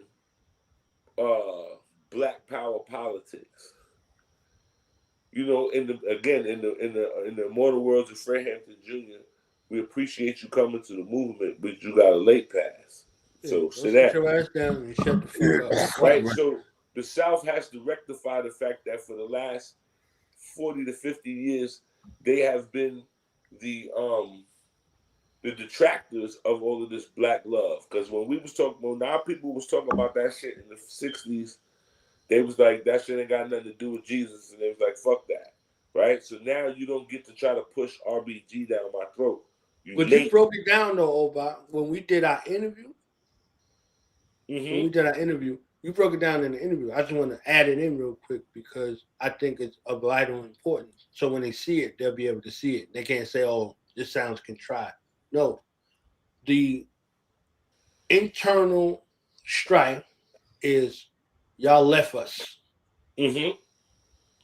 So that's the veracity that comes along with it. Y'all left us, y'all went up north, and we here. You understand what I'm saying? So the internal strife of the families is why, there's no credence.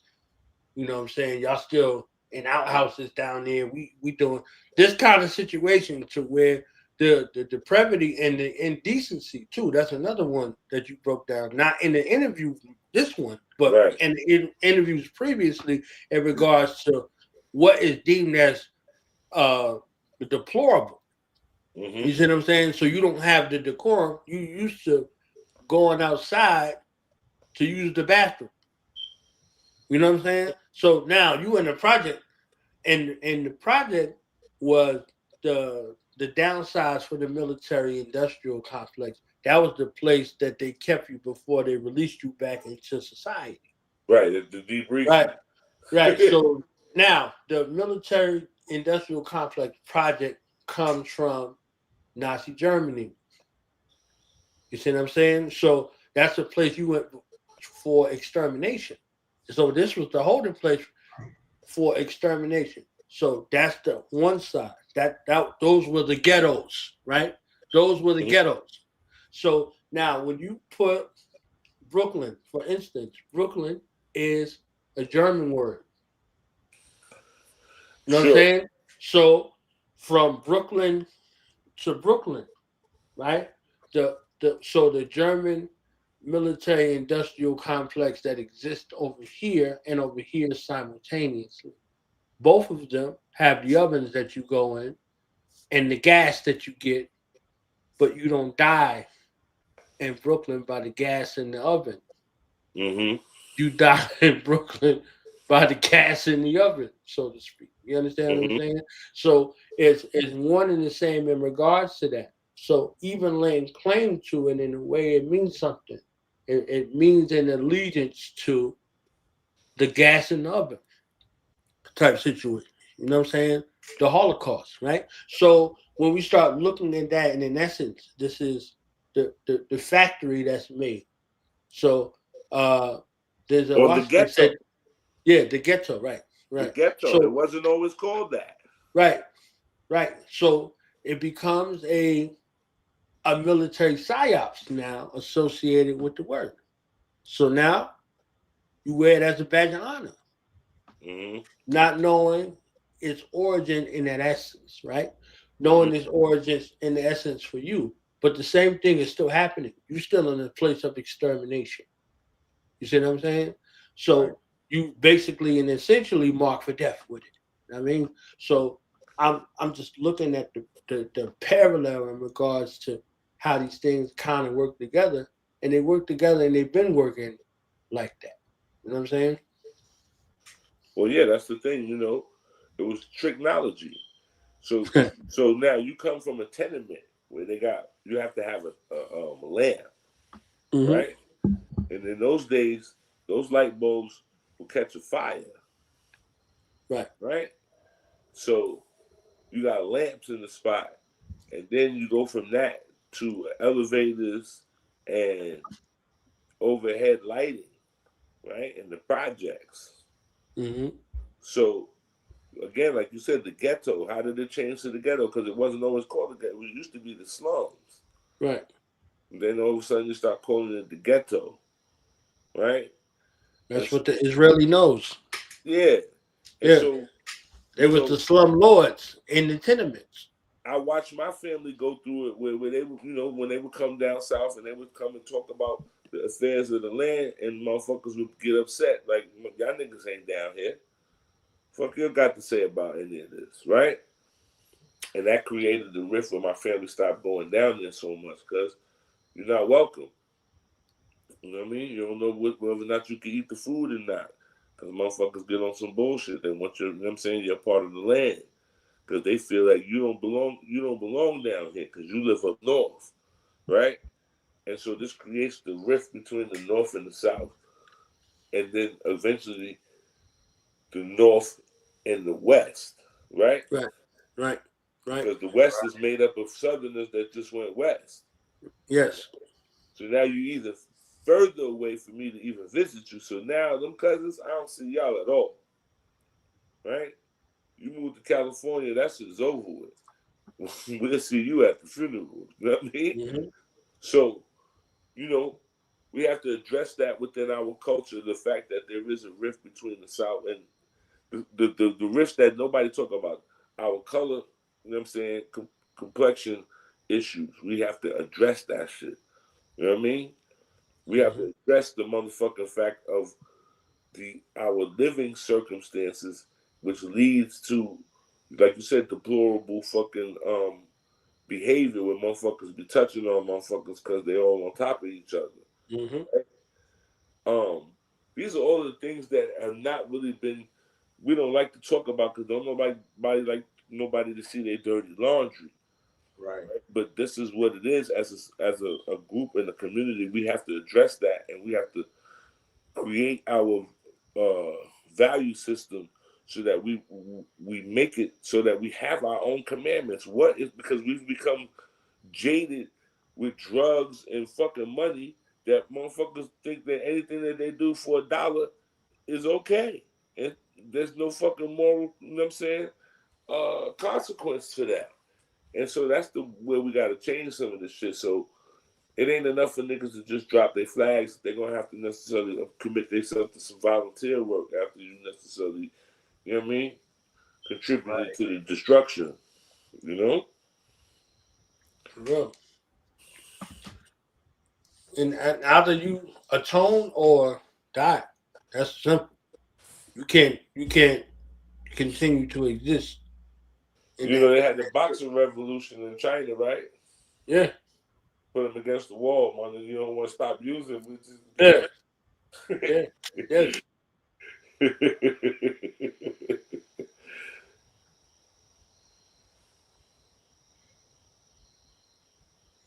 Yeah, it's a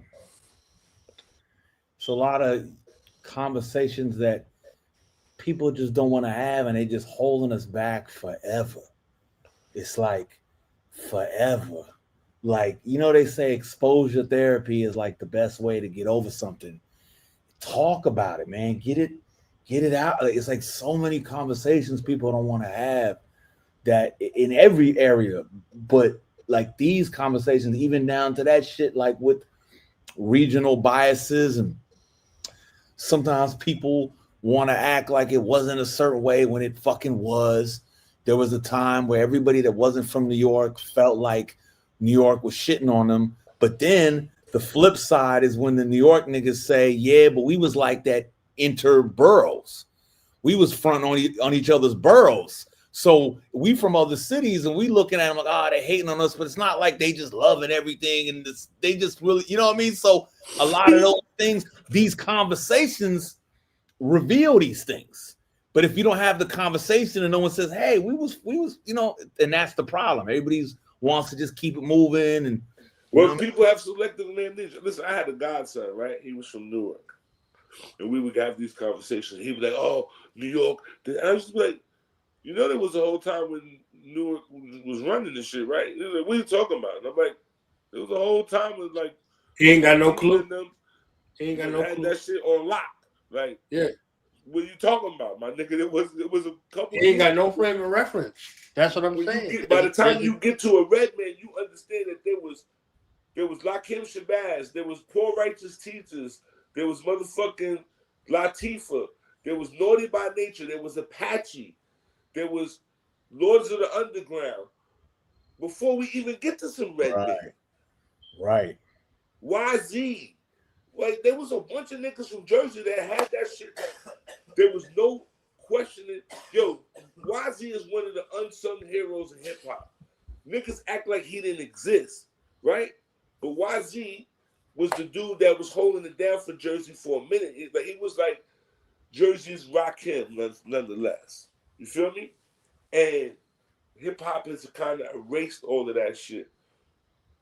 Because, like I said, you know, when you think about KRS-One, KRS-One's entire career is based off of him shutting down a project. This is why Nas exists. Nas exists because he killed Queensbridge. Feel me? That Nas was like, nah, I gotta bring my projects back. You understand what I'm saying? The most dangerous MC is Nas exists. Nas exists because of Roxanne Shante in real life. Right. But I'm saying, yeah, KRS-One, his first joint is South Bronx. Yeah. It's a diss record off the rip. Yes. Yeah. Right? And the only one who stepped to him physically was Roxanne Shante. Well, you know, she was from the Jets. You understand what I'm saying? So everybody else got to talk with the from a distance. Here's with the gangsters. Don't get and Roxanne Shante was and is an MC that would rap your ass out of the projects and off the strip and off everything, rap you and still continue to rap, like physically rap. So you want me to drop something on you though? Hold on. You want me to drop something on you though? I already know. Okay. Little Kim is the fantasy of B.I.G. with little Roxanne Shante. I want you to understand that. Wow. Yes. Wow. When he created Little Kim, that's his fantasy of Roxanne Shante. Yes. Being his fucking broad. Yes. Wow. Yes. Peter Piper, Pector, I bet you Biggie Buster, with the fucking ponytail, with the fur coat. She was all young niggas wanted to have some song Roxanne Shante because she represented the bitches from the project. You knew a bit light-skinned bitch from and she was harder than the men she was with. You know what I'm saying? So like La Bella Mafia before La Bella Mafia. You know what I'm saying? Yeah. So the first time we heard Kim, what she say? I used to pack Max in Cadillac. Now I pimp Gats in the act. Watch my niggas back. Nines in the store. Blocks in the bag. Max and Mini Markets getting money with the Arabs. Getting money with the Arabs. No question. You understand what I'm saying? But what Fox is saying on the other side, Fox is saying the Goodfellas shit. You know what I'm saying? She's giving the Goodfellas reference. If your man gave you a gun to hide, what would you do? Right. And they both from the same borough. Right. You know what I'm saying? So it's a thing where there's star power versus star power in a space where it could have been collaboration. It was competition because the men are in competition. That's why we never got a Fox and Kim motherfucking album. Right. Right. That would have been all in its right and the greatest shit we ever heard from them, from the contemporaries, right? And they was supposed to be exhibited as they was off the chain, they was wilding and talk about. Now, look at the predecessors that they come from. You ain't heard no motherfucking diss to where you start talking about Antoinette and them going back and forth and the shit that they were saying on wax. Daytime, Get nighttime, your pussy steak and blah blah blah blah. Like, come on, yeah, right. And you need a douche. Like they talking real life shit. You like, what the fuck are they talking about? Like, yeah, she was the other one. Internet, then you had Sweet Tea coming in. Sweet Tea, MC Shyrock and all of them. Yeah, like it was a gladiator sport. I got a thing for Nikki D. Stop playing. Come on, what you talking about? Facts. I'll jump Nikki B Bones right now. Stop playing with me. Jersey shit. You know what I'm saying? Yo, you see that movie, the Dream Hampton movie? It was all a dream, Oba? Yeah, I know what you're talking about. Yeah, but did you see it though? Yeah. Yeah, because they got that whole shit with Nikki D and Hurricane G and them. That's you seen it, Knowledge, right? You seen it already. No, right? I'm gonna tell you, Hurricane G was a mess. Oh man. Her? You said she was a mess? Yeah, she was a mess. Hurricane G was a mess. Like, so Hurricane G was in my she was a Santera. Feel me? And she got to Florida and all that. She was taking niggas' money and she fucking with the gangsters and all kinds of shit, doing readings for motherfuckers, and the shit got real for her. And motherfuckers was, you know what I'm saying? Yeah. They was looking for her in the shadowy world. They was looking for her in the witchcraft world and shit like that. Feel me? And yeah, that shit was real. Like, you know what I'm saying? Like Hurricane G, that whole shit was real. Like, you know what I mean? You double quit. So you gotta understand,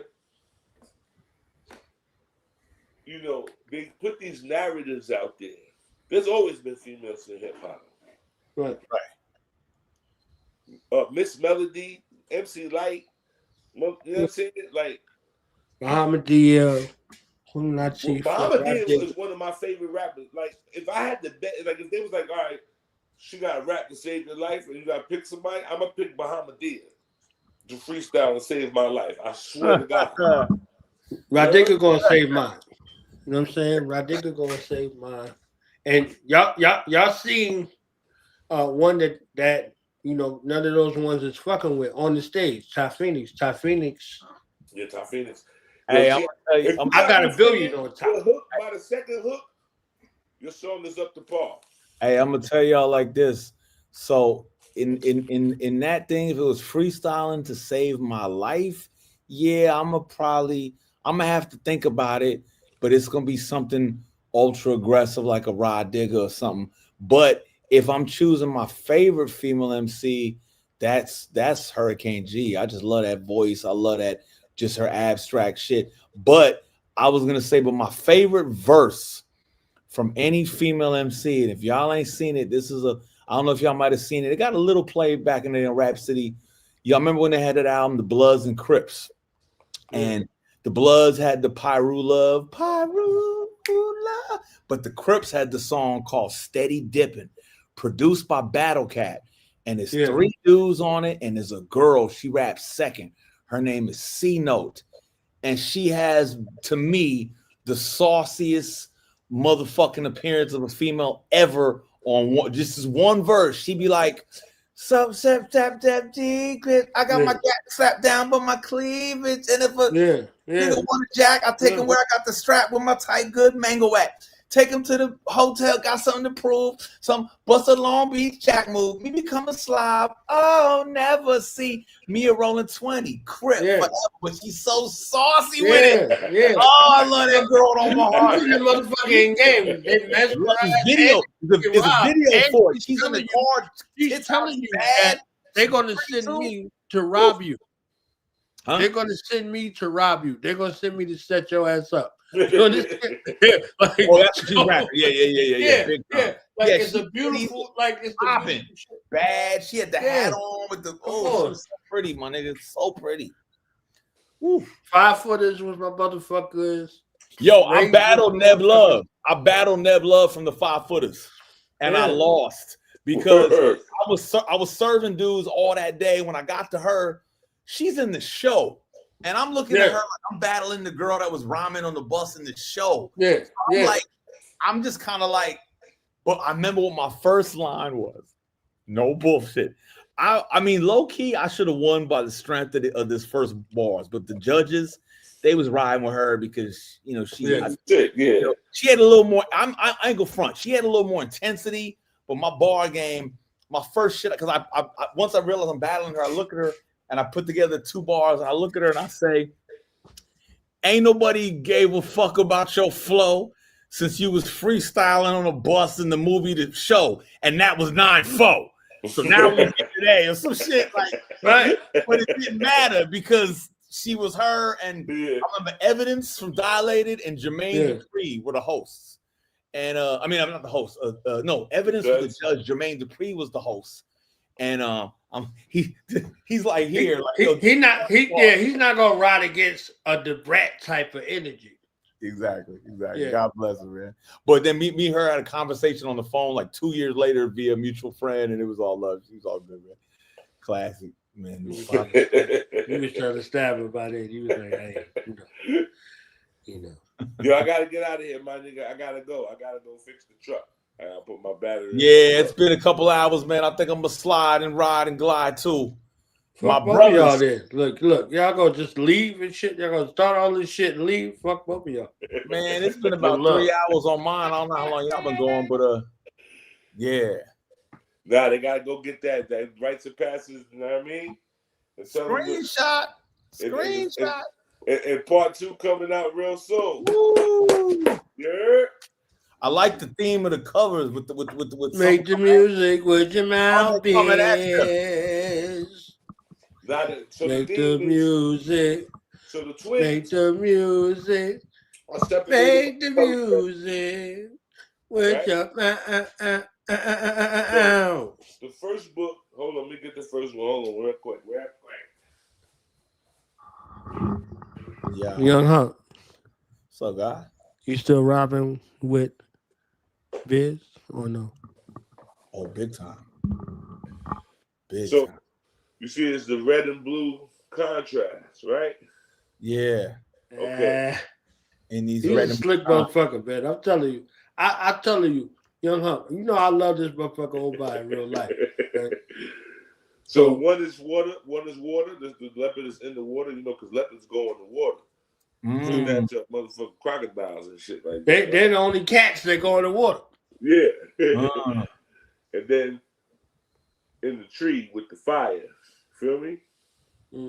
So just so you know, rising. So leopards, when you see a black panther, that's only a female trait. That trait only expresses itself in the females, right? Where the panther, where the leopard comes out all black to be a panther.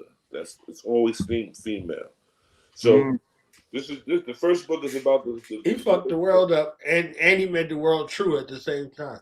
Yeah, absolutely. And so the second book, is about her leopard, which happens. It's still got the spots on it. Yeah. Right, but it's black.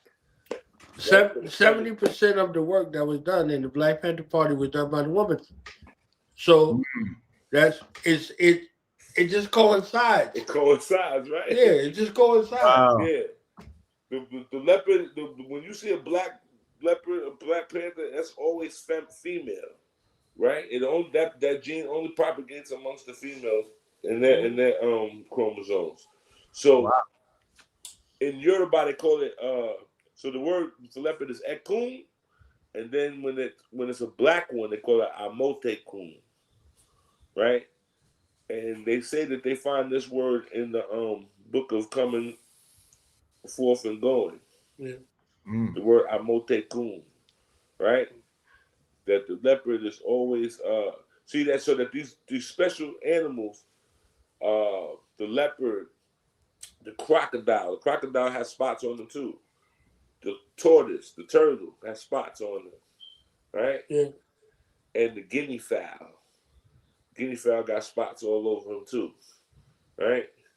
And guinea fowl live in the tree. That motherfucker be running like motherfucking what's that nigga, Michael Jordan? That nigga get the jumping, you will not catch that nigga. You hear me? and that's a bird that you do not want to play with. That nigga will peck the shit out of you, right? That motherfucker. You know, Rod and them got famous for one of the illest cinematic breakdowns of, Jaguar Paw in the film, right? What was it? The Mel Gibson joint? With Jaguar Paw and them, where they had the blue joint, they was put on people. Apocalypto. Yeah. And so that's when the black comes in front of him. Yeah.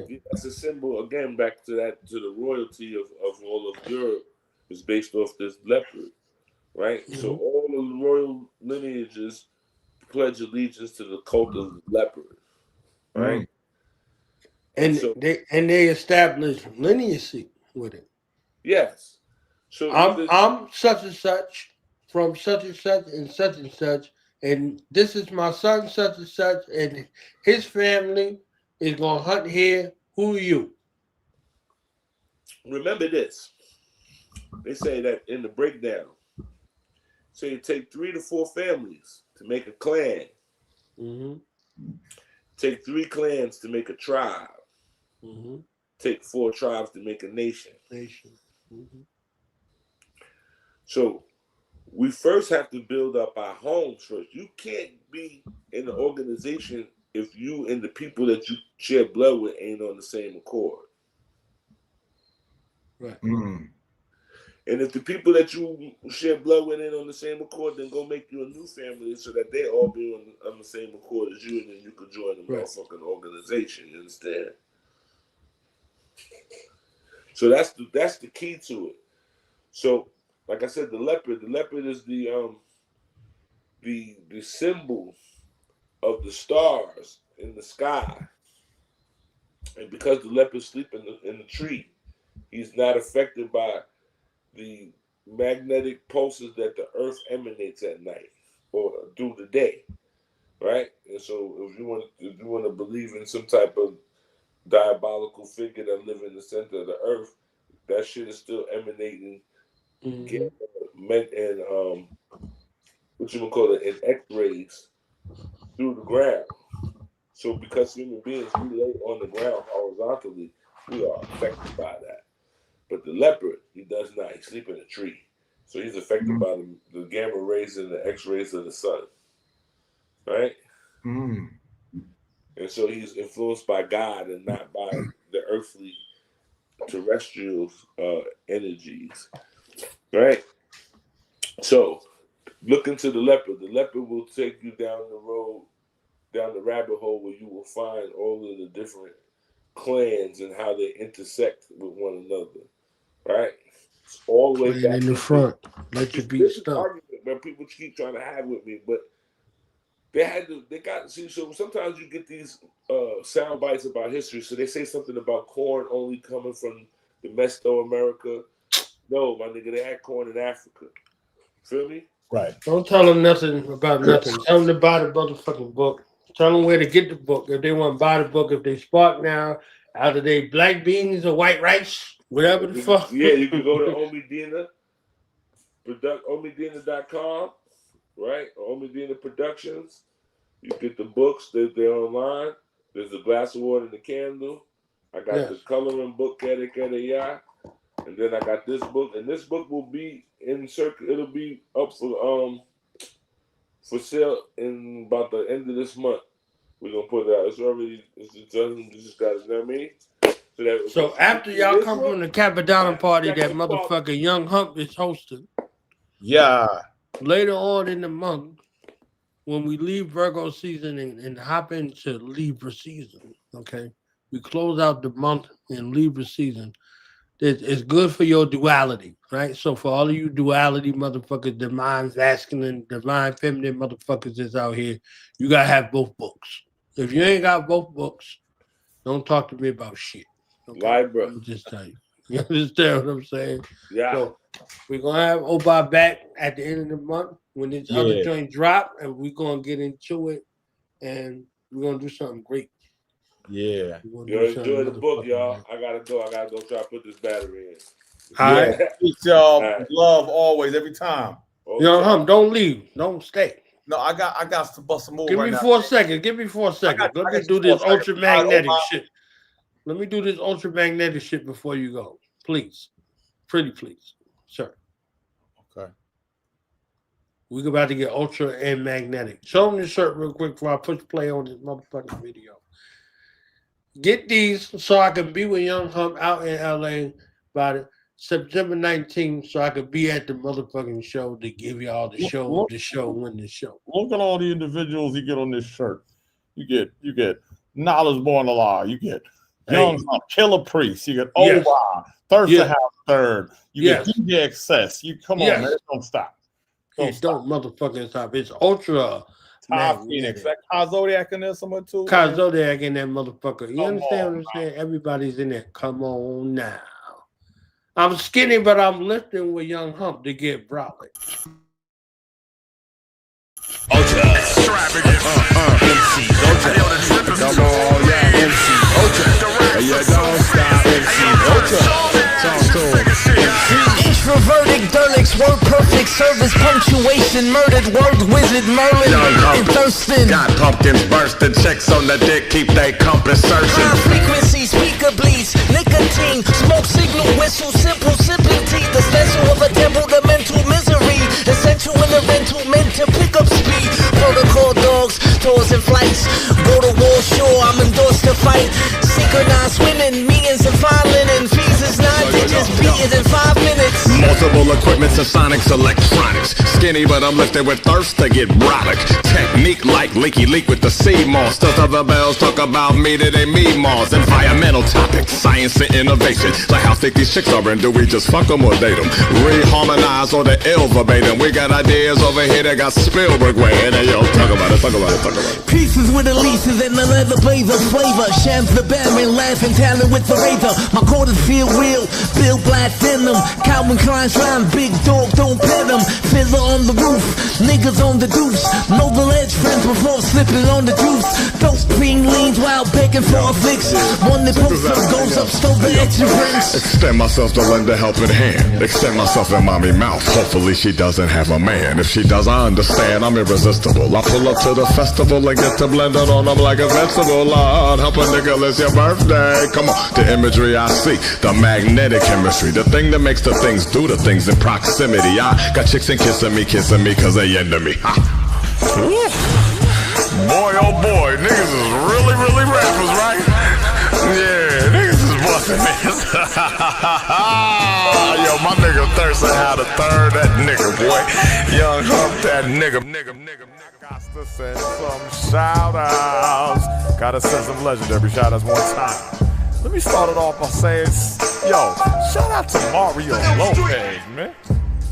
Yeah, you know what I mean? Shout out to my guy, The Conclusion, man. My G motherfucking Doughboy. My nigga YDB, man. Yeah. And yo, shout out to all my rap niggas out there that can really rap about the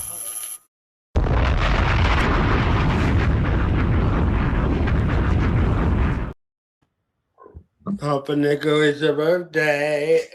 Remember this fight I said, knowledge is your birthday. Remember that? Yes. Remember that? Yes, sir. Yes. I had that cock back.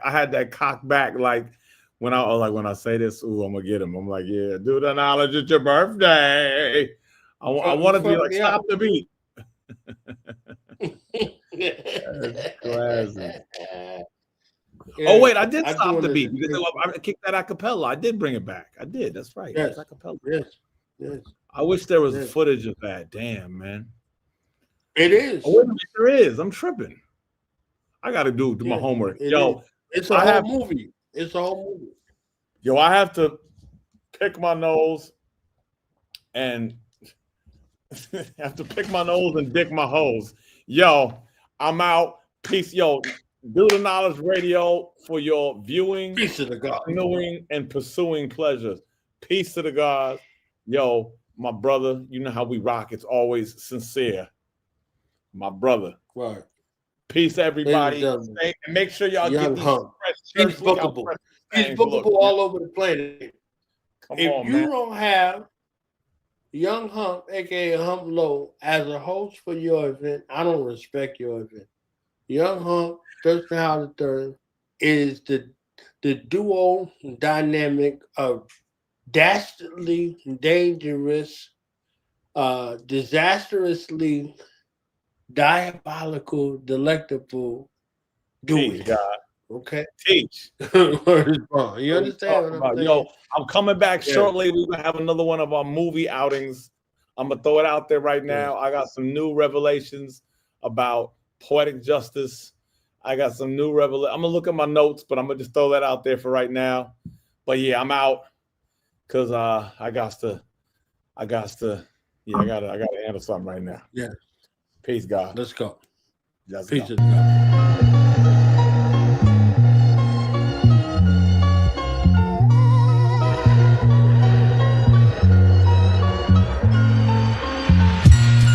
Carry the weight of remorse and confusion at equal measure. As I return to my throne with my foot on the black stone with Hebrew letters. Silence swallows my courts. The justice becomes stiff as a corpse. As the weight of my words sit in their thoughts. Priests of infinite force. Their faces etched with questions. It shook like an etch-a-sketch. Out the text, how did he resurrect? I'm out of the second death, the house of Melchizedek. Not dying, just held my breath. Start climbing from hell steps. The gravity of the situation began to settle. They said horrified, he's in the skin of the devil. An eerie suspense, each discovery echoed. Chambers of whispered fears and fractured stories of my missing years. Now I'm back on glory. The enigmatic writing with the tip of a lightning is frightening. In my textbook that death put with hearses, writing fork green verses and red hooks. Inside of my bed-style bars, it's all shots. I found skills in Brownsville, wall to wall with ops. More things I jot, more things to watch. With a task push to Flatbush, a ring around the block. All the hood flicks and Bushwick. It's like I wrote with a bullet. From my memoirs gun, triggers, ideas pulled it. The results unschooled the reality. Sun Tzu's mentality, this kung fu that balanced me.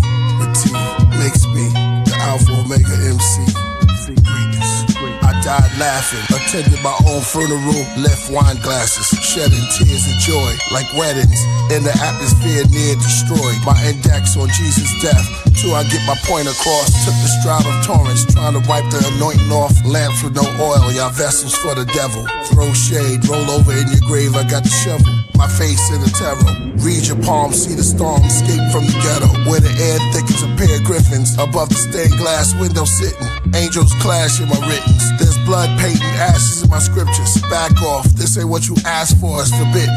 You don't need a passport, all you need is a thought, it's cemented. Dimensions, you're going in and coming out every sentence. Peace to Kai Zodiac, Star Map Ascension. Priesthood recordings, standing ovation, the whole nation. I can see Julius Caesar applauding. The search now through purple clouds. Shout out to Thurston Howe, polo shirts through power. Ourselves roar across. Ralph Lauren, behold a pale horse. Young men that fell court. Some sell, some snort, some nail to the cross, while others make bail. That's jail in New York, in every city, state, and every coast. Though there's plenty ways to never choke, never choke.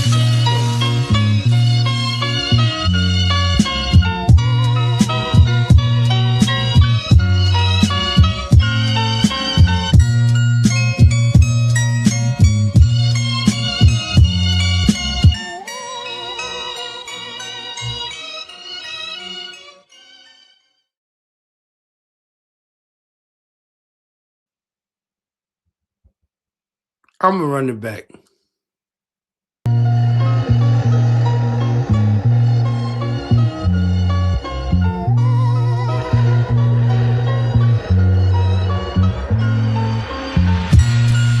Carry the weight of remorse and confusion at equal measure. As I return to my throne with my foot on the black stone with Hebrew letters. Silence swallows my courts. The justice becomes stiff as a corpse. As the weight of my words sit in their thoughts. Priests of infinite force. Their faces etched with questions. Then shook like an etch-a-sketch. Out the text, how did he resurrect? I'm out of the second death, the house of Melchizedek. Not dying, just held my breath. Start climbing from hell steps. The gravity of the situation began to settle. They said horrified, he's in the skin of the devil.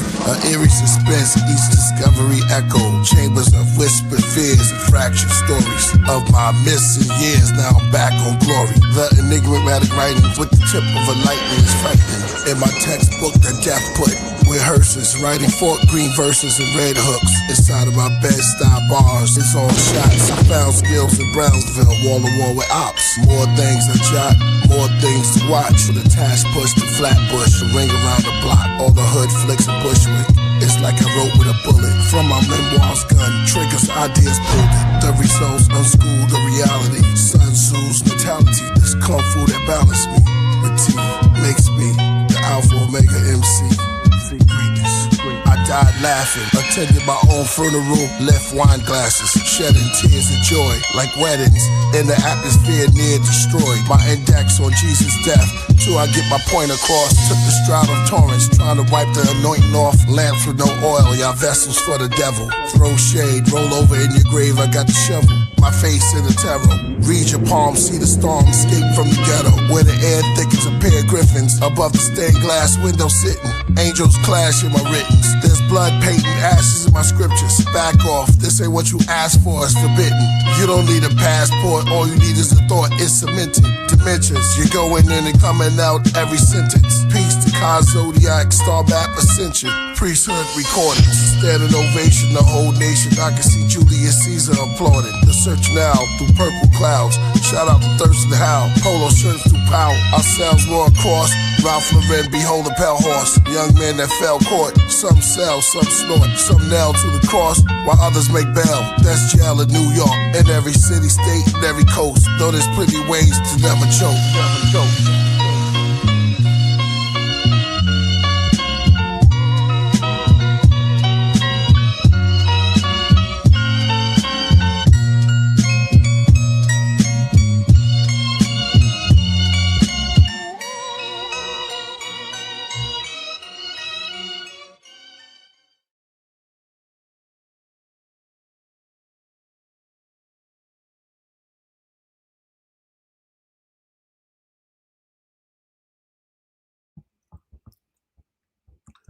One more time, because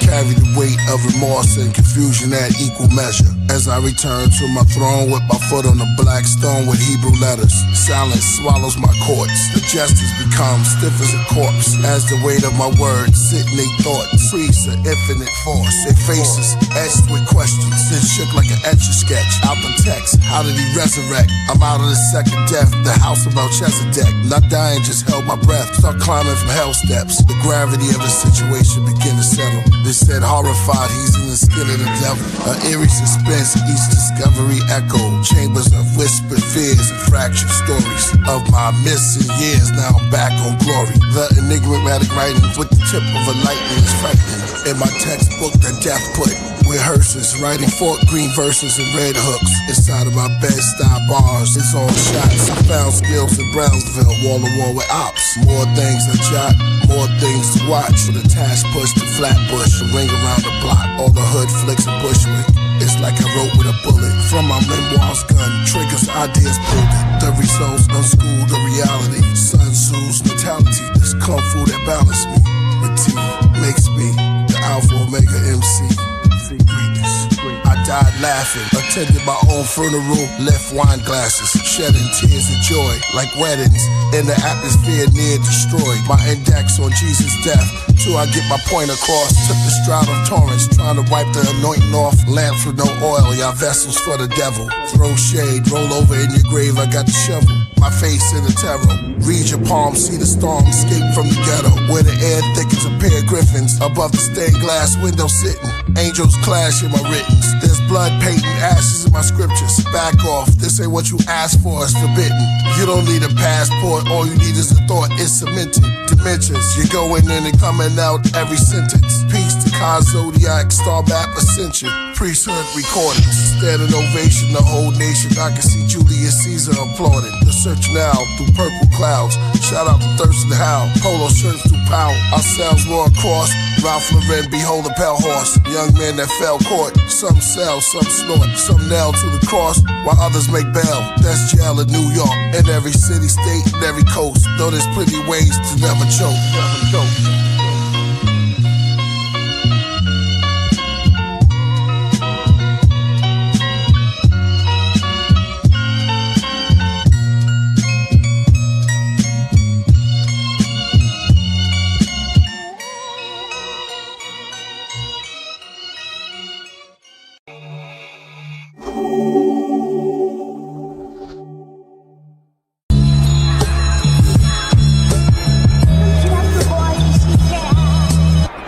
Stoic silence of the oldest island begin to thaw, replaced by a growing comfort from endless wars. A sense of openness from the hopelessness of night terrors and war-torn. A culture hit on the tree whose roots go down to hell. A vulture sits, its fruits are strange. Comfort is the enemy of change. That's Buddha slain. Ostentatious displays of masculinity, master identity, clashes of chemistry, acts to ministry. They found ossuaries where Yasha was buried. Yale and Oxford is wealthy. That's where it's held in box with the Steelies. Sensation-seeking journalists, selfish collectors, thieves and lit professors. Search for leads to hidden treasures, forbidden fruit that Adam and Eve bitten together. Seductive promise, corrupt the conscious, curse of the monstrous. A bomb nuclear launches, dinosaurs extinct who instruct the comets. Destructive regardless, Buddha's twisted bamboo. The Messiah touch a carpet, unspoken tension permeated the air. The sun show us vision, made perfectly clear. The whole solar system, from days, months to years, casting net over our tranquil existence, joy and tears. The town's whispers grew louder, weaving tales of a particular king of power, deceived as well. Conversation in hushed tones spoke of a clandestine underworld, King Tut's bones, the son of hell. Gray smoke filled the air, creating a nostalgic atmosphere. Contentment, religious, in the quietude of recent years, a mysterious veil descended from the night upon the living. The sun dipped below the horizon. The streets took on a different shape altogether. Monopolizing luxury cars, sleek and expensive, stealthy rolled through the winters. Criminal business with their wives and the fitness. Some took bribes, leads to a sentence. Some survived, codependent, now they co-defendants. Exposed the witness through hopes and contradictions. Cellmates, ex-cons in prisons. Killers with long convictions. Addicts with strong addictions. Badges, they draw depictions. Priest and mystic, listen. My book fell apart when I touched it. Its pages turned back to a papyrus, then went back to a tree, to a seed of a mustard. Every day's a lesson, every moment is a plus degree. When I reached the door, I discovered that I was the key. Roots to the heavens so high, it's all under. And yo, I fit 1,000 ancient libraries in one mustard seed. I planted planets in the soil, grew them with the thunder trees, with lightning branches, stars as fruit. Second dances, sight enhances follow, but the numbers leave my novel is too much to read. Arm wrestle gorillas, now they groveling in front of me. This knowledge from a honeybee, competition runs for me. Obviously, never went to college for my son degree. Thought I erased light, when only darkness just remained immortal. When I erased light, I dusted him, and it created soil. Snakes that call you, raise the oil, praise the royal, slaves that toil. My hand touched frozen water, and it made it boil. Food inside my brain don't spoil, burning bronze. Word is bond, I flow like every word's upon a rose. We gotta work my wand, I send a message out, and every creature in the world responds. They send their delegates from every forest, birds and squirrels, swans. The beaver made me say, damn, leave it trying to weigh grams. Unison, I pulled through desert eagles from my waistband. I flew away as UV rays in heaven. I'm a made man who can cause free will and destiny to shake hands. Definitely shape plans, trajectory remains grand. And even when they buried me, I effortlessly made jam. Fast they couldn't tag me if they messaged me with spray cans.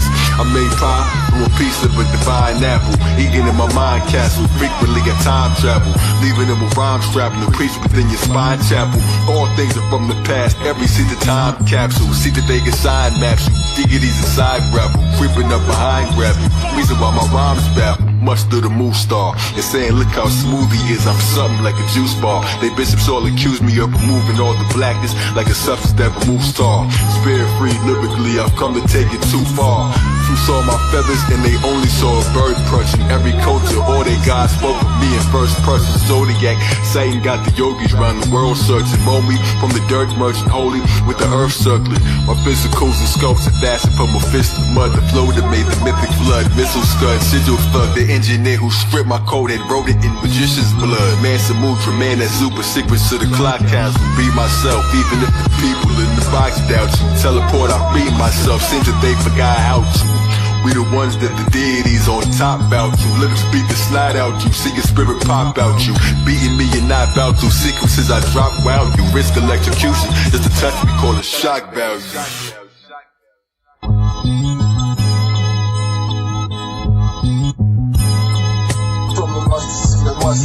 Every day's a lesson, every moment is a plus degree. When I reached the door, I discovered that I was the key. Rules to the heavens so high, it's all under me.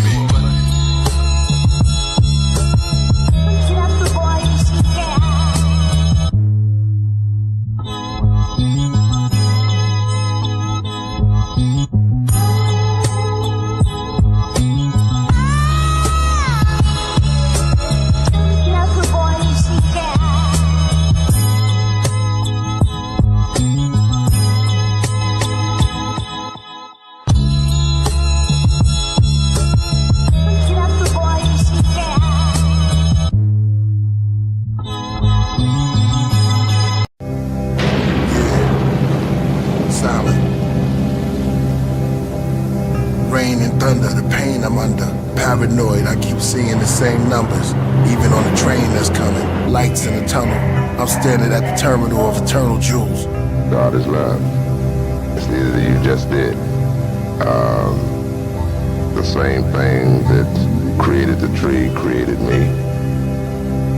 The same elements that created water created you. Same element that creates the wind and the rain created woman.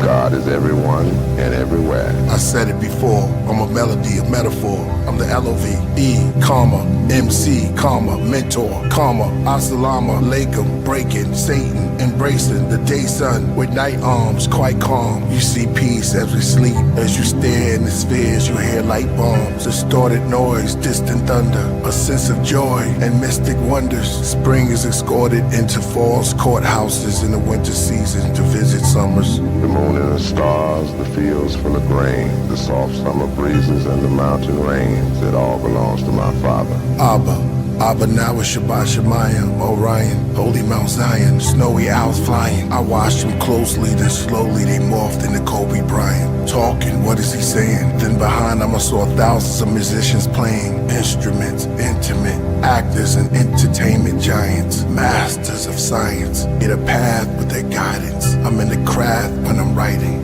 I am brass, I am diamonds. I wear a mask to keep them shining. I believe in man. I believe in woman. I believe that we can change anything that's wrong. I believe that God gave every man and every woman the power to change, to cause effect, to treat people decently. We have the power to feed the hungry children or not to feed. We have the power to give and administer justice or non-justice.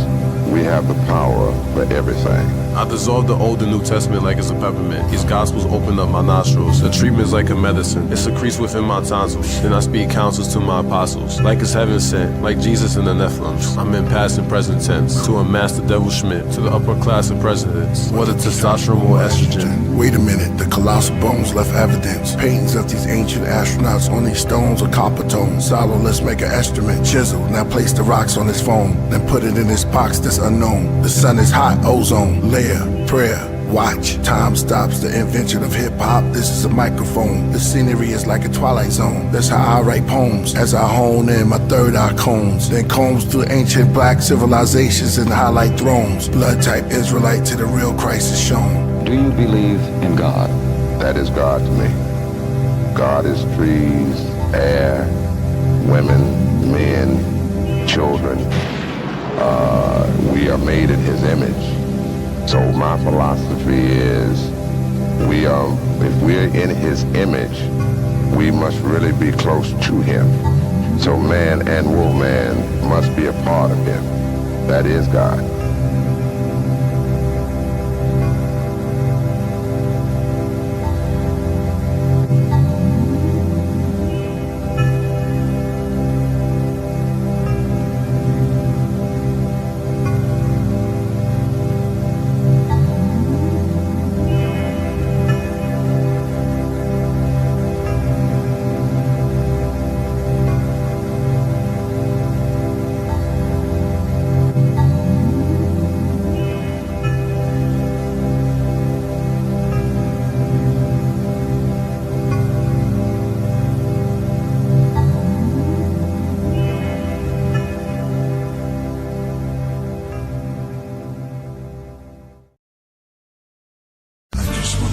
Pain make the black father.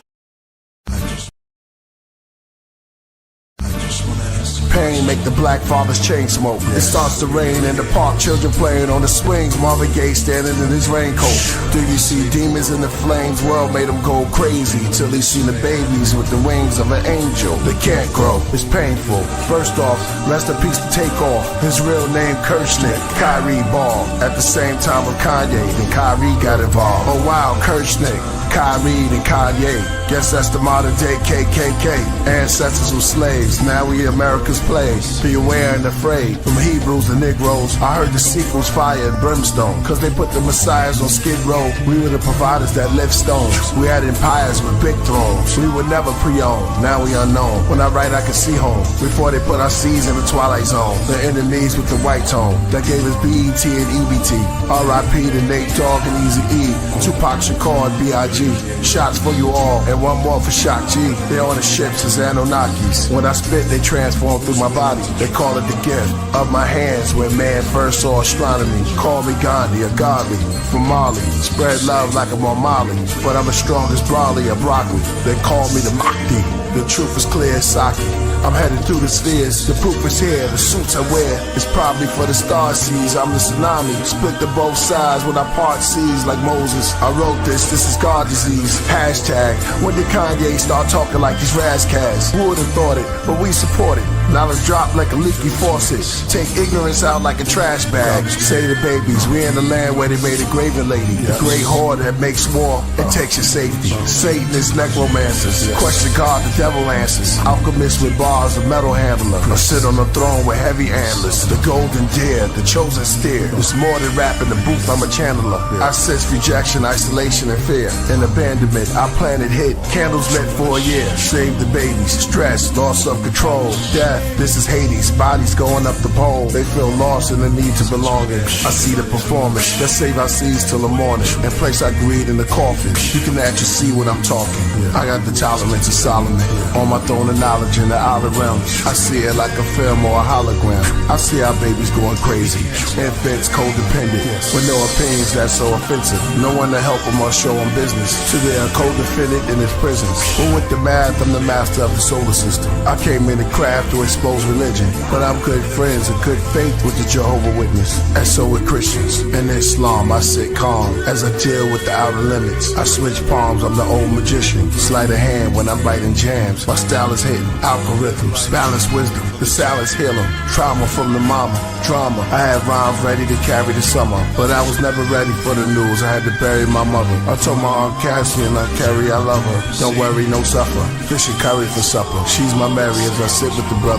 Maybe my last meal, Judas, came as a covert, narcissist. Arguments over if I had a deal. Bag of pills, 50 pieces of silver, I grab the steel. This getting real, this giving chills. I written this will, understanding anxiety through a child's eye. Grew up on the wild side, expecting a storm, mad clouds in the sky. Saved the children, obeyed the healing. They played victim, became the villain. God favors Abel's offering because of jealousy came with killing. In the 60s we were proud of blackness. None of black queens and child are captive. Churches Alice to practice. Our attitudes are maladaptive. Our children play in the day, but at night the owls are active. Police proud with the captain. Big brother watches through clouds for our taxes. We stand on mounds looking up but can't see them like the meerkats. And fear that they looking down on our actions. Post-traumatic stress disorders. The IRS at our door cuz they took the law from us. They plan to build a super highway to try to escape and get arrested at the borders. Grandmothers pray, making a mess at the altar. It's like the old days, hair braids, like the chicken necks, make an offer. Pray till it rains, felt a hurricane over Mississippi till the whole South flood with waters. We personalized, we hurt inside. We never arrived, we first tried. 432 Hertz vibes. He must be doing the devil's work. This is Mr. Universe live. West is Yam, the East is Codeine, teaming in South. Let me even this out. They came from the North, which is smoke, painted on skulls. The land of Canaan of old, trading and enslaving the gold. Required by force, wanted resources, some tribes on a horse. Uninhabited plots, that's why the unexplained gathered in crops. The whole universe is inside of an astronaut. They say Killah Priest sounds like when Prince first worked with Sheila E. When Michael Jackson first put on his glove. When the first disco balls lit up a club. When Bob Marley lit up his bud. Or Hear the Key by Stevie Wonder. Or Hear My CD Mother. Save the babies.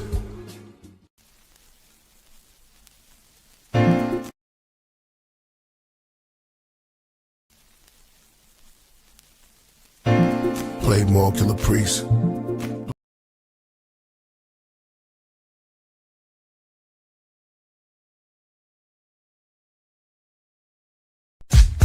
Play more Killah Priest. Play more Killah Priest.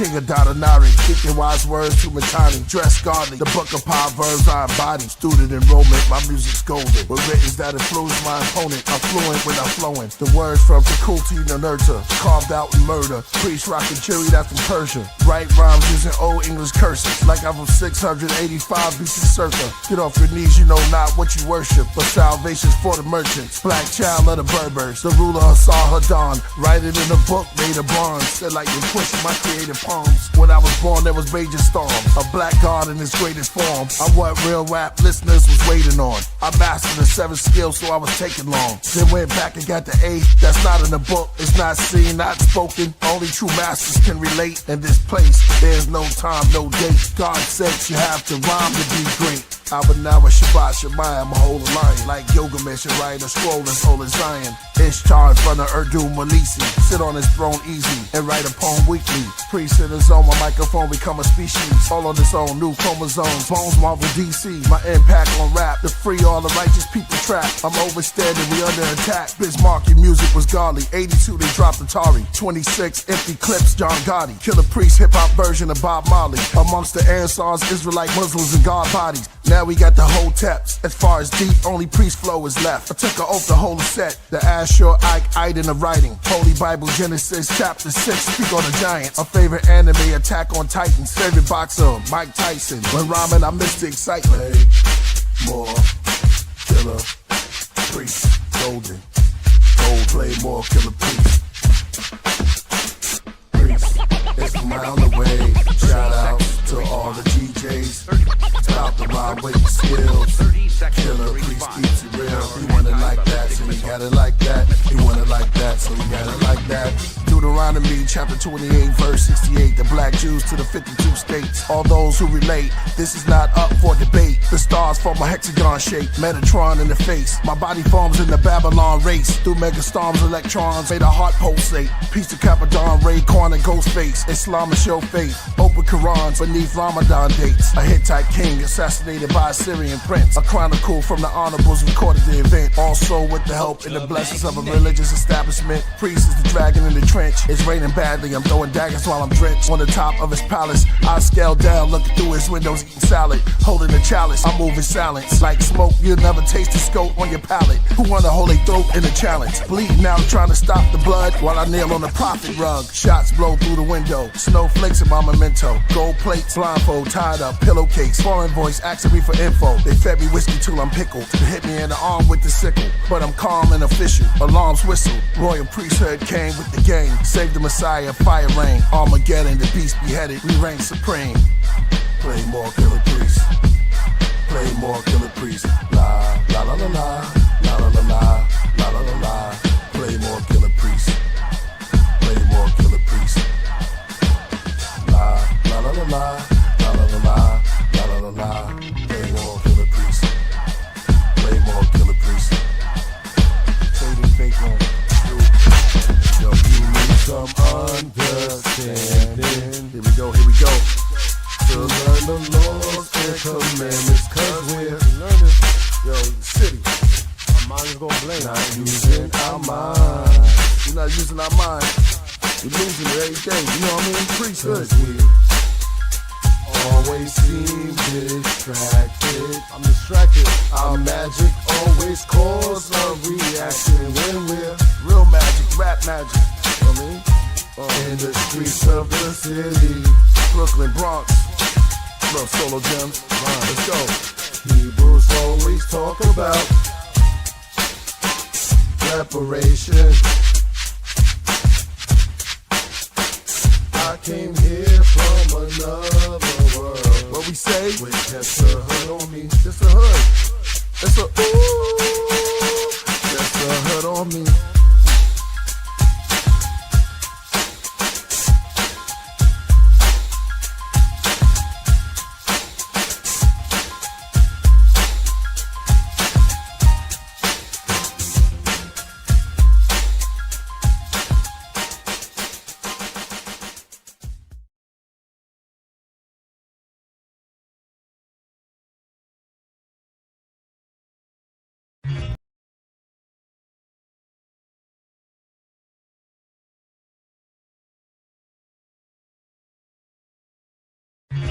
Here, the centuries of loneliness were to end. Your collection of Leonardo da Vinci masterpieces, Mr. Flint.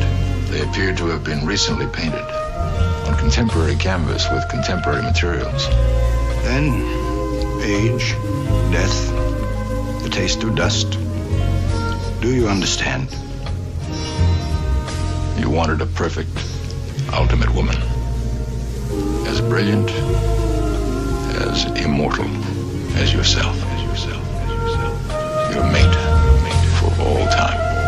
Merkaba master, I charted demons to other worlds, drive devils to plaster, rush them to hell, breathing asthma, play Satan on gurneys next to Hermes, send them off to their journey to Cleopatra. They read those chapters, egos captured, the Leo laughter, neoplasma, run through my veins in this matrix, and my basement became a plaza, and now I'm in the Sky Lounge with negative spirit hackers, build on math and we read the chapters, observe through our windows at the quiet disasters, riots at NASA, marches, gender pride, freedom rights for the masses, till we do away with first and second citizen classes. Religion is backwards, trying to comprehend to the pastor. This gym is like Jasper. Either we all live and strive for the youth to survive, or it all ends with the rapture. Forget waiting on the man, I'm making a plan. And for the ages of false statements, I'm taking a stand. Start an investigation on Satan with a cross in my hand. Make him plead guilty, now face the jury. We're in the courts of I am. If I could just vanish from off the planet, like magic, become caught from granite. Days, mathematics is understanding. Hey, hey, did you hear? This is the perfect place to disappear. Hey, did you hear? This is the perfect place to disappear. billion stories in the naked city. Ghost told me that his best friend needs a kidney. We froze, reminiscing Tiffany in the cold. Open whiskey from the 20s in the memory. Sympathy made the angels play a symphony. Said he could've had a scholarship. Toured different colleges. Now he's out of it, fading away slowly on dialysis. His name remained anonymous, but here's my acknowledgements. Street legends and hood guards. Kingdom fall into a mirage. Ghetto depression sets in. Then we place weed and cigars. A child has difficulties concentrating. From where he lives, he sees his promises fading. He sees his pops gone, his mom's is aging. She trying to stay strong for a church congregation. And meanwhile, a kid named Rico was the coke king. A lot of siblings of the dope fiends hope you scream. A lot of children with broken dreams, homes were clean. The most extreme, you got rich and what you sold to queens. Look what you did to Josephine. And Ebony is unheavenly. The devil's ready with open wings. As Lucifer uses love and his youthful mug.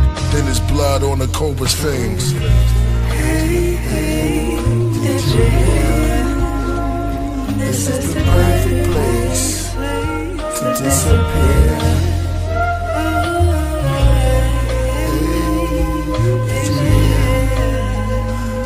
This is the perfect place to disappear.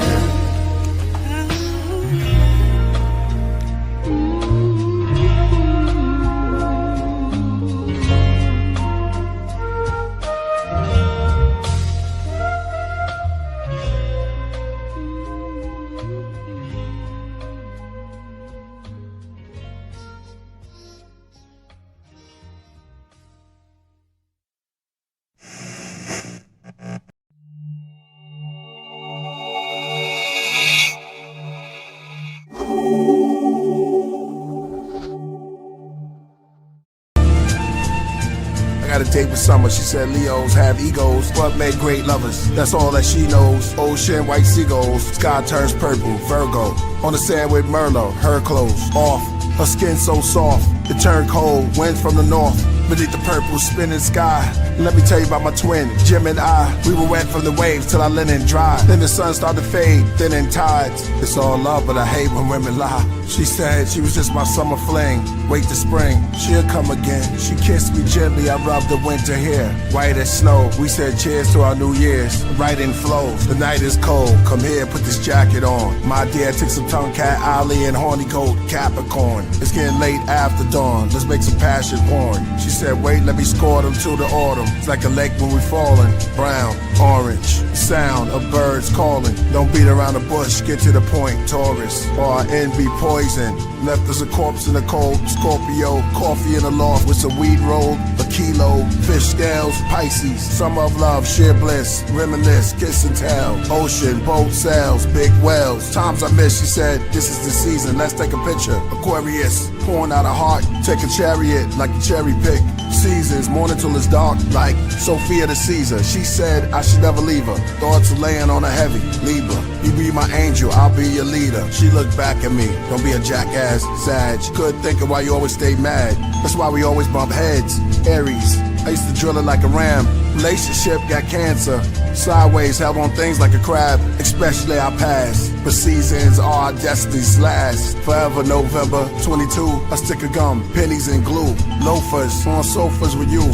Mocha, posters of us too. Seasons.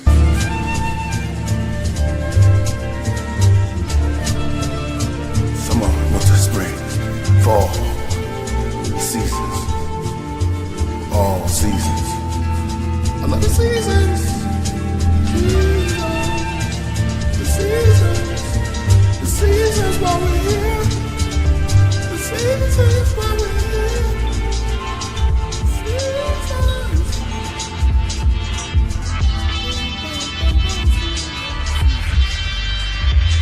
Yo, Khalid, Zeke, equilibrium that mastered the gun style. My cell phone's own, called the past with a sundown. But Aries answer saying he'll be back from a gun trial. Caught shooting the breeze in the back is the sun child. Leave it as a phone to the side, the mind Jupiter, Capricorn, answer with one ring to rule them all. Sun King Aquarius change can make you new it all. Taurus are the spokes in the wheel, they know who to call. Superman, rise to the occasion when the humans spoil a lonely child. Building sand castles with the hands of time, relax, meditate, stay home, like the Cancer sign. Gemini 12, imagine I'm Peter Pan and mom, the pitter pattern of the brain drop rings of the grand design. Phantom of the amber shrine, Virgo things you can't combine, but it makes the plans align. Leo under the camera time, up the stage I look up at the stars like they're fans of mine. Scorpio found treasures he ain't seeking, never plan to find.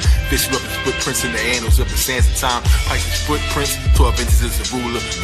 12 signs, the ecliptic is a jeweler. Sag cross the spirit river in the physical maneuver. Ask the martini, take a sip of the Kahlua. Godcraft, come and hop into the ship as I maneuver. 4 seasons, I call them the 4 seas. 7 in the center, it calls me the 4 C's. I'm leaving bars behind like I walk through the doors free. So much self-esteem, I can walk through the walls, see? Messages in the numbers, I met her in the summer. Hit after hit, I never guessed I was a drummer. Wrestle the Leviathan, my vessel is the lion's den. Moby Dixon never made the steppers at a hydra skin. I sat back, just watched the time spindler. Zodiac Goldie, Optimus Prime Minister who climbed the sky ladder to rocket for my temperature. And once I reached the pinnacle, I got the perfect view. Sometimes I'm not even sure if I'm on earth with you. Be prepared when the seasons come. 4 creatures, 4 wheels that complete the one. 12 signs on the road, what will we become? In a race against time, who can beat the sun? Be prepared when the seasons come. 4 creatures, 4 wheels that complete the one. 12 signs on the road, what will we become? In a race against time, who can beat the sun?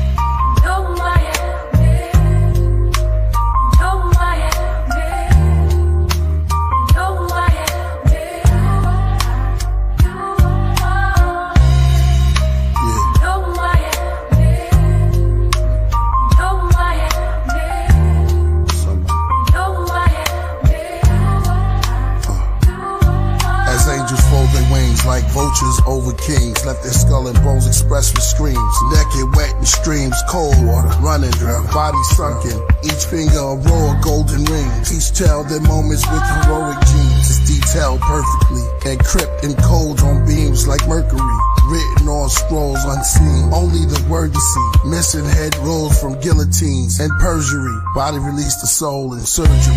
The mirror is clean before it cracks. Killah is back at the murder scene to clean his tracks. At the darkest hour of the night, glides on the wings of bats. Like a black avenger called the crow above a phoenix bat. Swirling ravens around my fountain pen. There's all my written text, unforgiven death, counted sin. If so, I write this epistle, holding the crystal, trying to counter them. With rhymes I'm balancing, and the mind is challenging. And all my writing books that lightning pushed. Open with burning pages, minister from sermons from ages. A lot remain hermits nameless. Hip-hop ordained minister of greatness. Came in the game from a spaceship.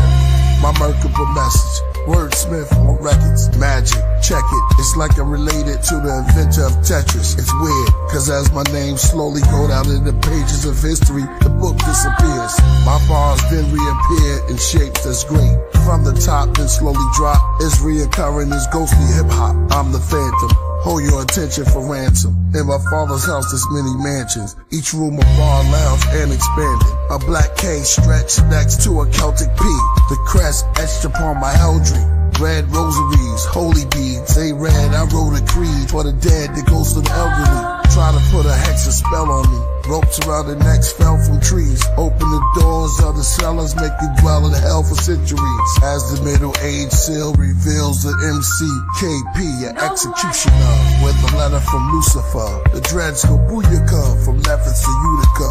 I'm really that vulgar as I read from the stilly of the vultures. I'm hip-hop, I'm the city and the culture. Watch, I play chess upon the universe. Map first, flat earth, pull up my chair. I use the borough of Queens as my queen. Protect Brooklyn as king. They call check as I place Manhattan on the Madison Square. Then wait calm, you can't touch the Bronx. You in check, you got a problem, try to lift up Harlem. He touched Strong Island next. I start smiling, that's checkmate, Staten Island. 32 pieces from my Charlene set. Who went next? I shuffle tectonic plates like it's a deck.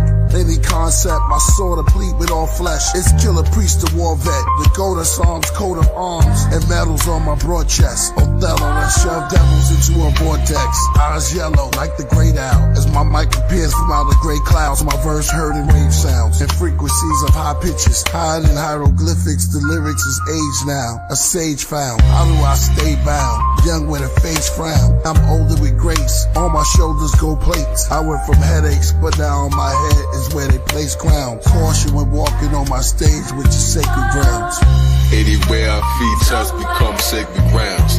See us walking over clouds wearing flaming crowns. If you ain't speaking with love, it's just a waste of sound. Sacred ground, laid it down, builders of the ancient mounds.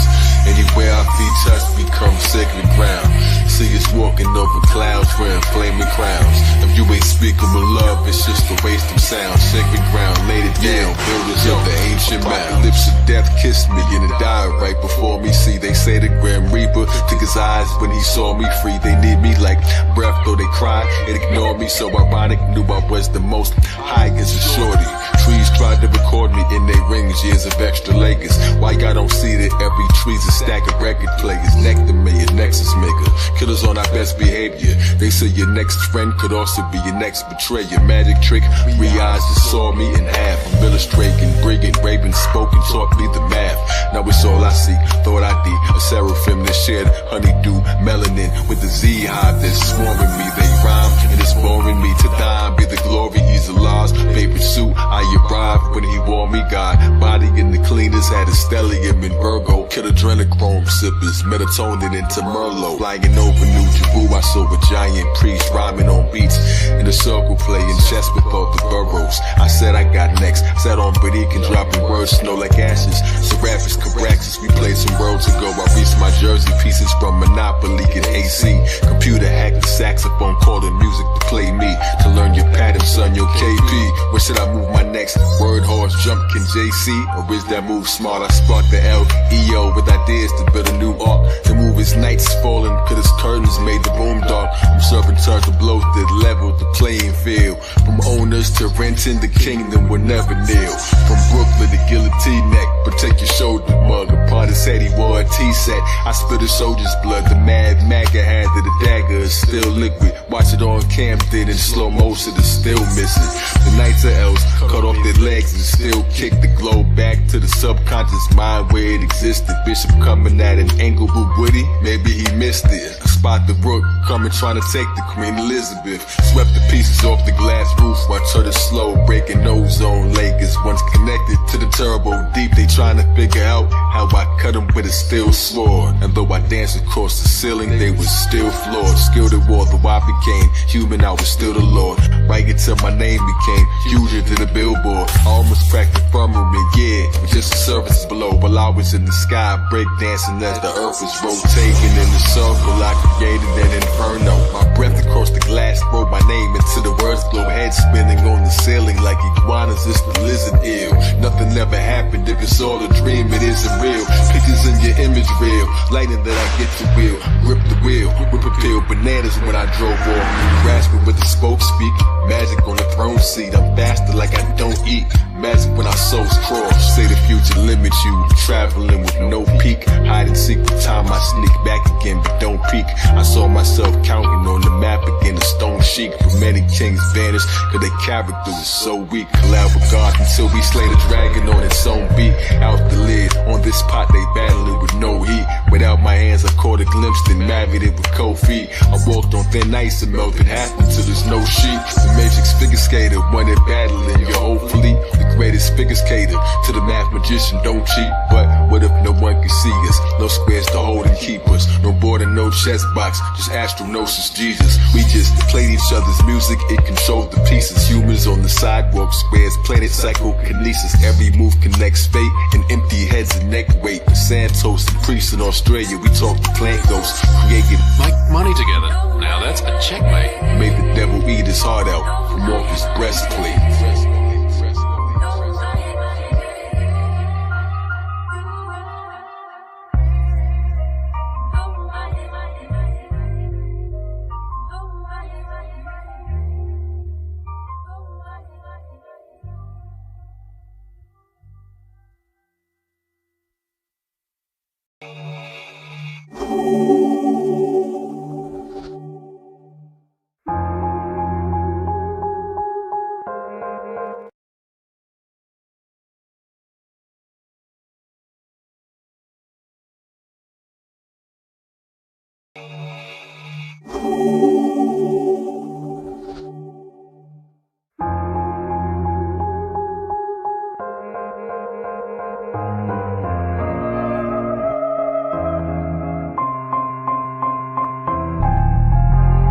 I know my sacred rights when I write.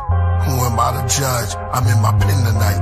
I got booked in the pages with blue bars and I started doing the sentence and finish at the margin. My mind tried to escape, but I'm the correctional garden. Max in the mental state, full of gems while I'm jogging. Using words and terms till I serve my turn. On my brain cells form into a bell's bond. Recording while I'm self-rewarding. Like I spit 3 autumns. When I release a masterpiece, just talking. That's how I get when I'm zoning. Just flowing. I make the listener a prisoner of the moment.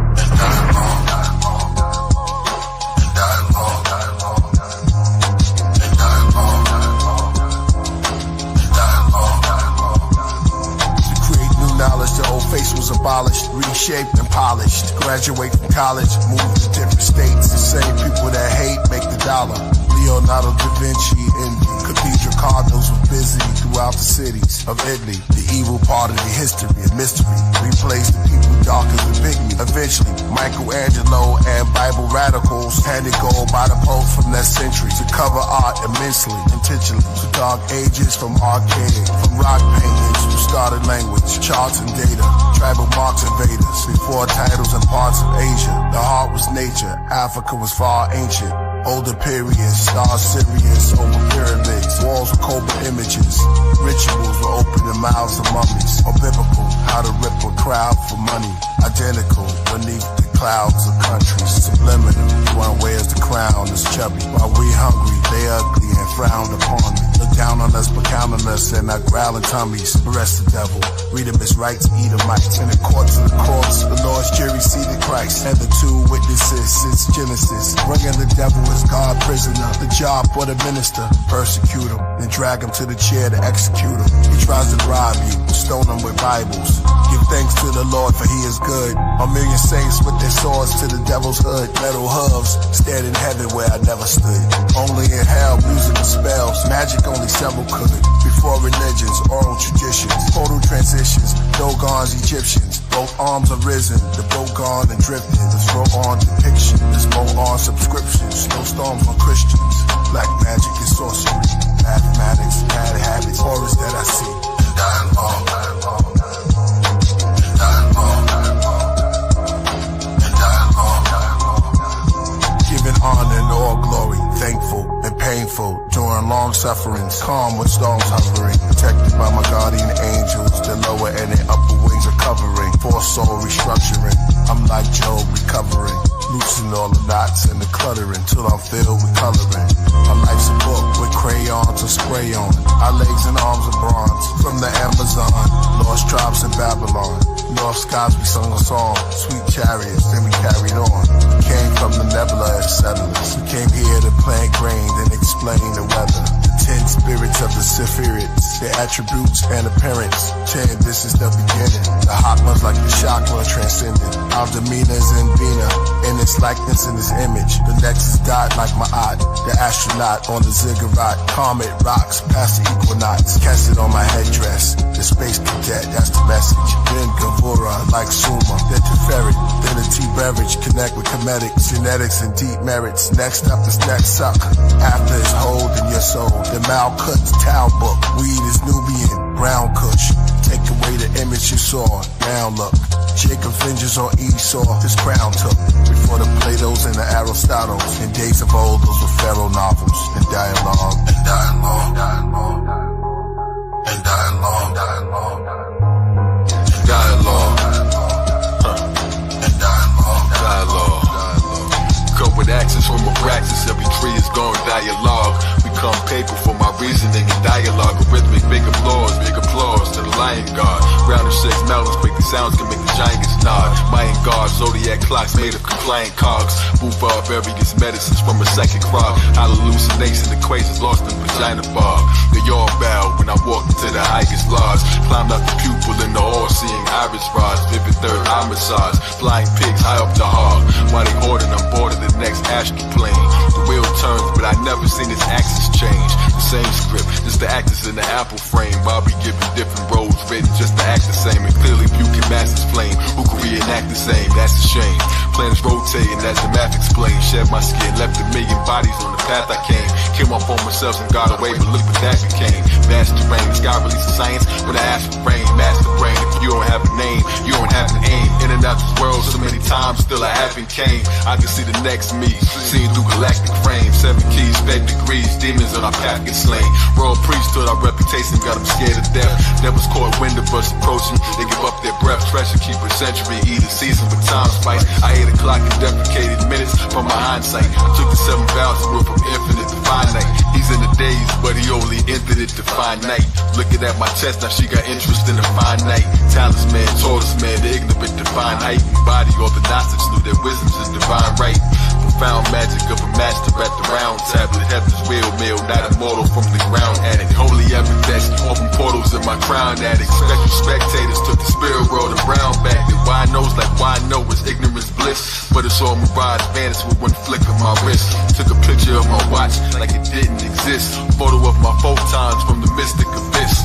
Serpents with a hawk face, circus in my thoughts race. Knew my Pegasus would be the quickest at the horse race. Spearhead the mirror, fed me visions of the Lord's face. Arab in the abracadabra, hot rockadabra. Zigzag, zodiac killer, the next massacre.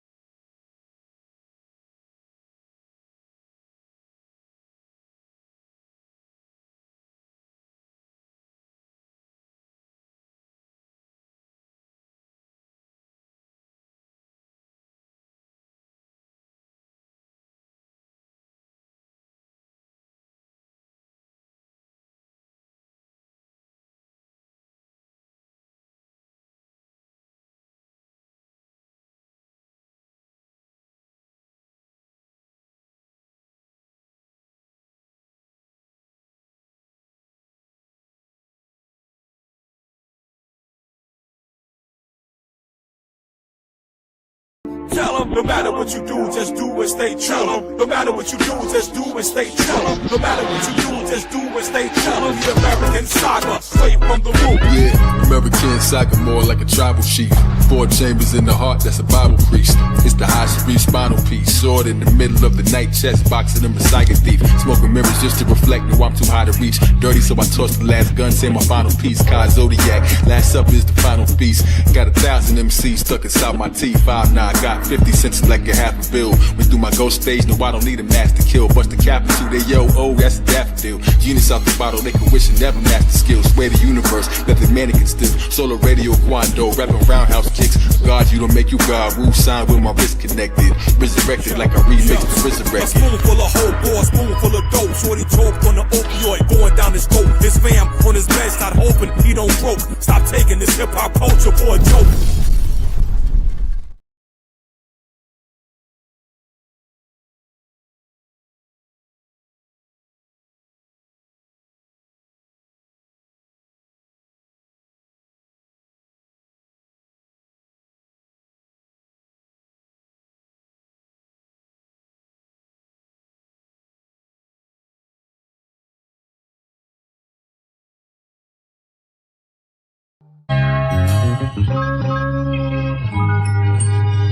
Kiss the ring, kiss the ring.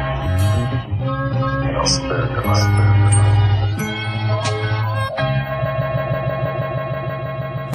Born natives in the flesh with the hidden wings. I'm talking angles I connect, it's a different thing.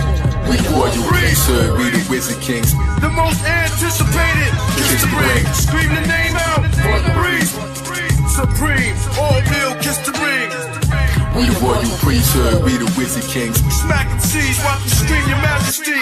She's not a raven, not a dove, and not a pelican. The immortalized phoenix, universal element. The throne holder with the flow that's most eloquent. Bringing the rebellion, the mothership propelling it. I'm nicer than they ever fathomed every time I'm doing this. My energy is like slicing an atom to its nucleus. Interstellar, surpass astronomical. That's why my aura got a sparkle like a diamond do. Soaring through the sky, but I was born underground. Blood on the temple from the thorns in the crown. The 7th seal will open when the horn makes a sound. No time to mourn, you was born not to stick around. So start reflecting and atoning. I recollect the sectors I was known in, even long before the Greco-Roman. Time to bow and kiss the ring, you will respect the chosen. I won the battle before I select my next opponent. 6 million ways to die, they lied to the masses, but they never taught you how to rise up out the ashes. My intuition say we trapped inside a simulation, so I'm here to bring demolition to imitations. I dispel the pressure when I held the scepter, the luminescent, iridescent solar cell receptor. I rebelled and I refuse to sell the elder treasure. Time to unify, rebel against the hell forever. Every word in the verse, you know it is Phoenix. Give the people rebirth like I'm growing a fetus.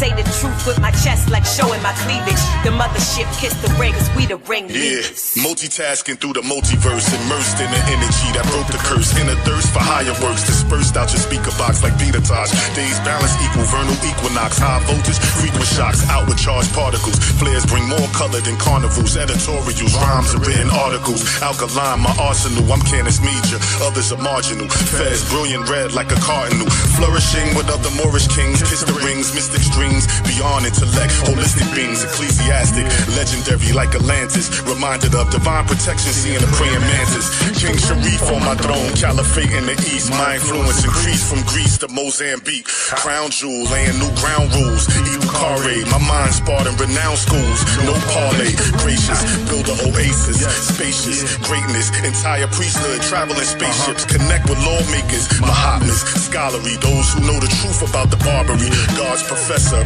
private sector, beat the architecture. Tartarians, so on the microphone, a barbarian.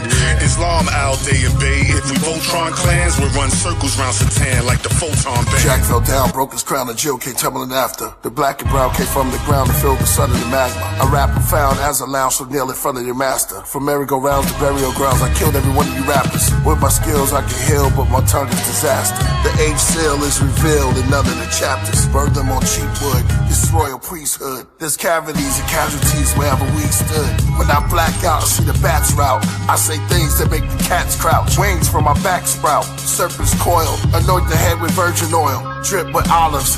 We sit in garments and spit astrology, regardless, goddesses, and thick as the dip with the garlic. But hard as the chip, that's smart, that's trick knowledge. Nah, we kick knowledge while eating salad in a big palace. The roof open and the sky show a rich harvest. The Benjamin man, the black who a thick target. Hey, yo, musically, I'm married to the group that's a wedding band. Cycle Jordan rings like Thanos with the heavy hand. The ringleader, the electric lamb. I'm staring at the rings like a breast exam. I'm peering up the next cycle at the drug ring. Spirals in the dust ring. I made a campfire with the circle around the sun spring. I see rings in the flowers when the blossoms bloom. Like the onion rings out of supersonic boom. That's 2 holes in the middle of the BM. I seen rings in the middle of the tree limbs. Clothed in the gospel, the noble, apostle. I'm moving more circles than the O's in Morocco. My blow made the rocks blow. Killing sex traffickers, my flow freed the kids in the ring. From death massacre, priesthood, vampire hunters, arrest Dracula. Earth stage, I rock, never left in the ground. But smoke till I'm so high up the heavens down. 12 angels quickly circle me wherever I'm bound. Morris headband leader, that's a heraldry crown. Like no sort of omens, bodies lammed on the floor. Purple rings of cerebellum, see who answers the door.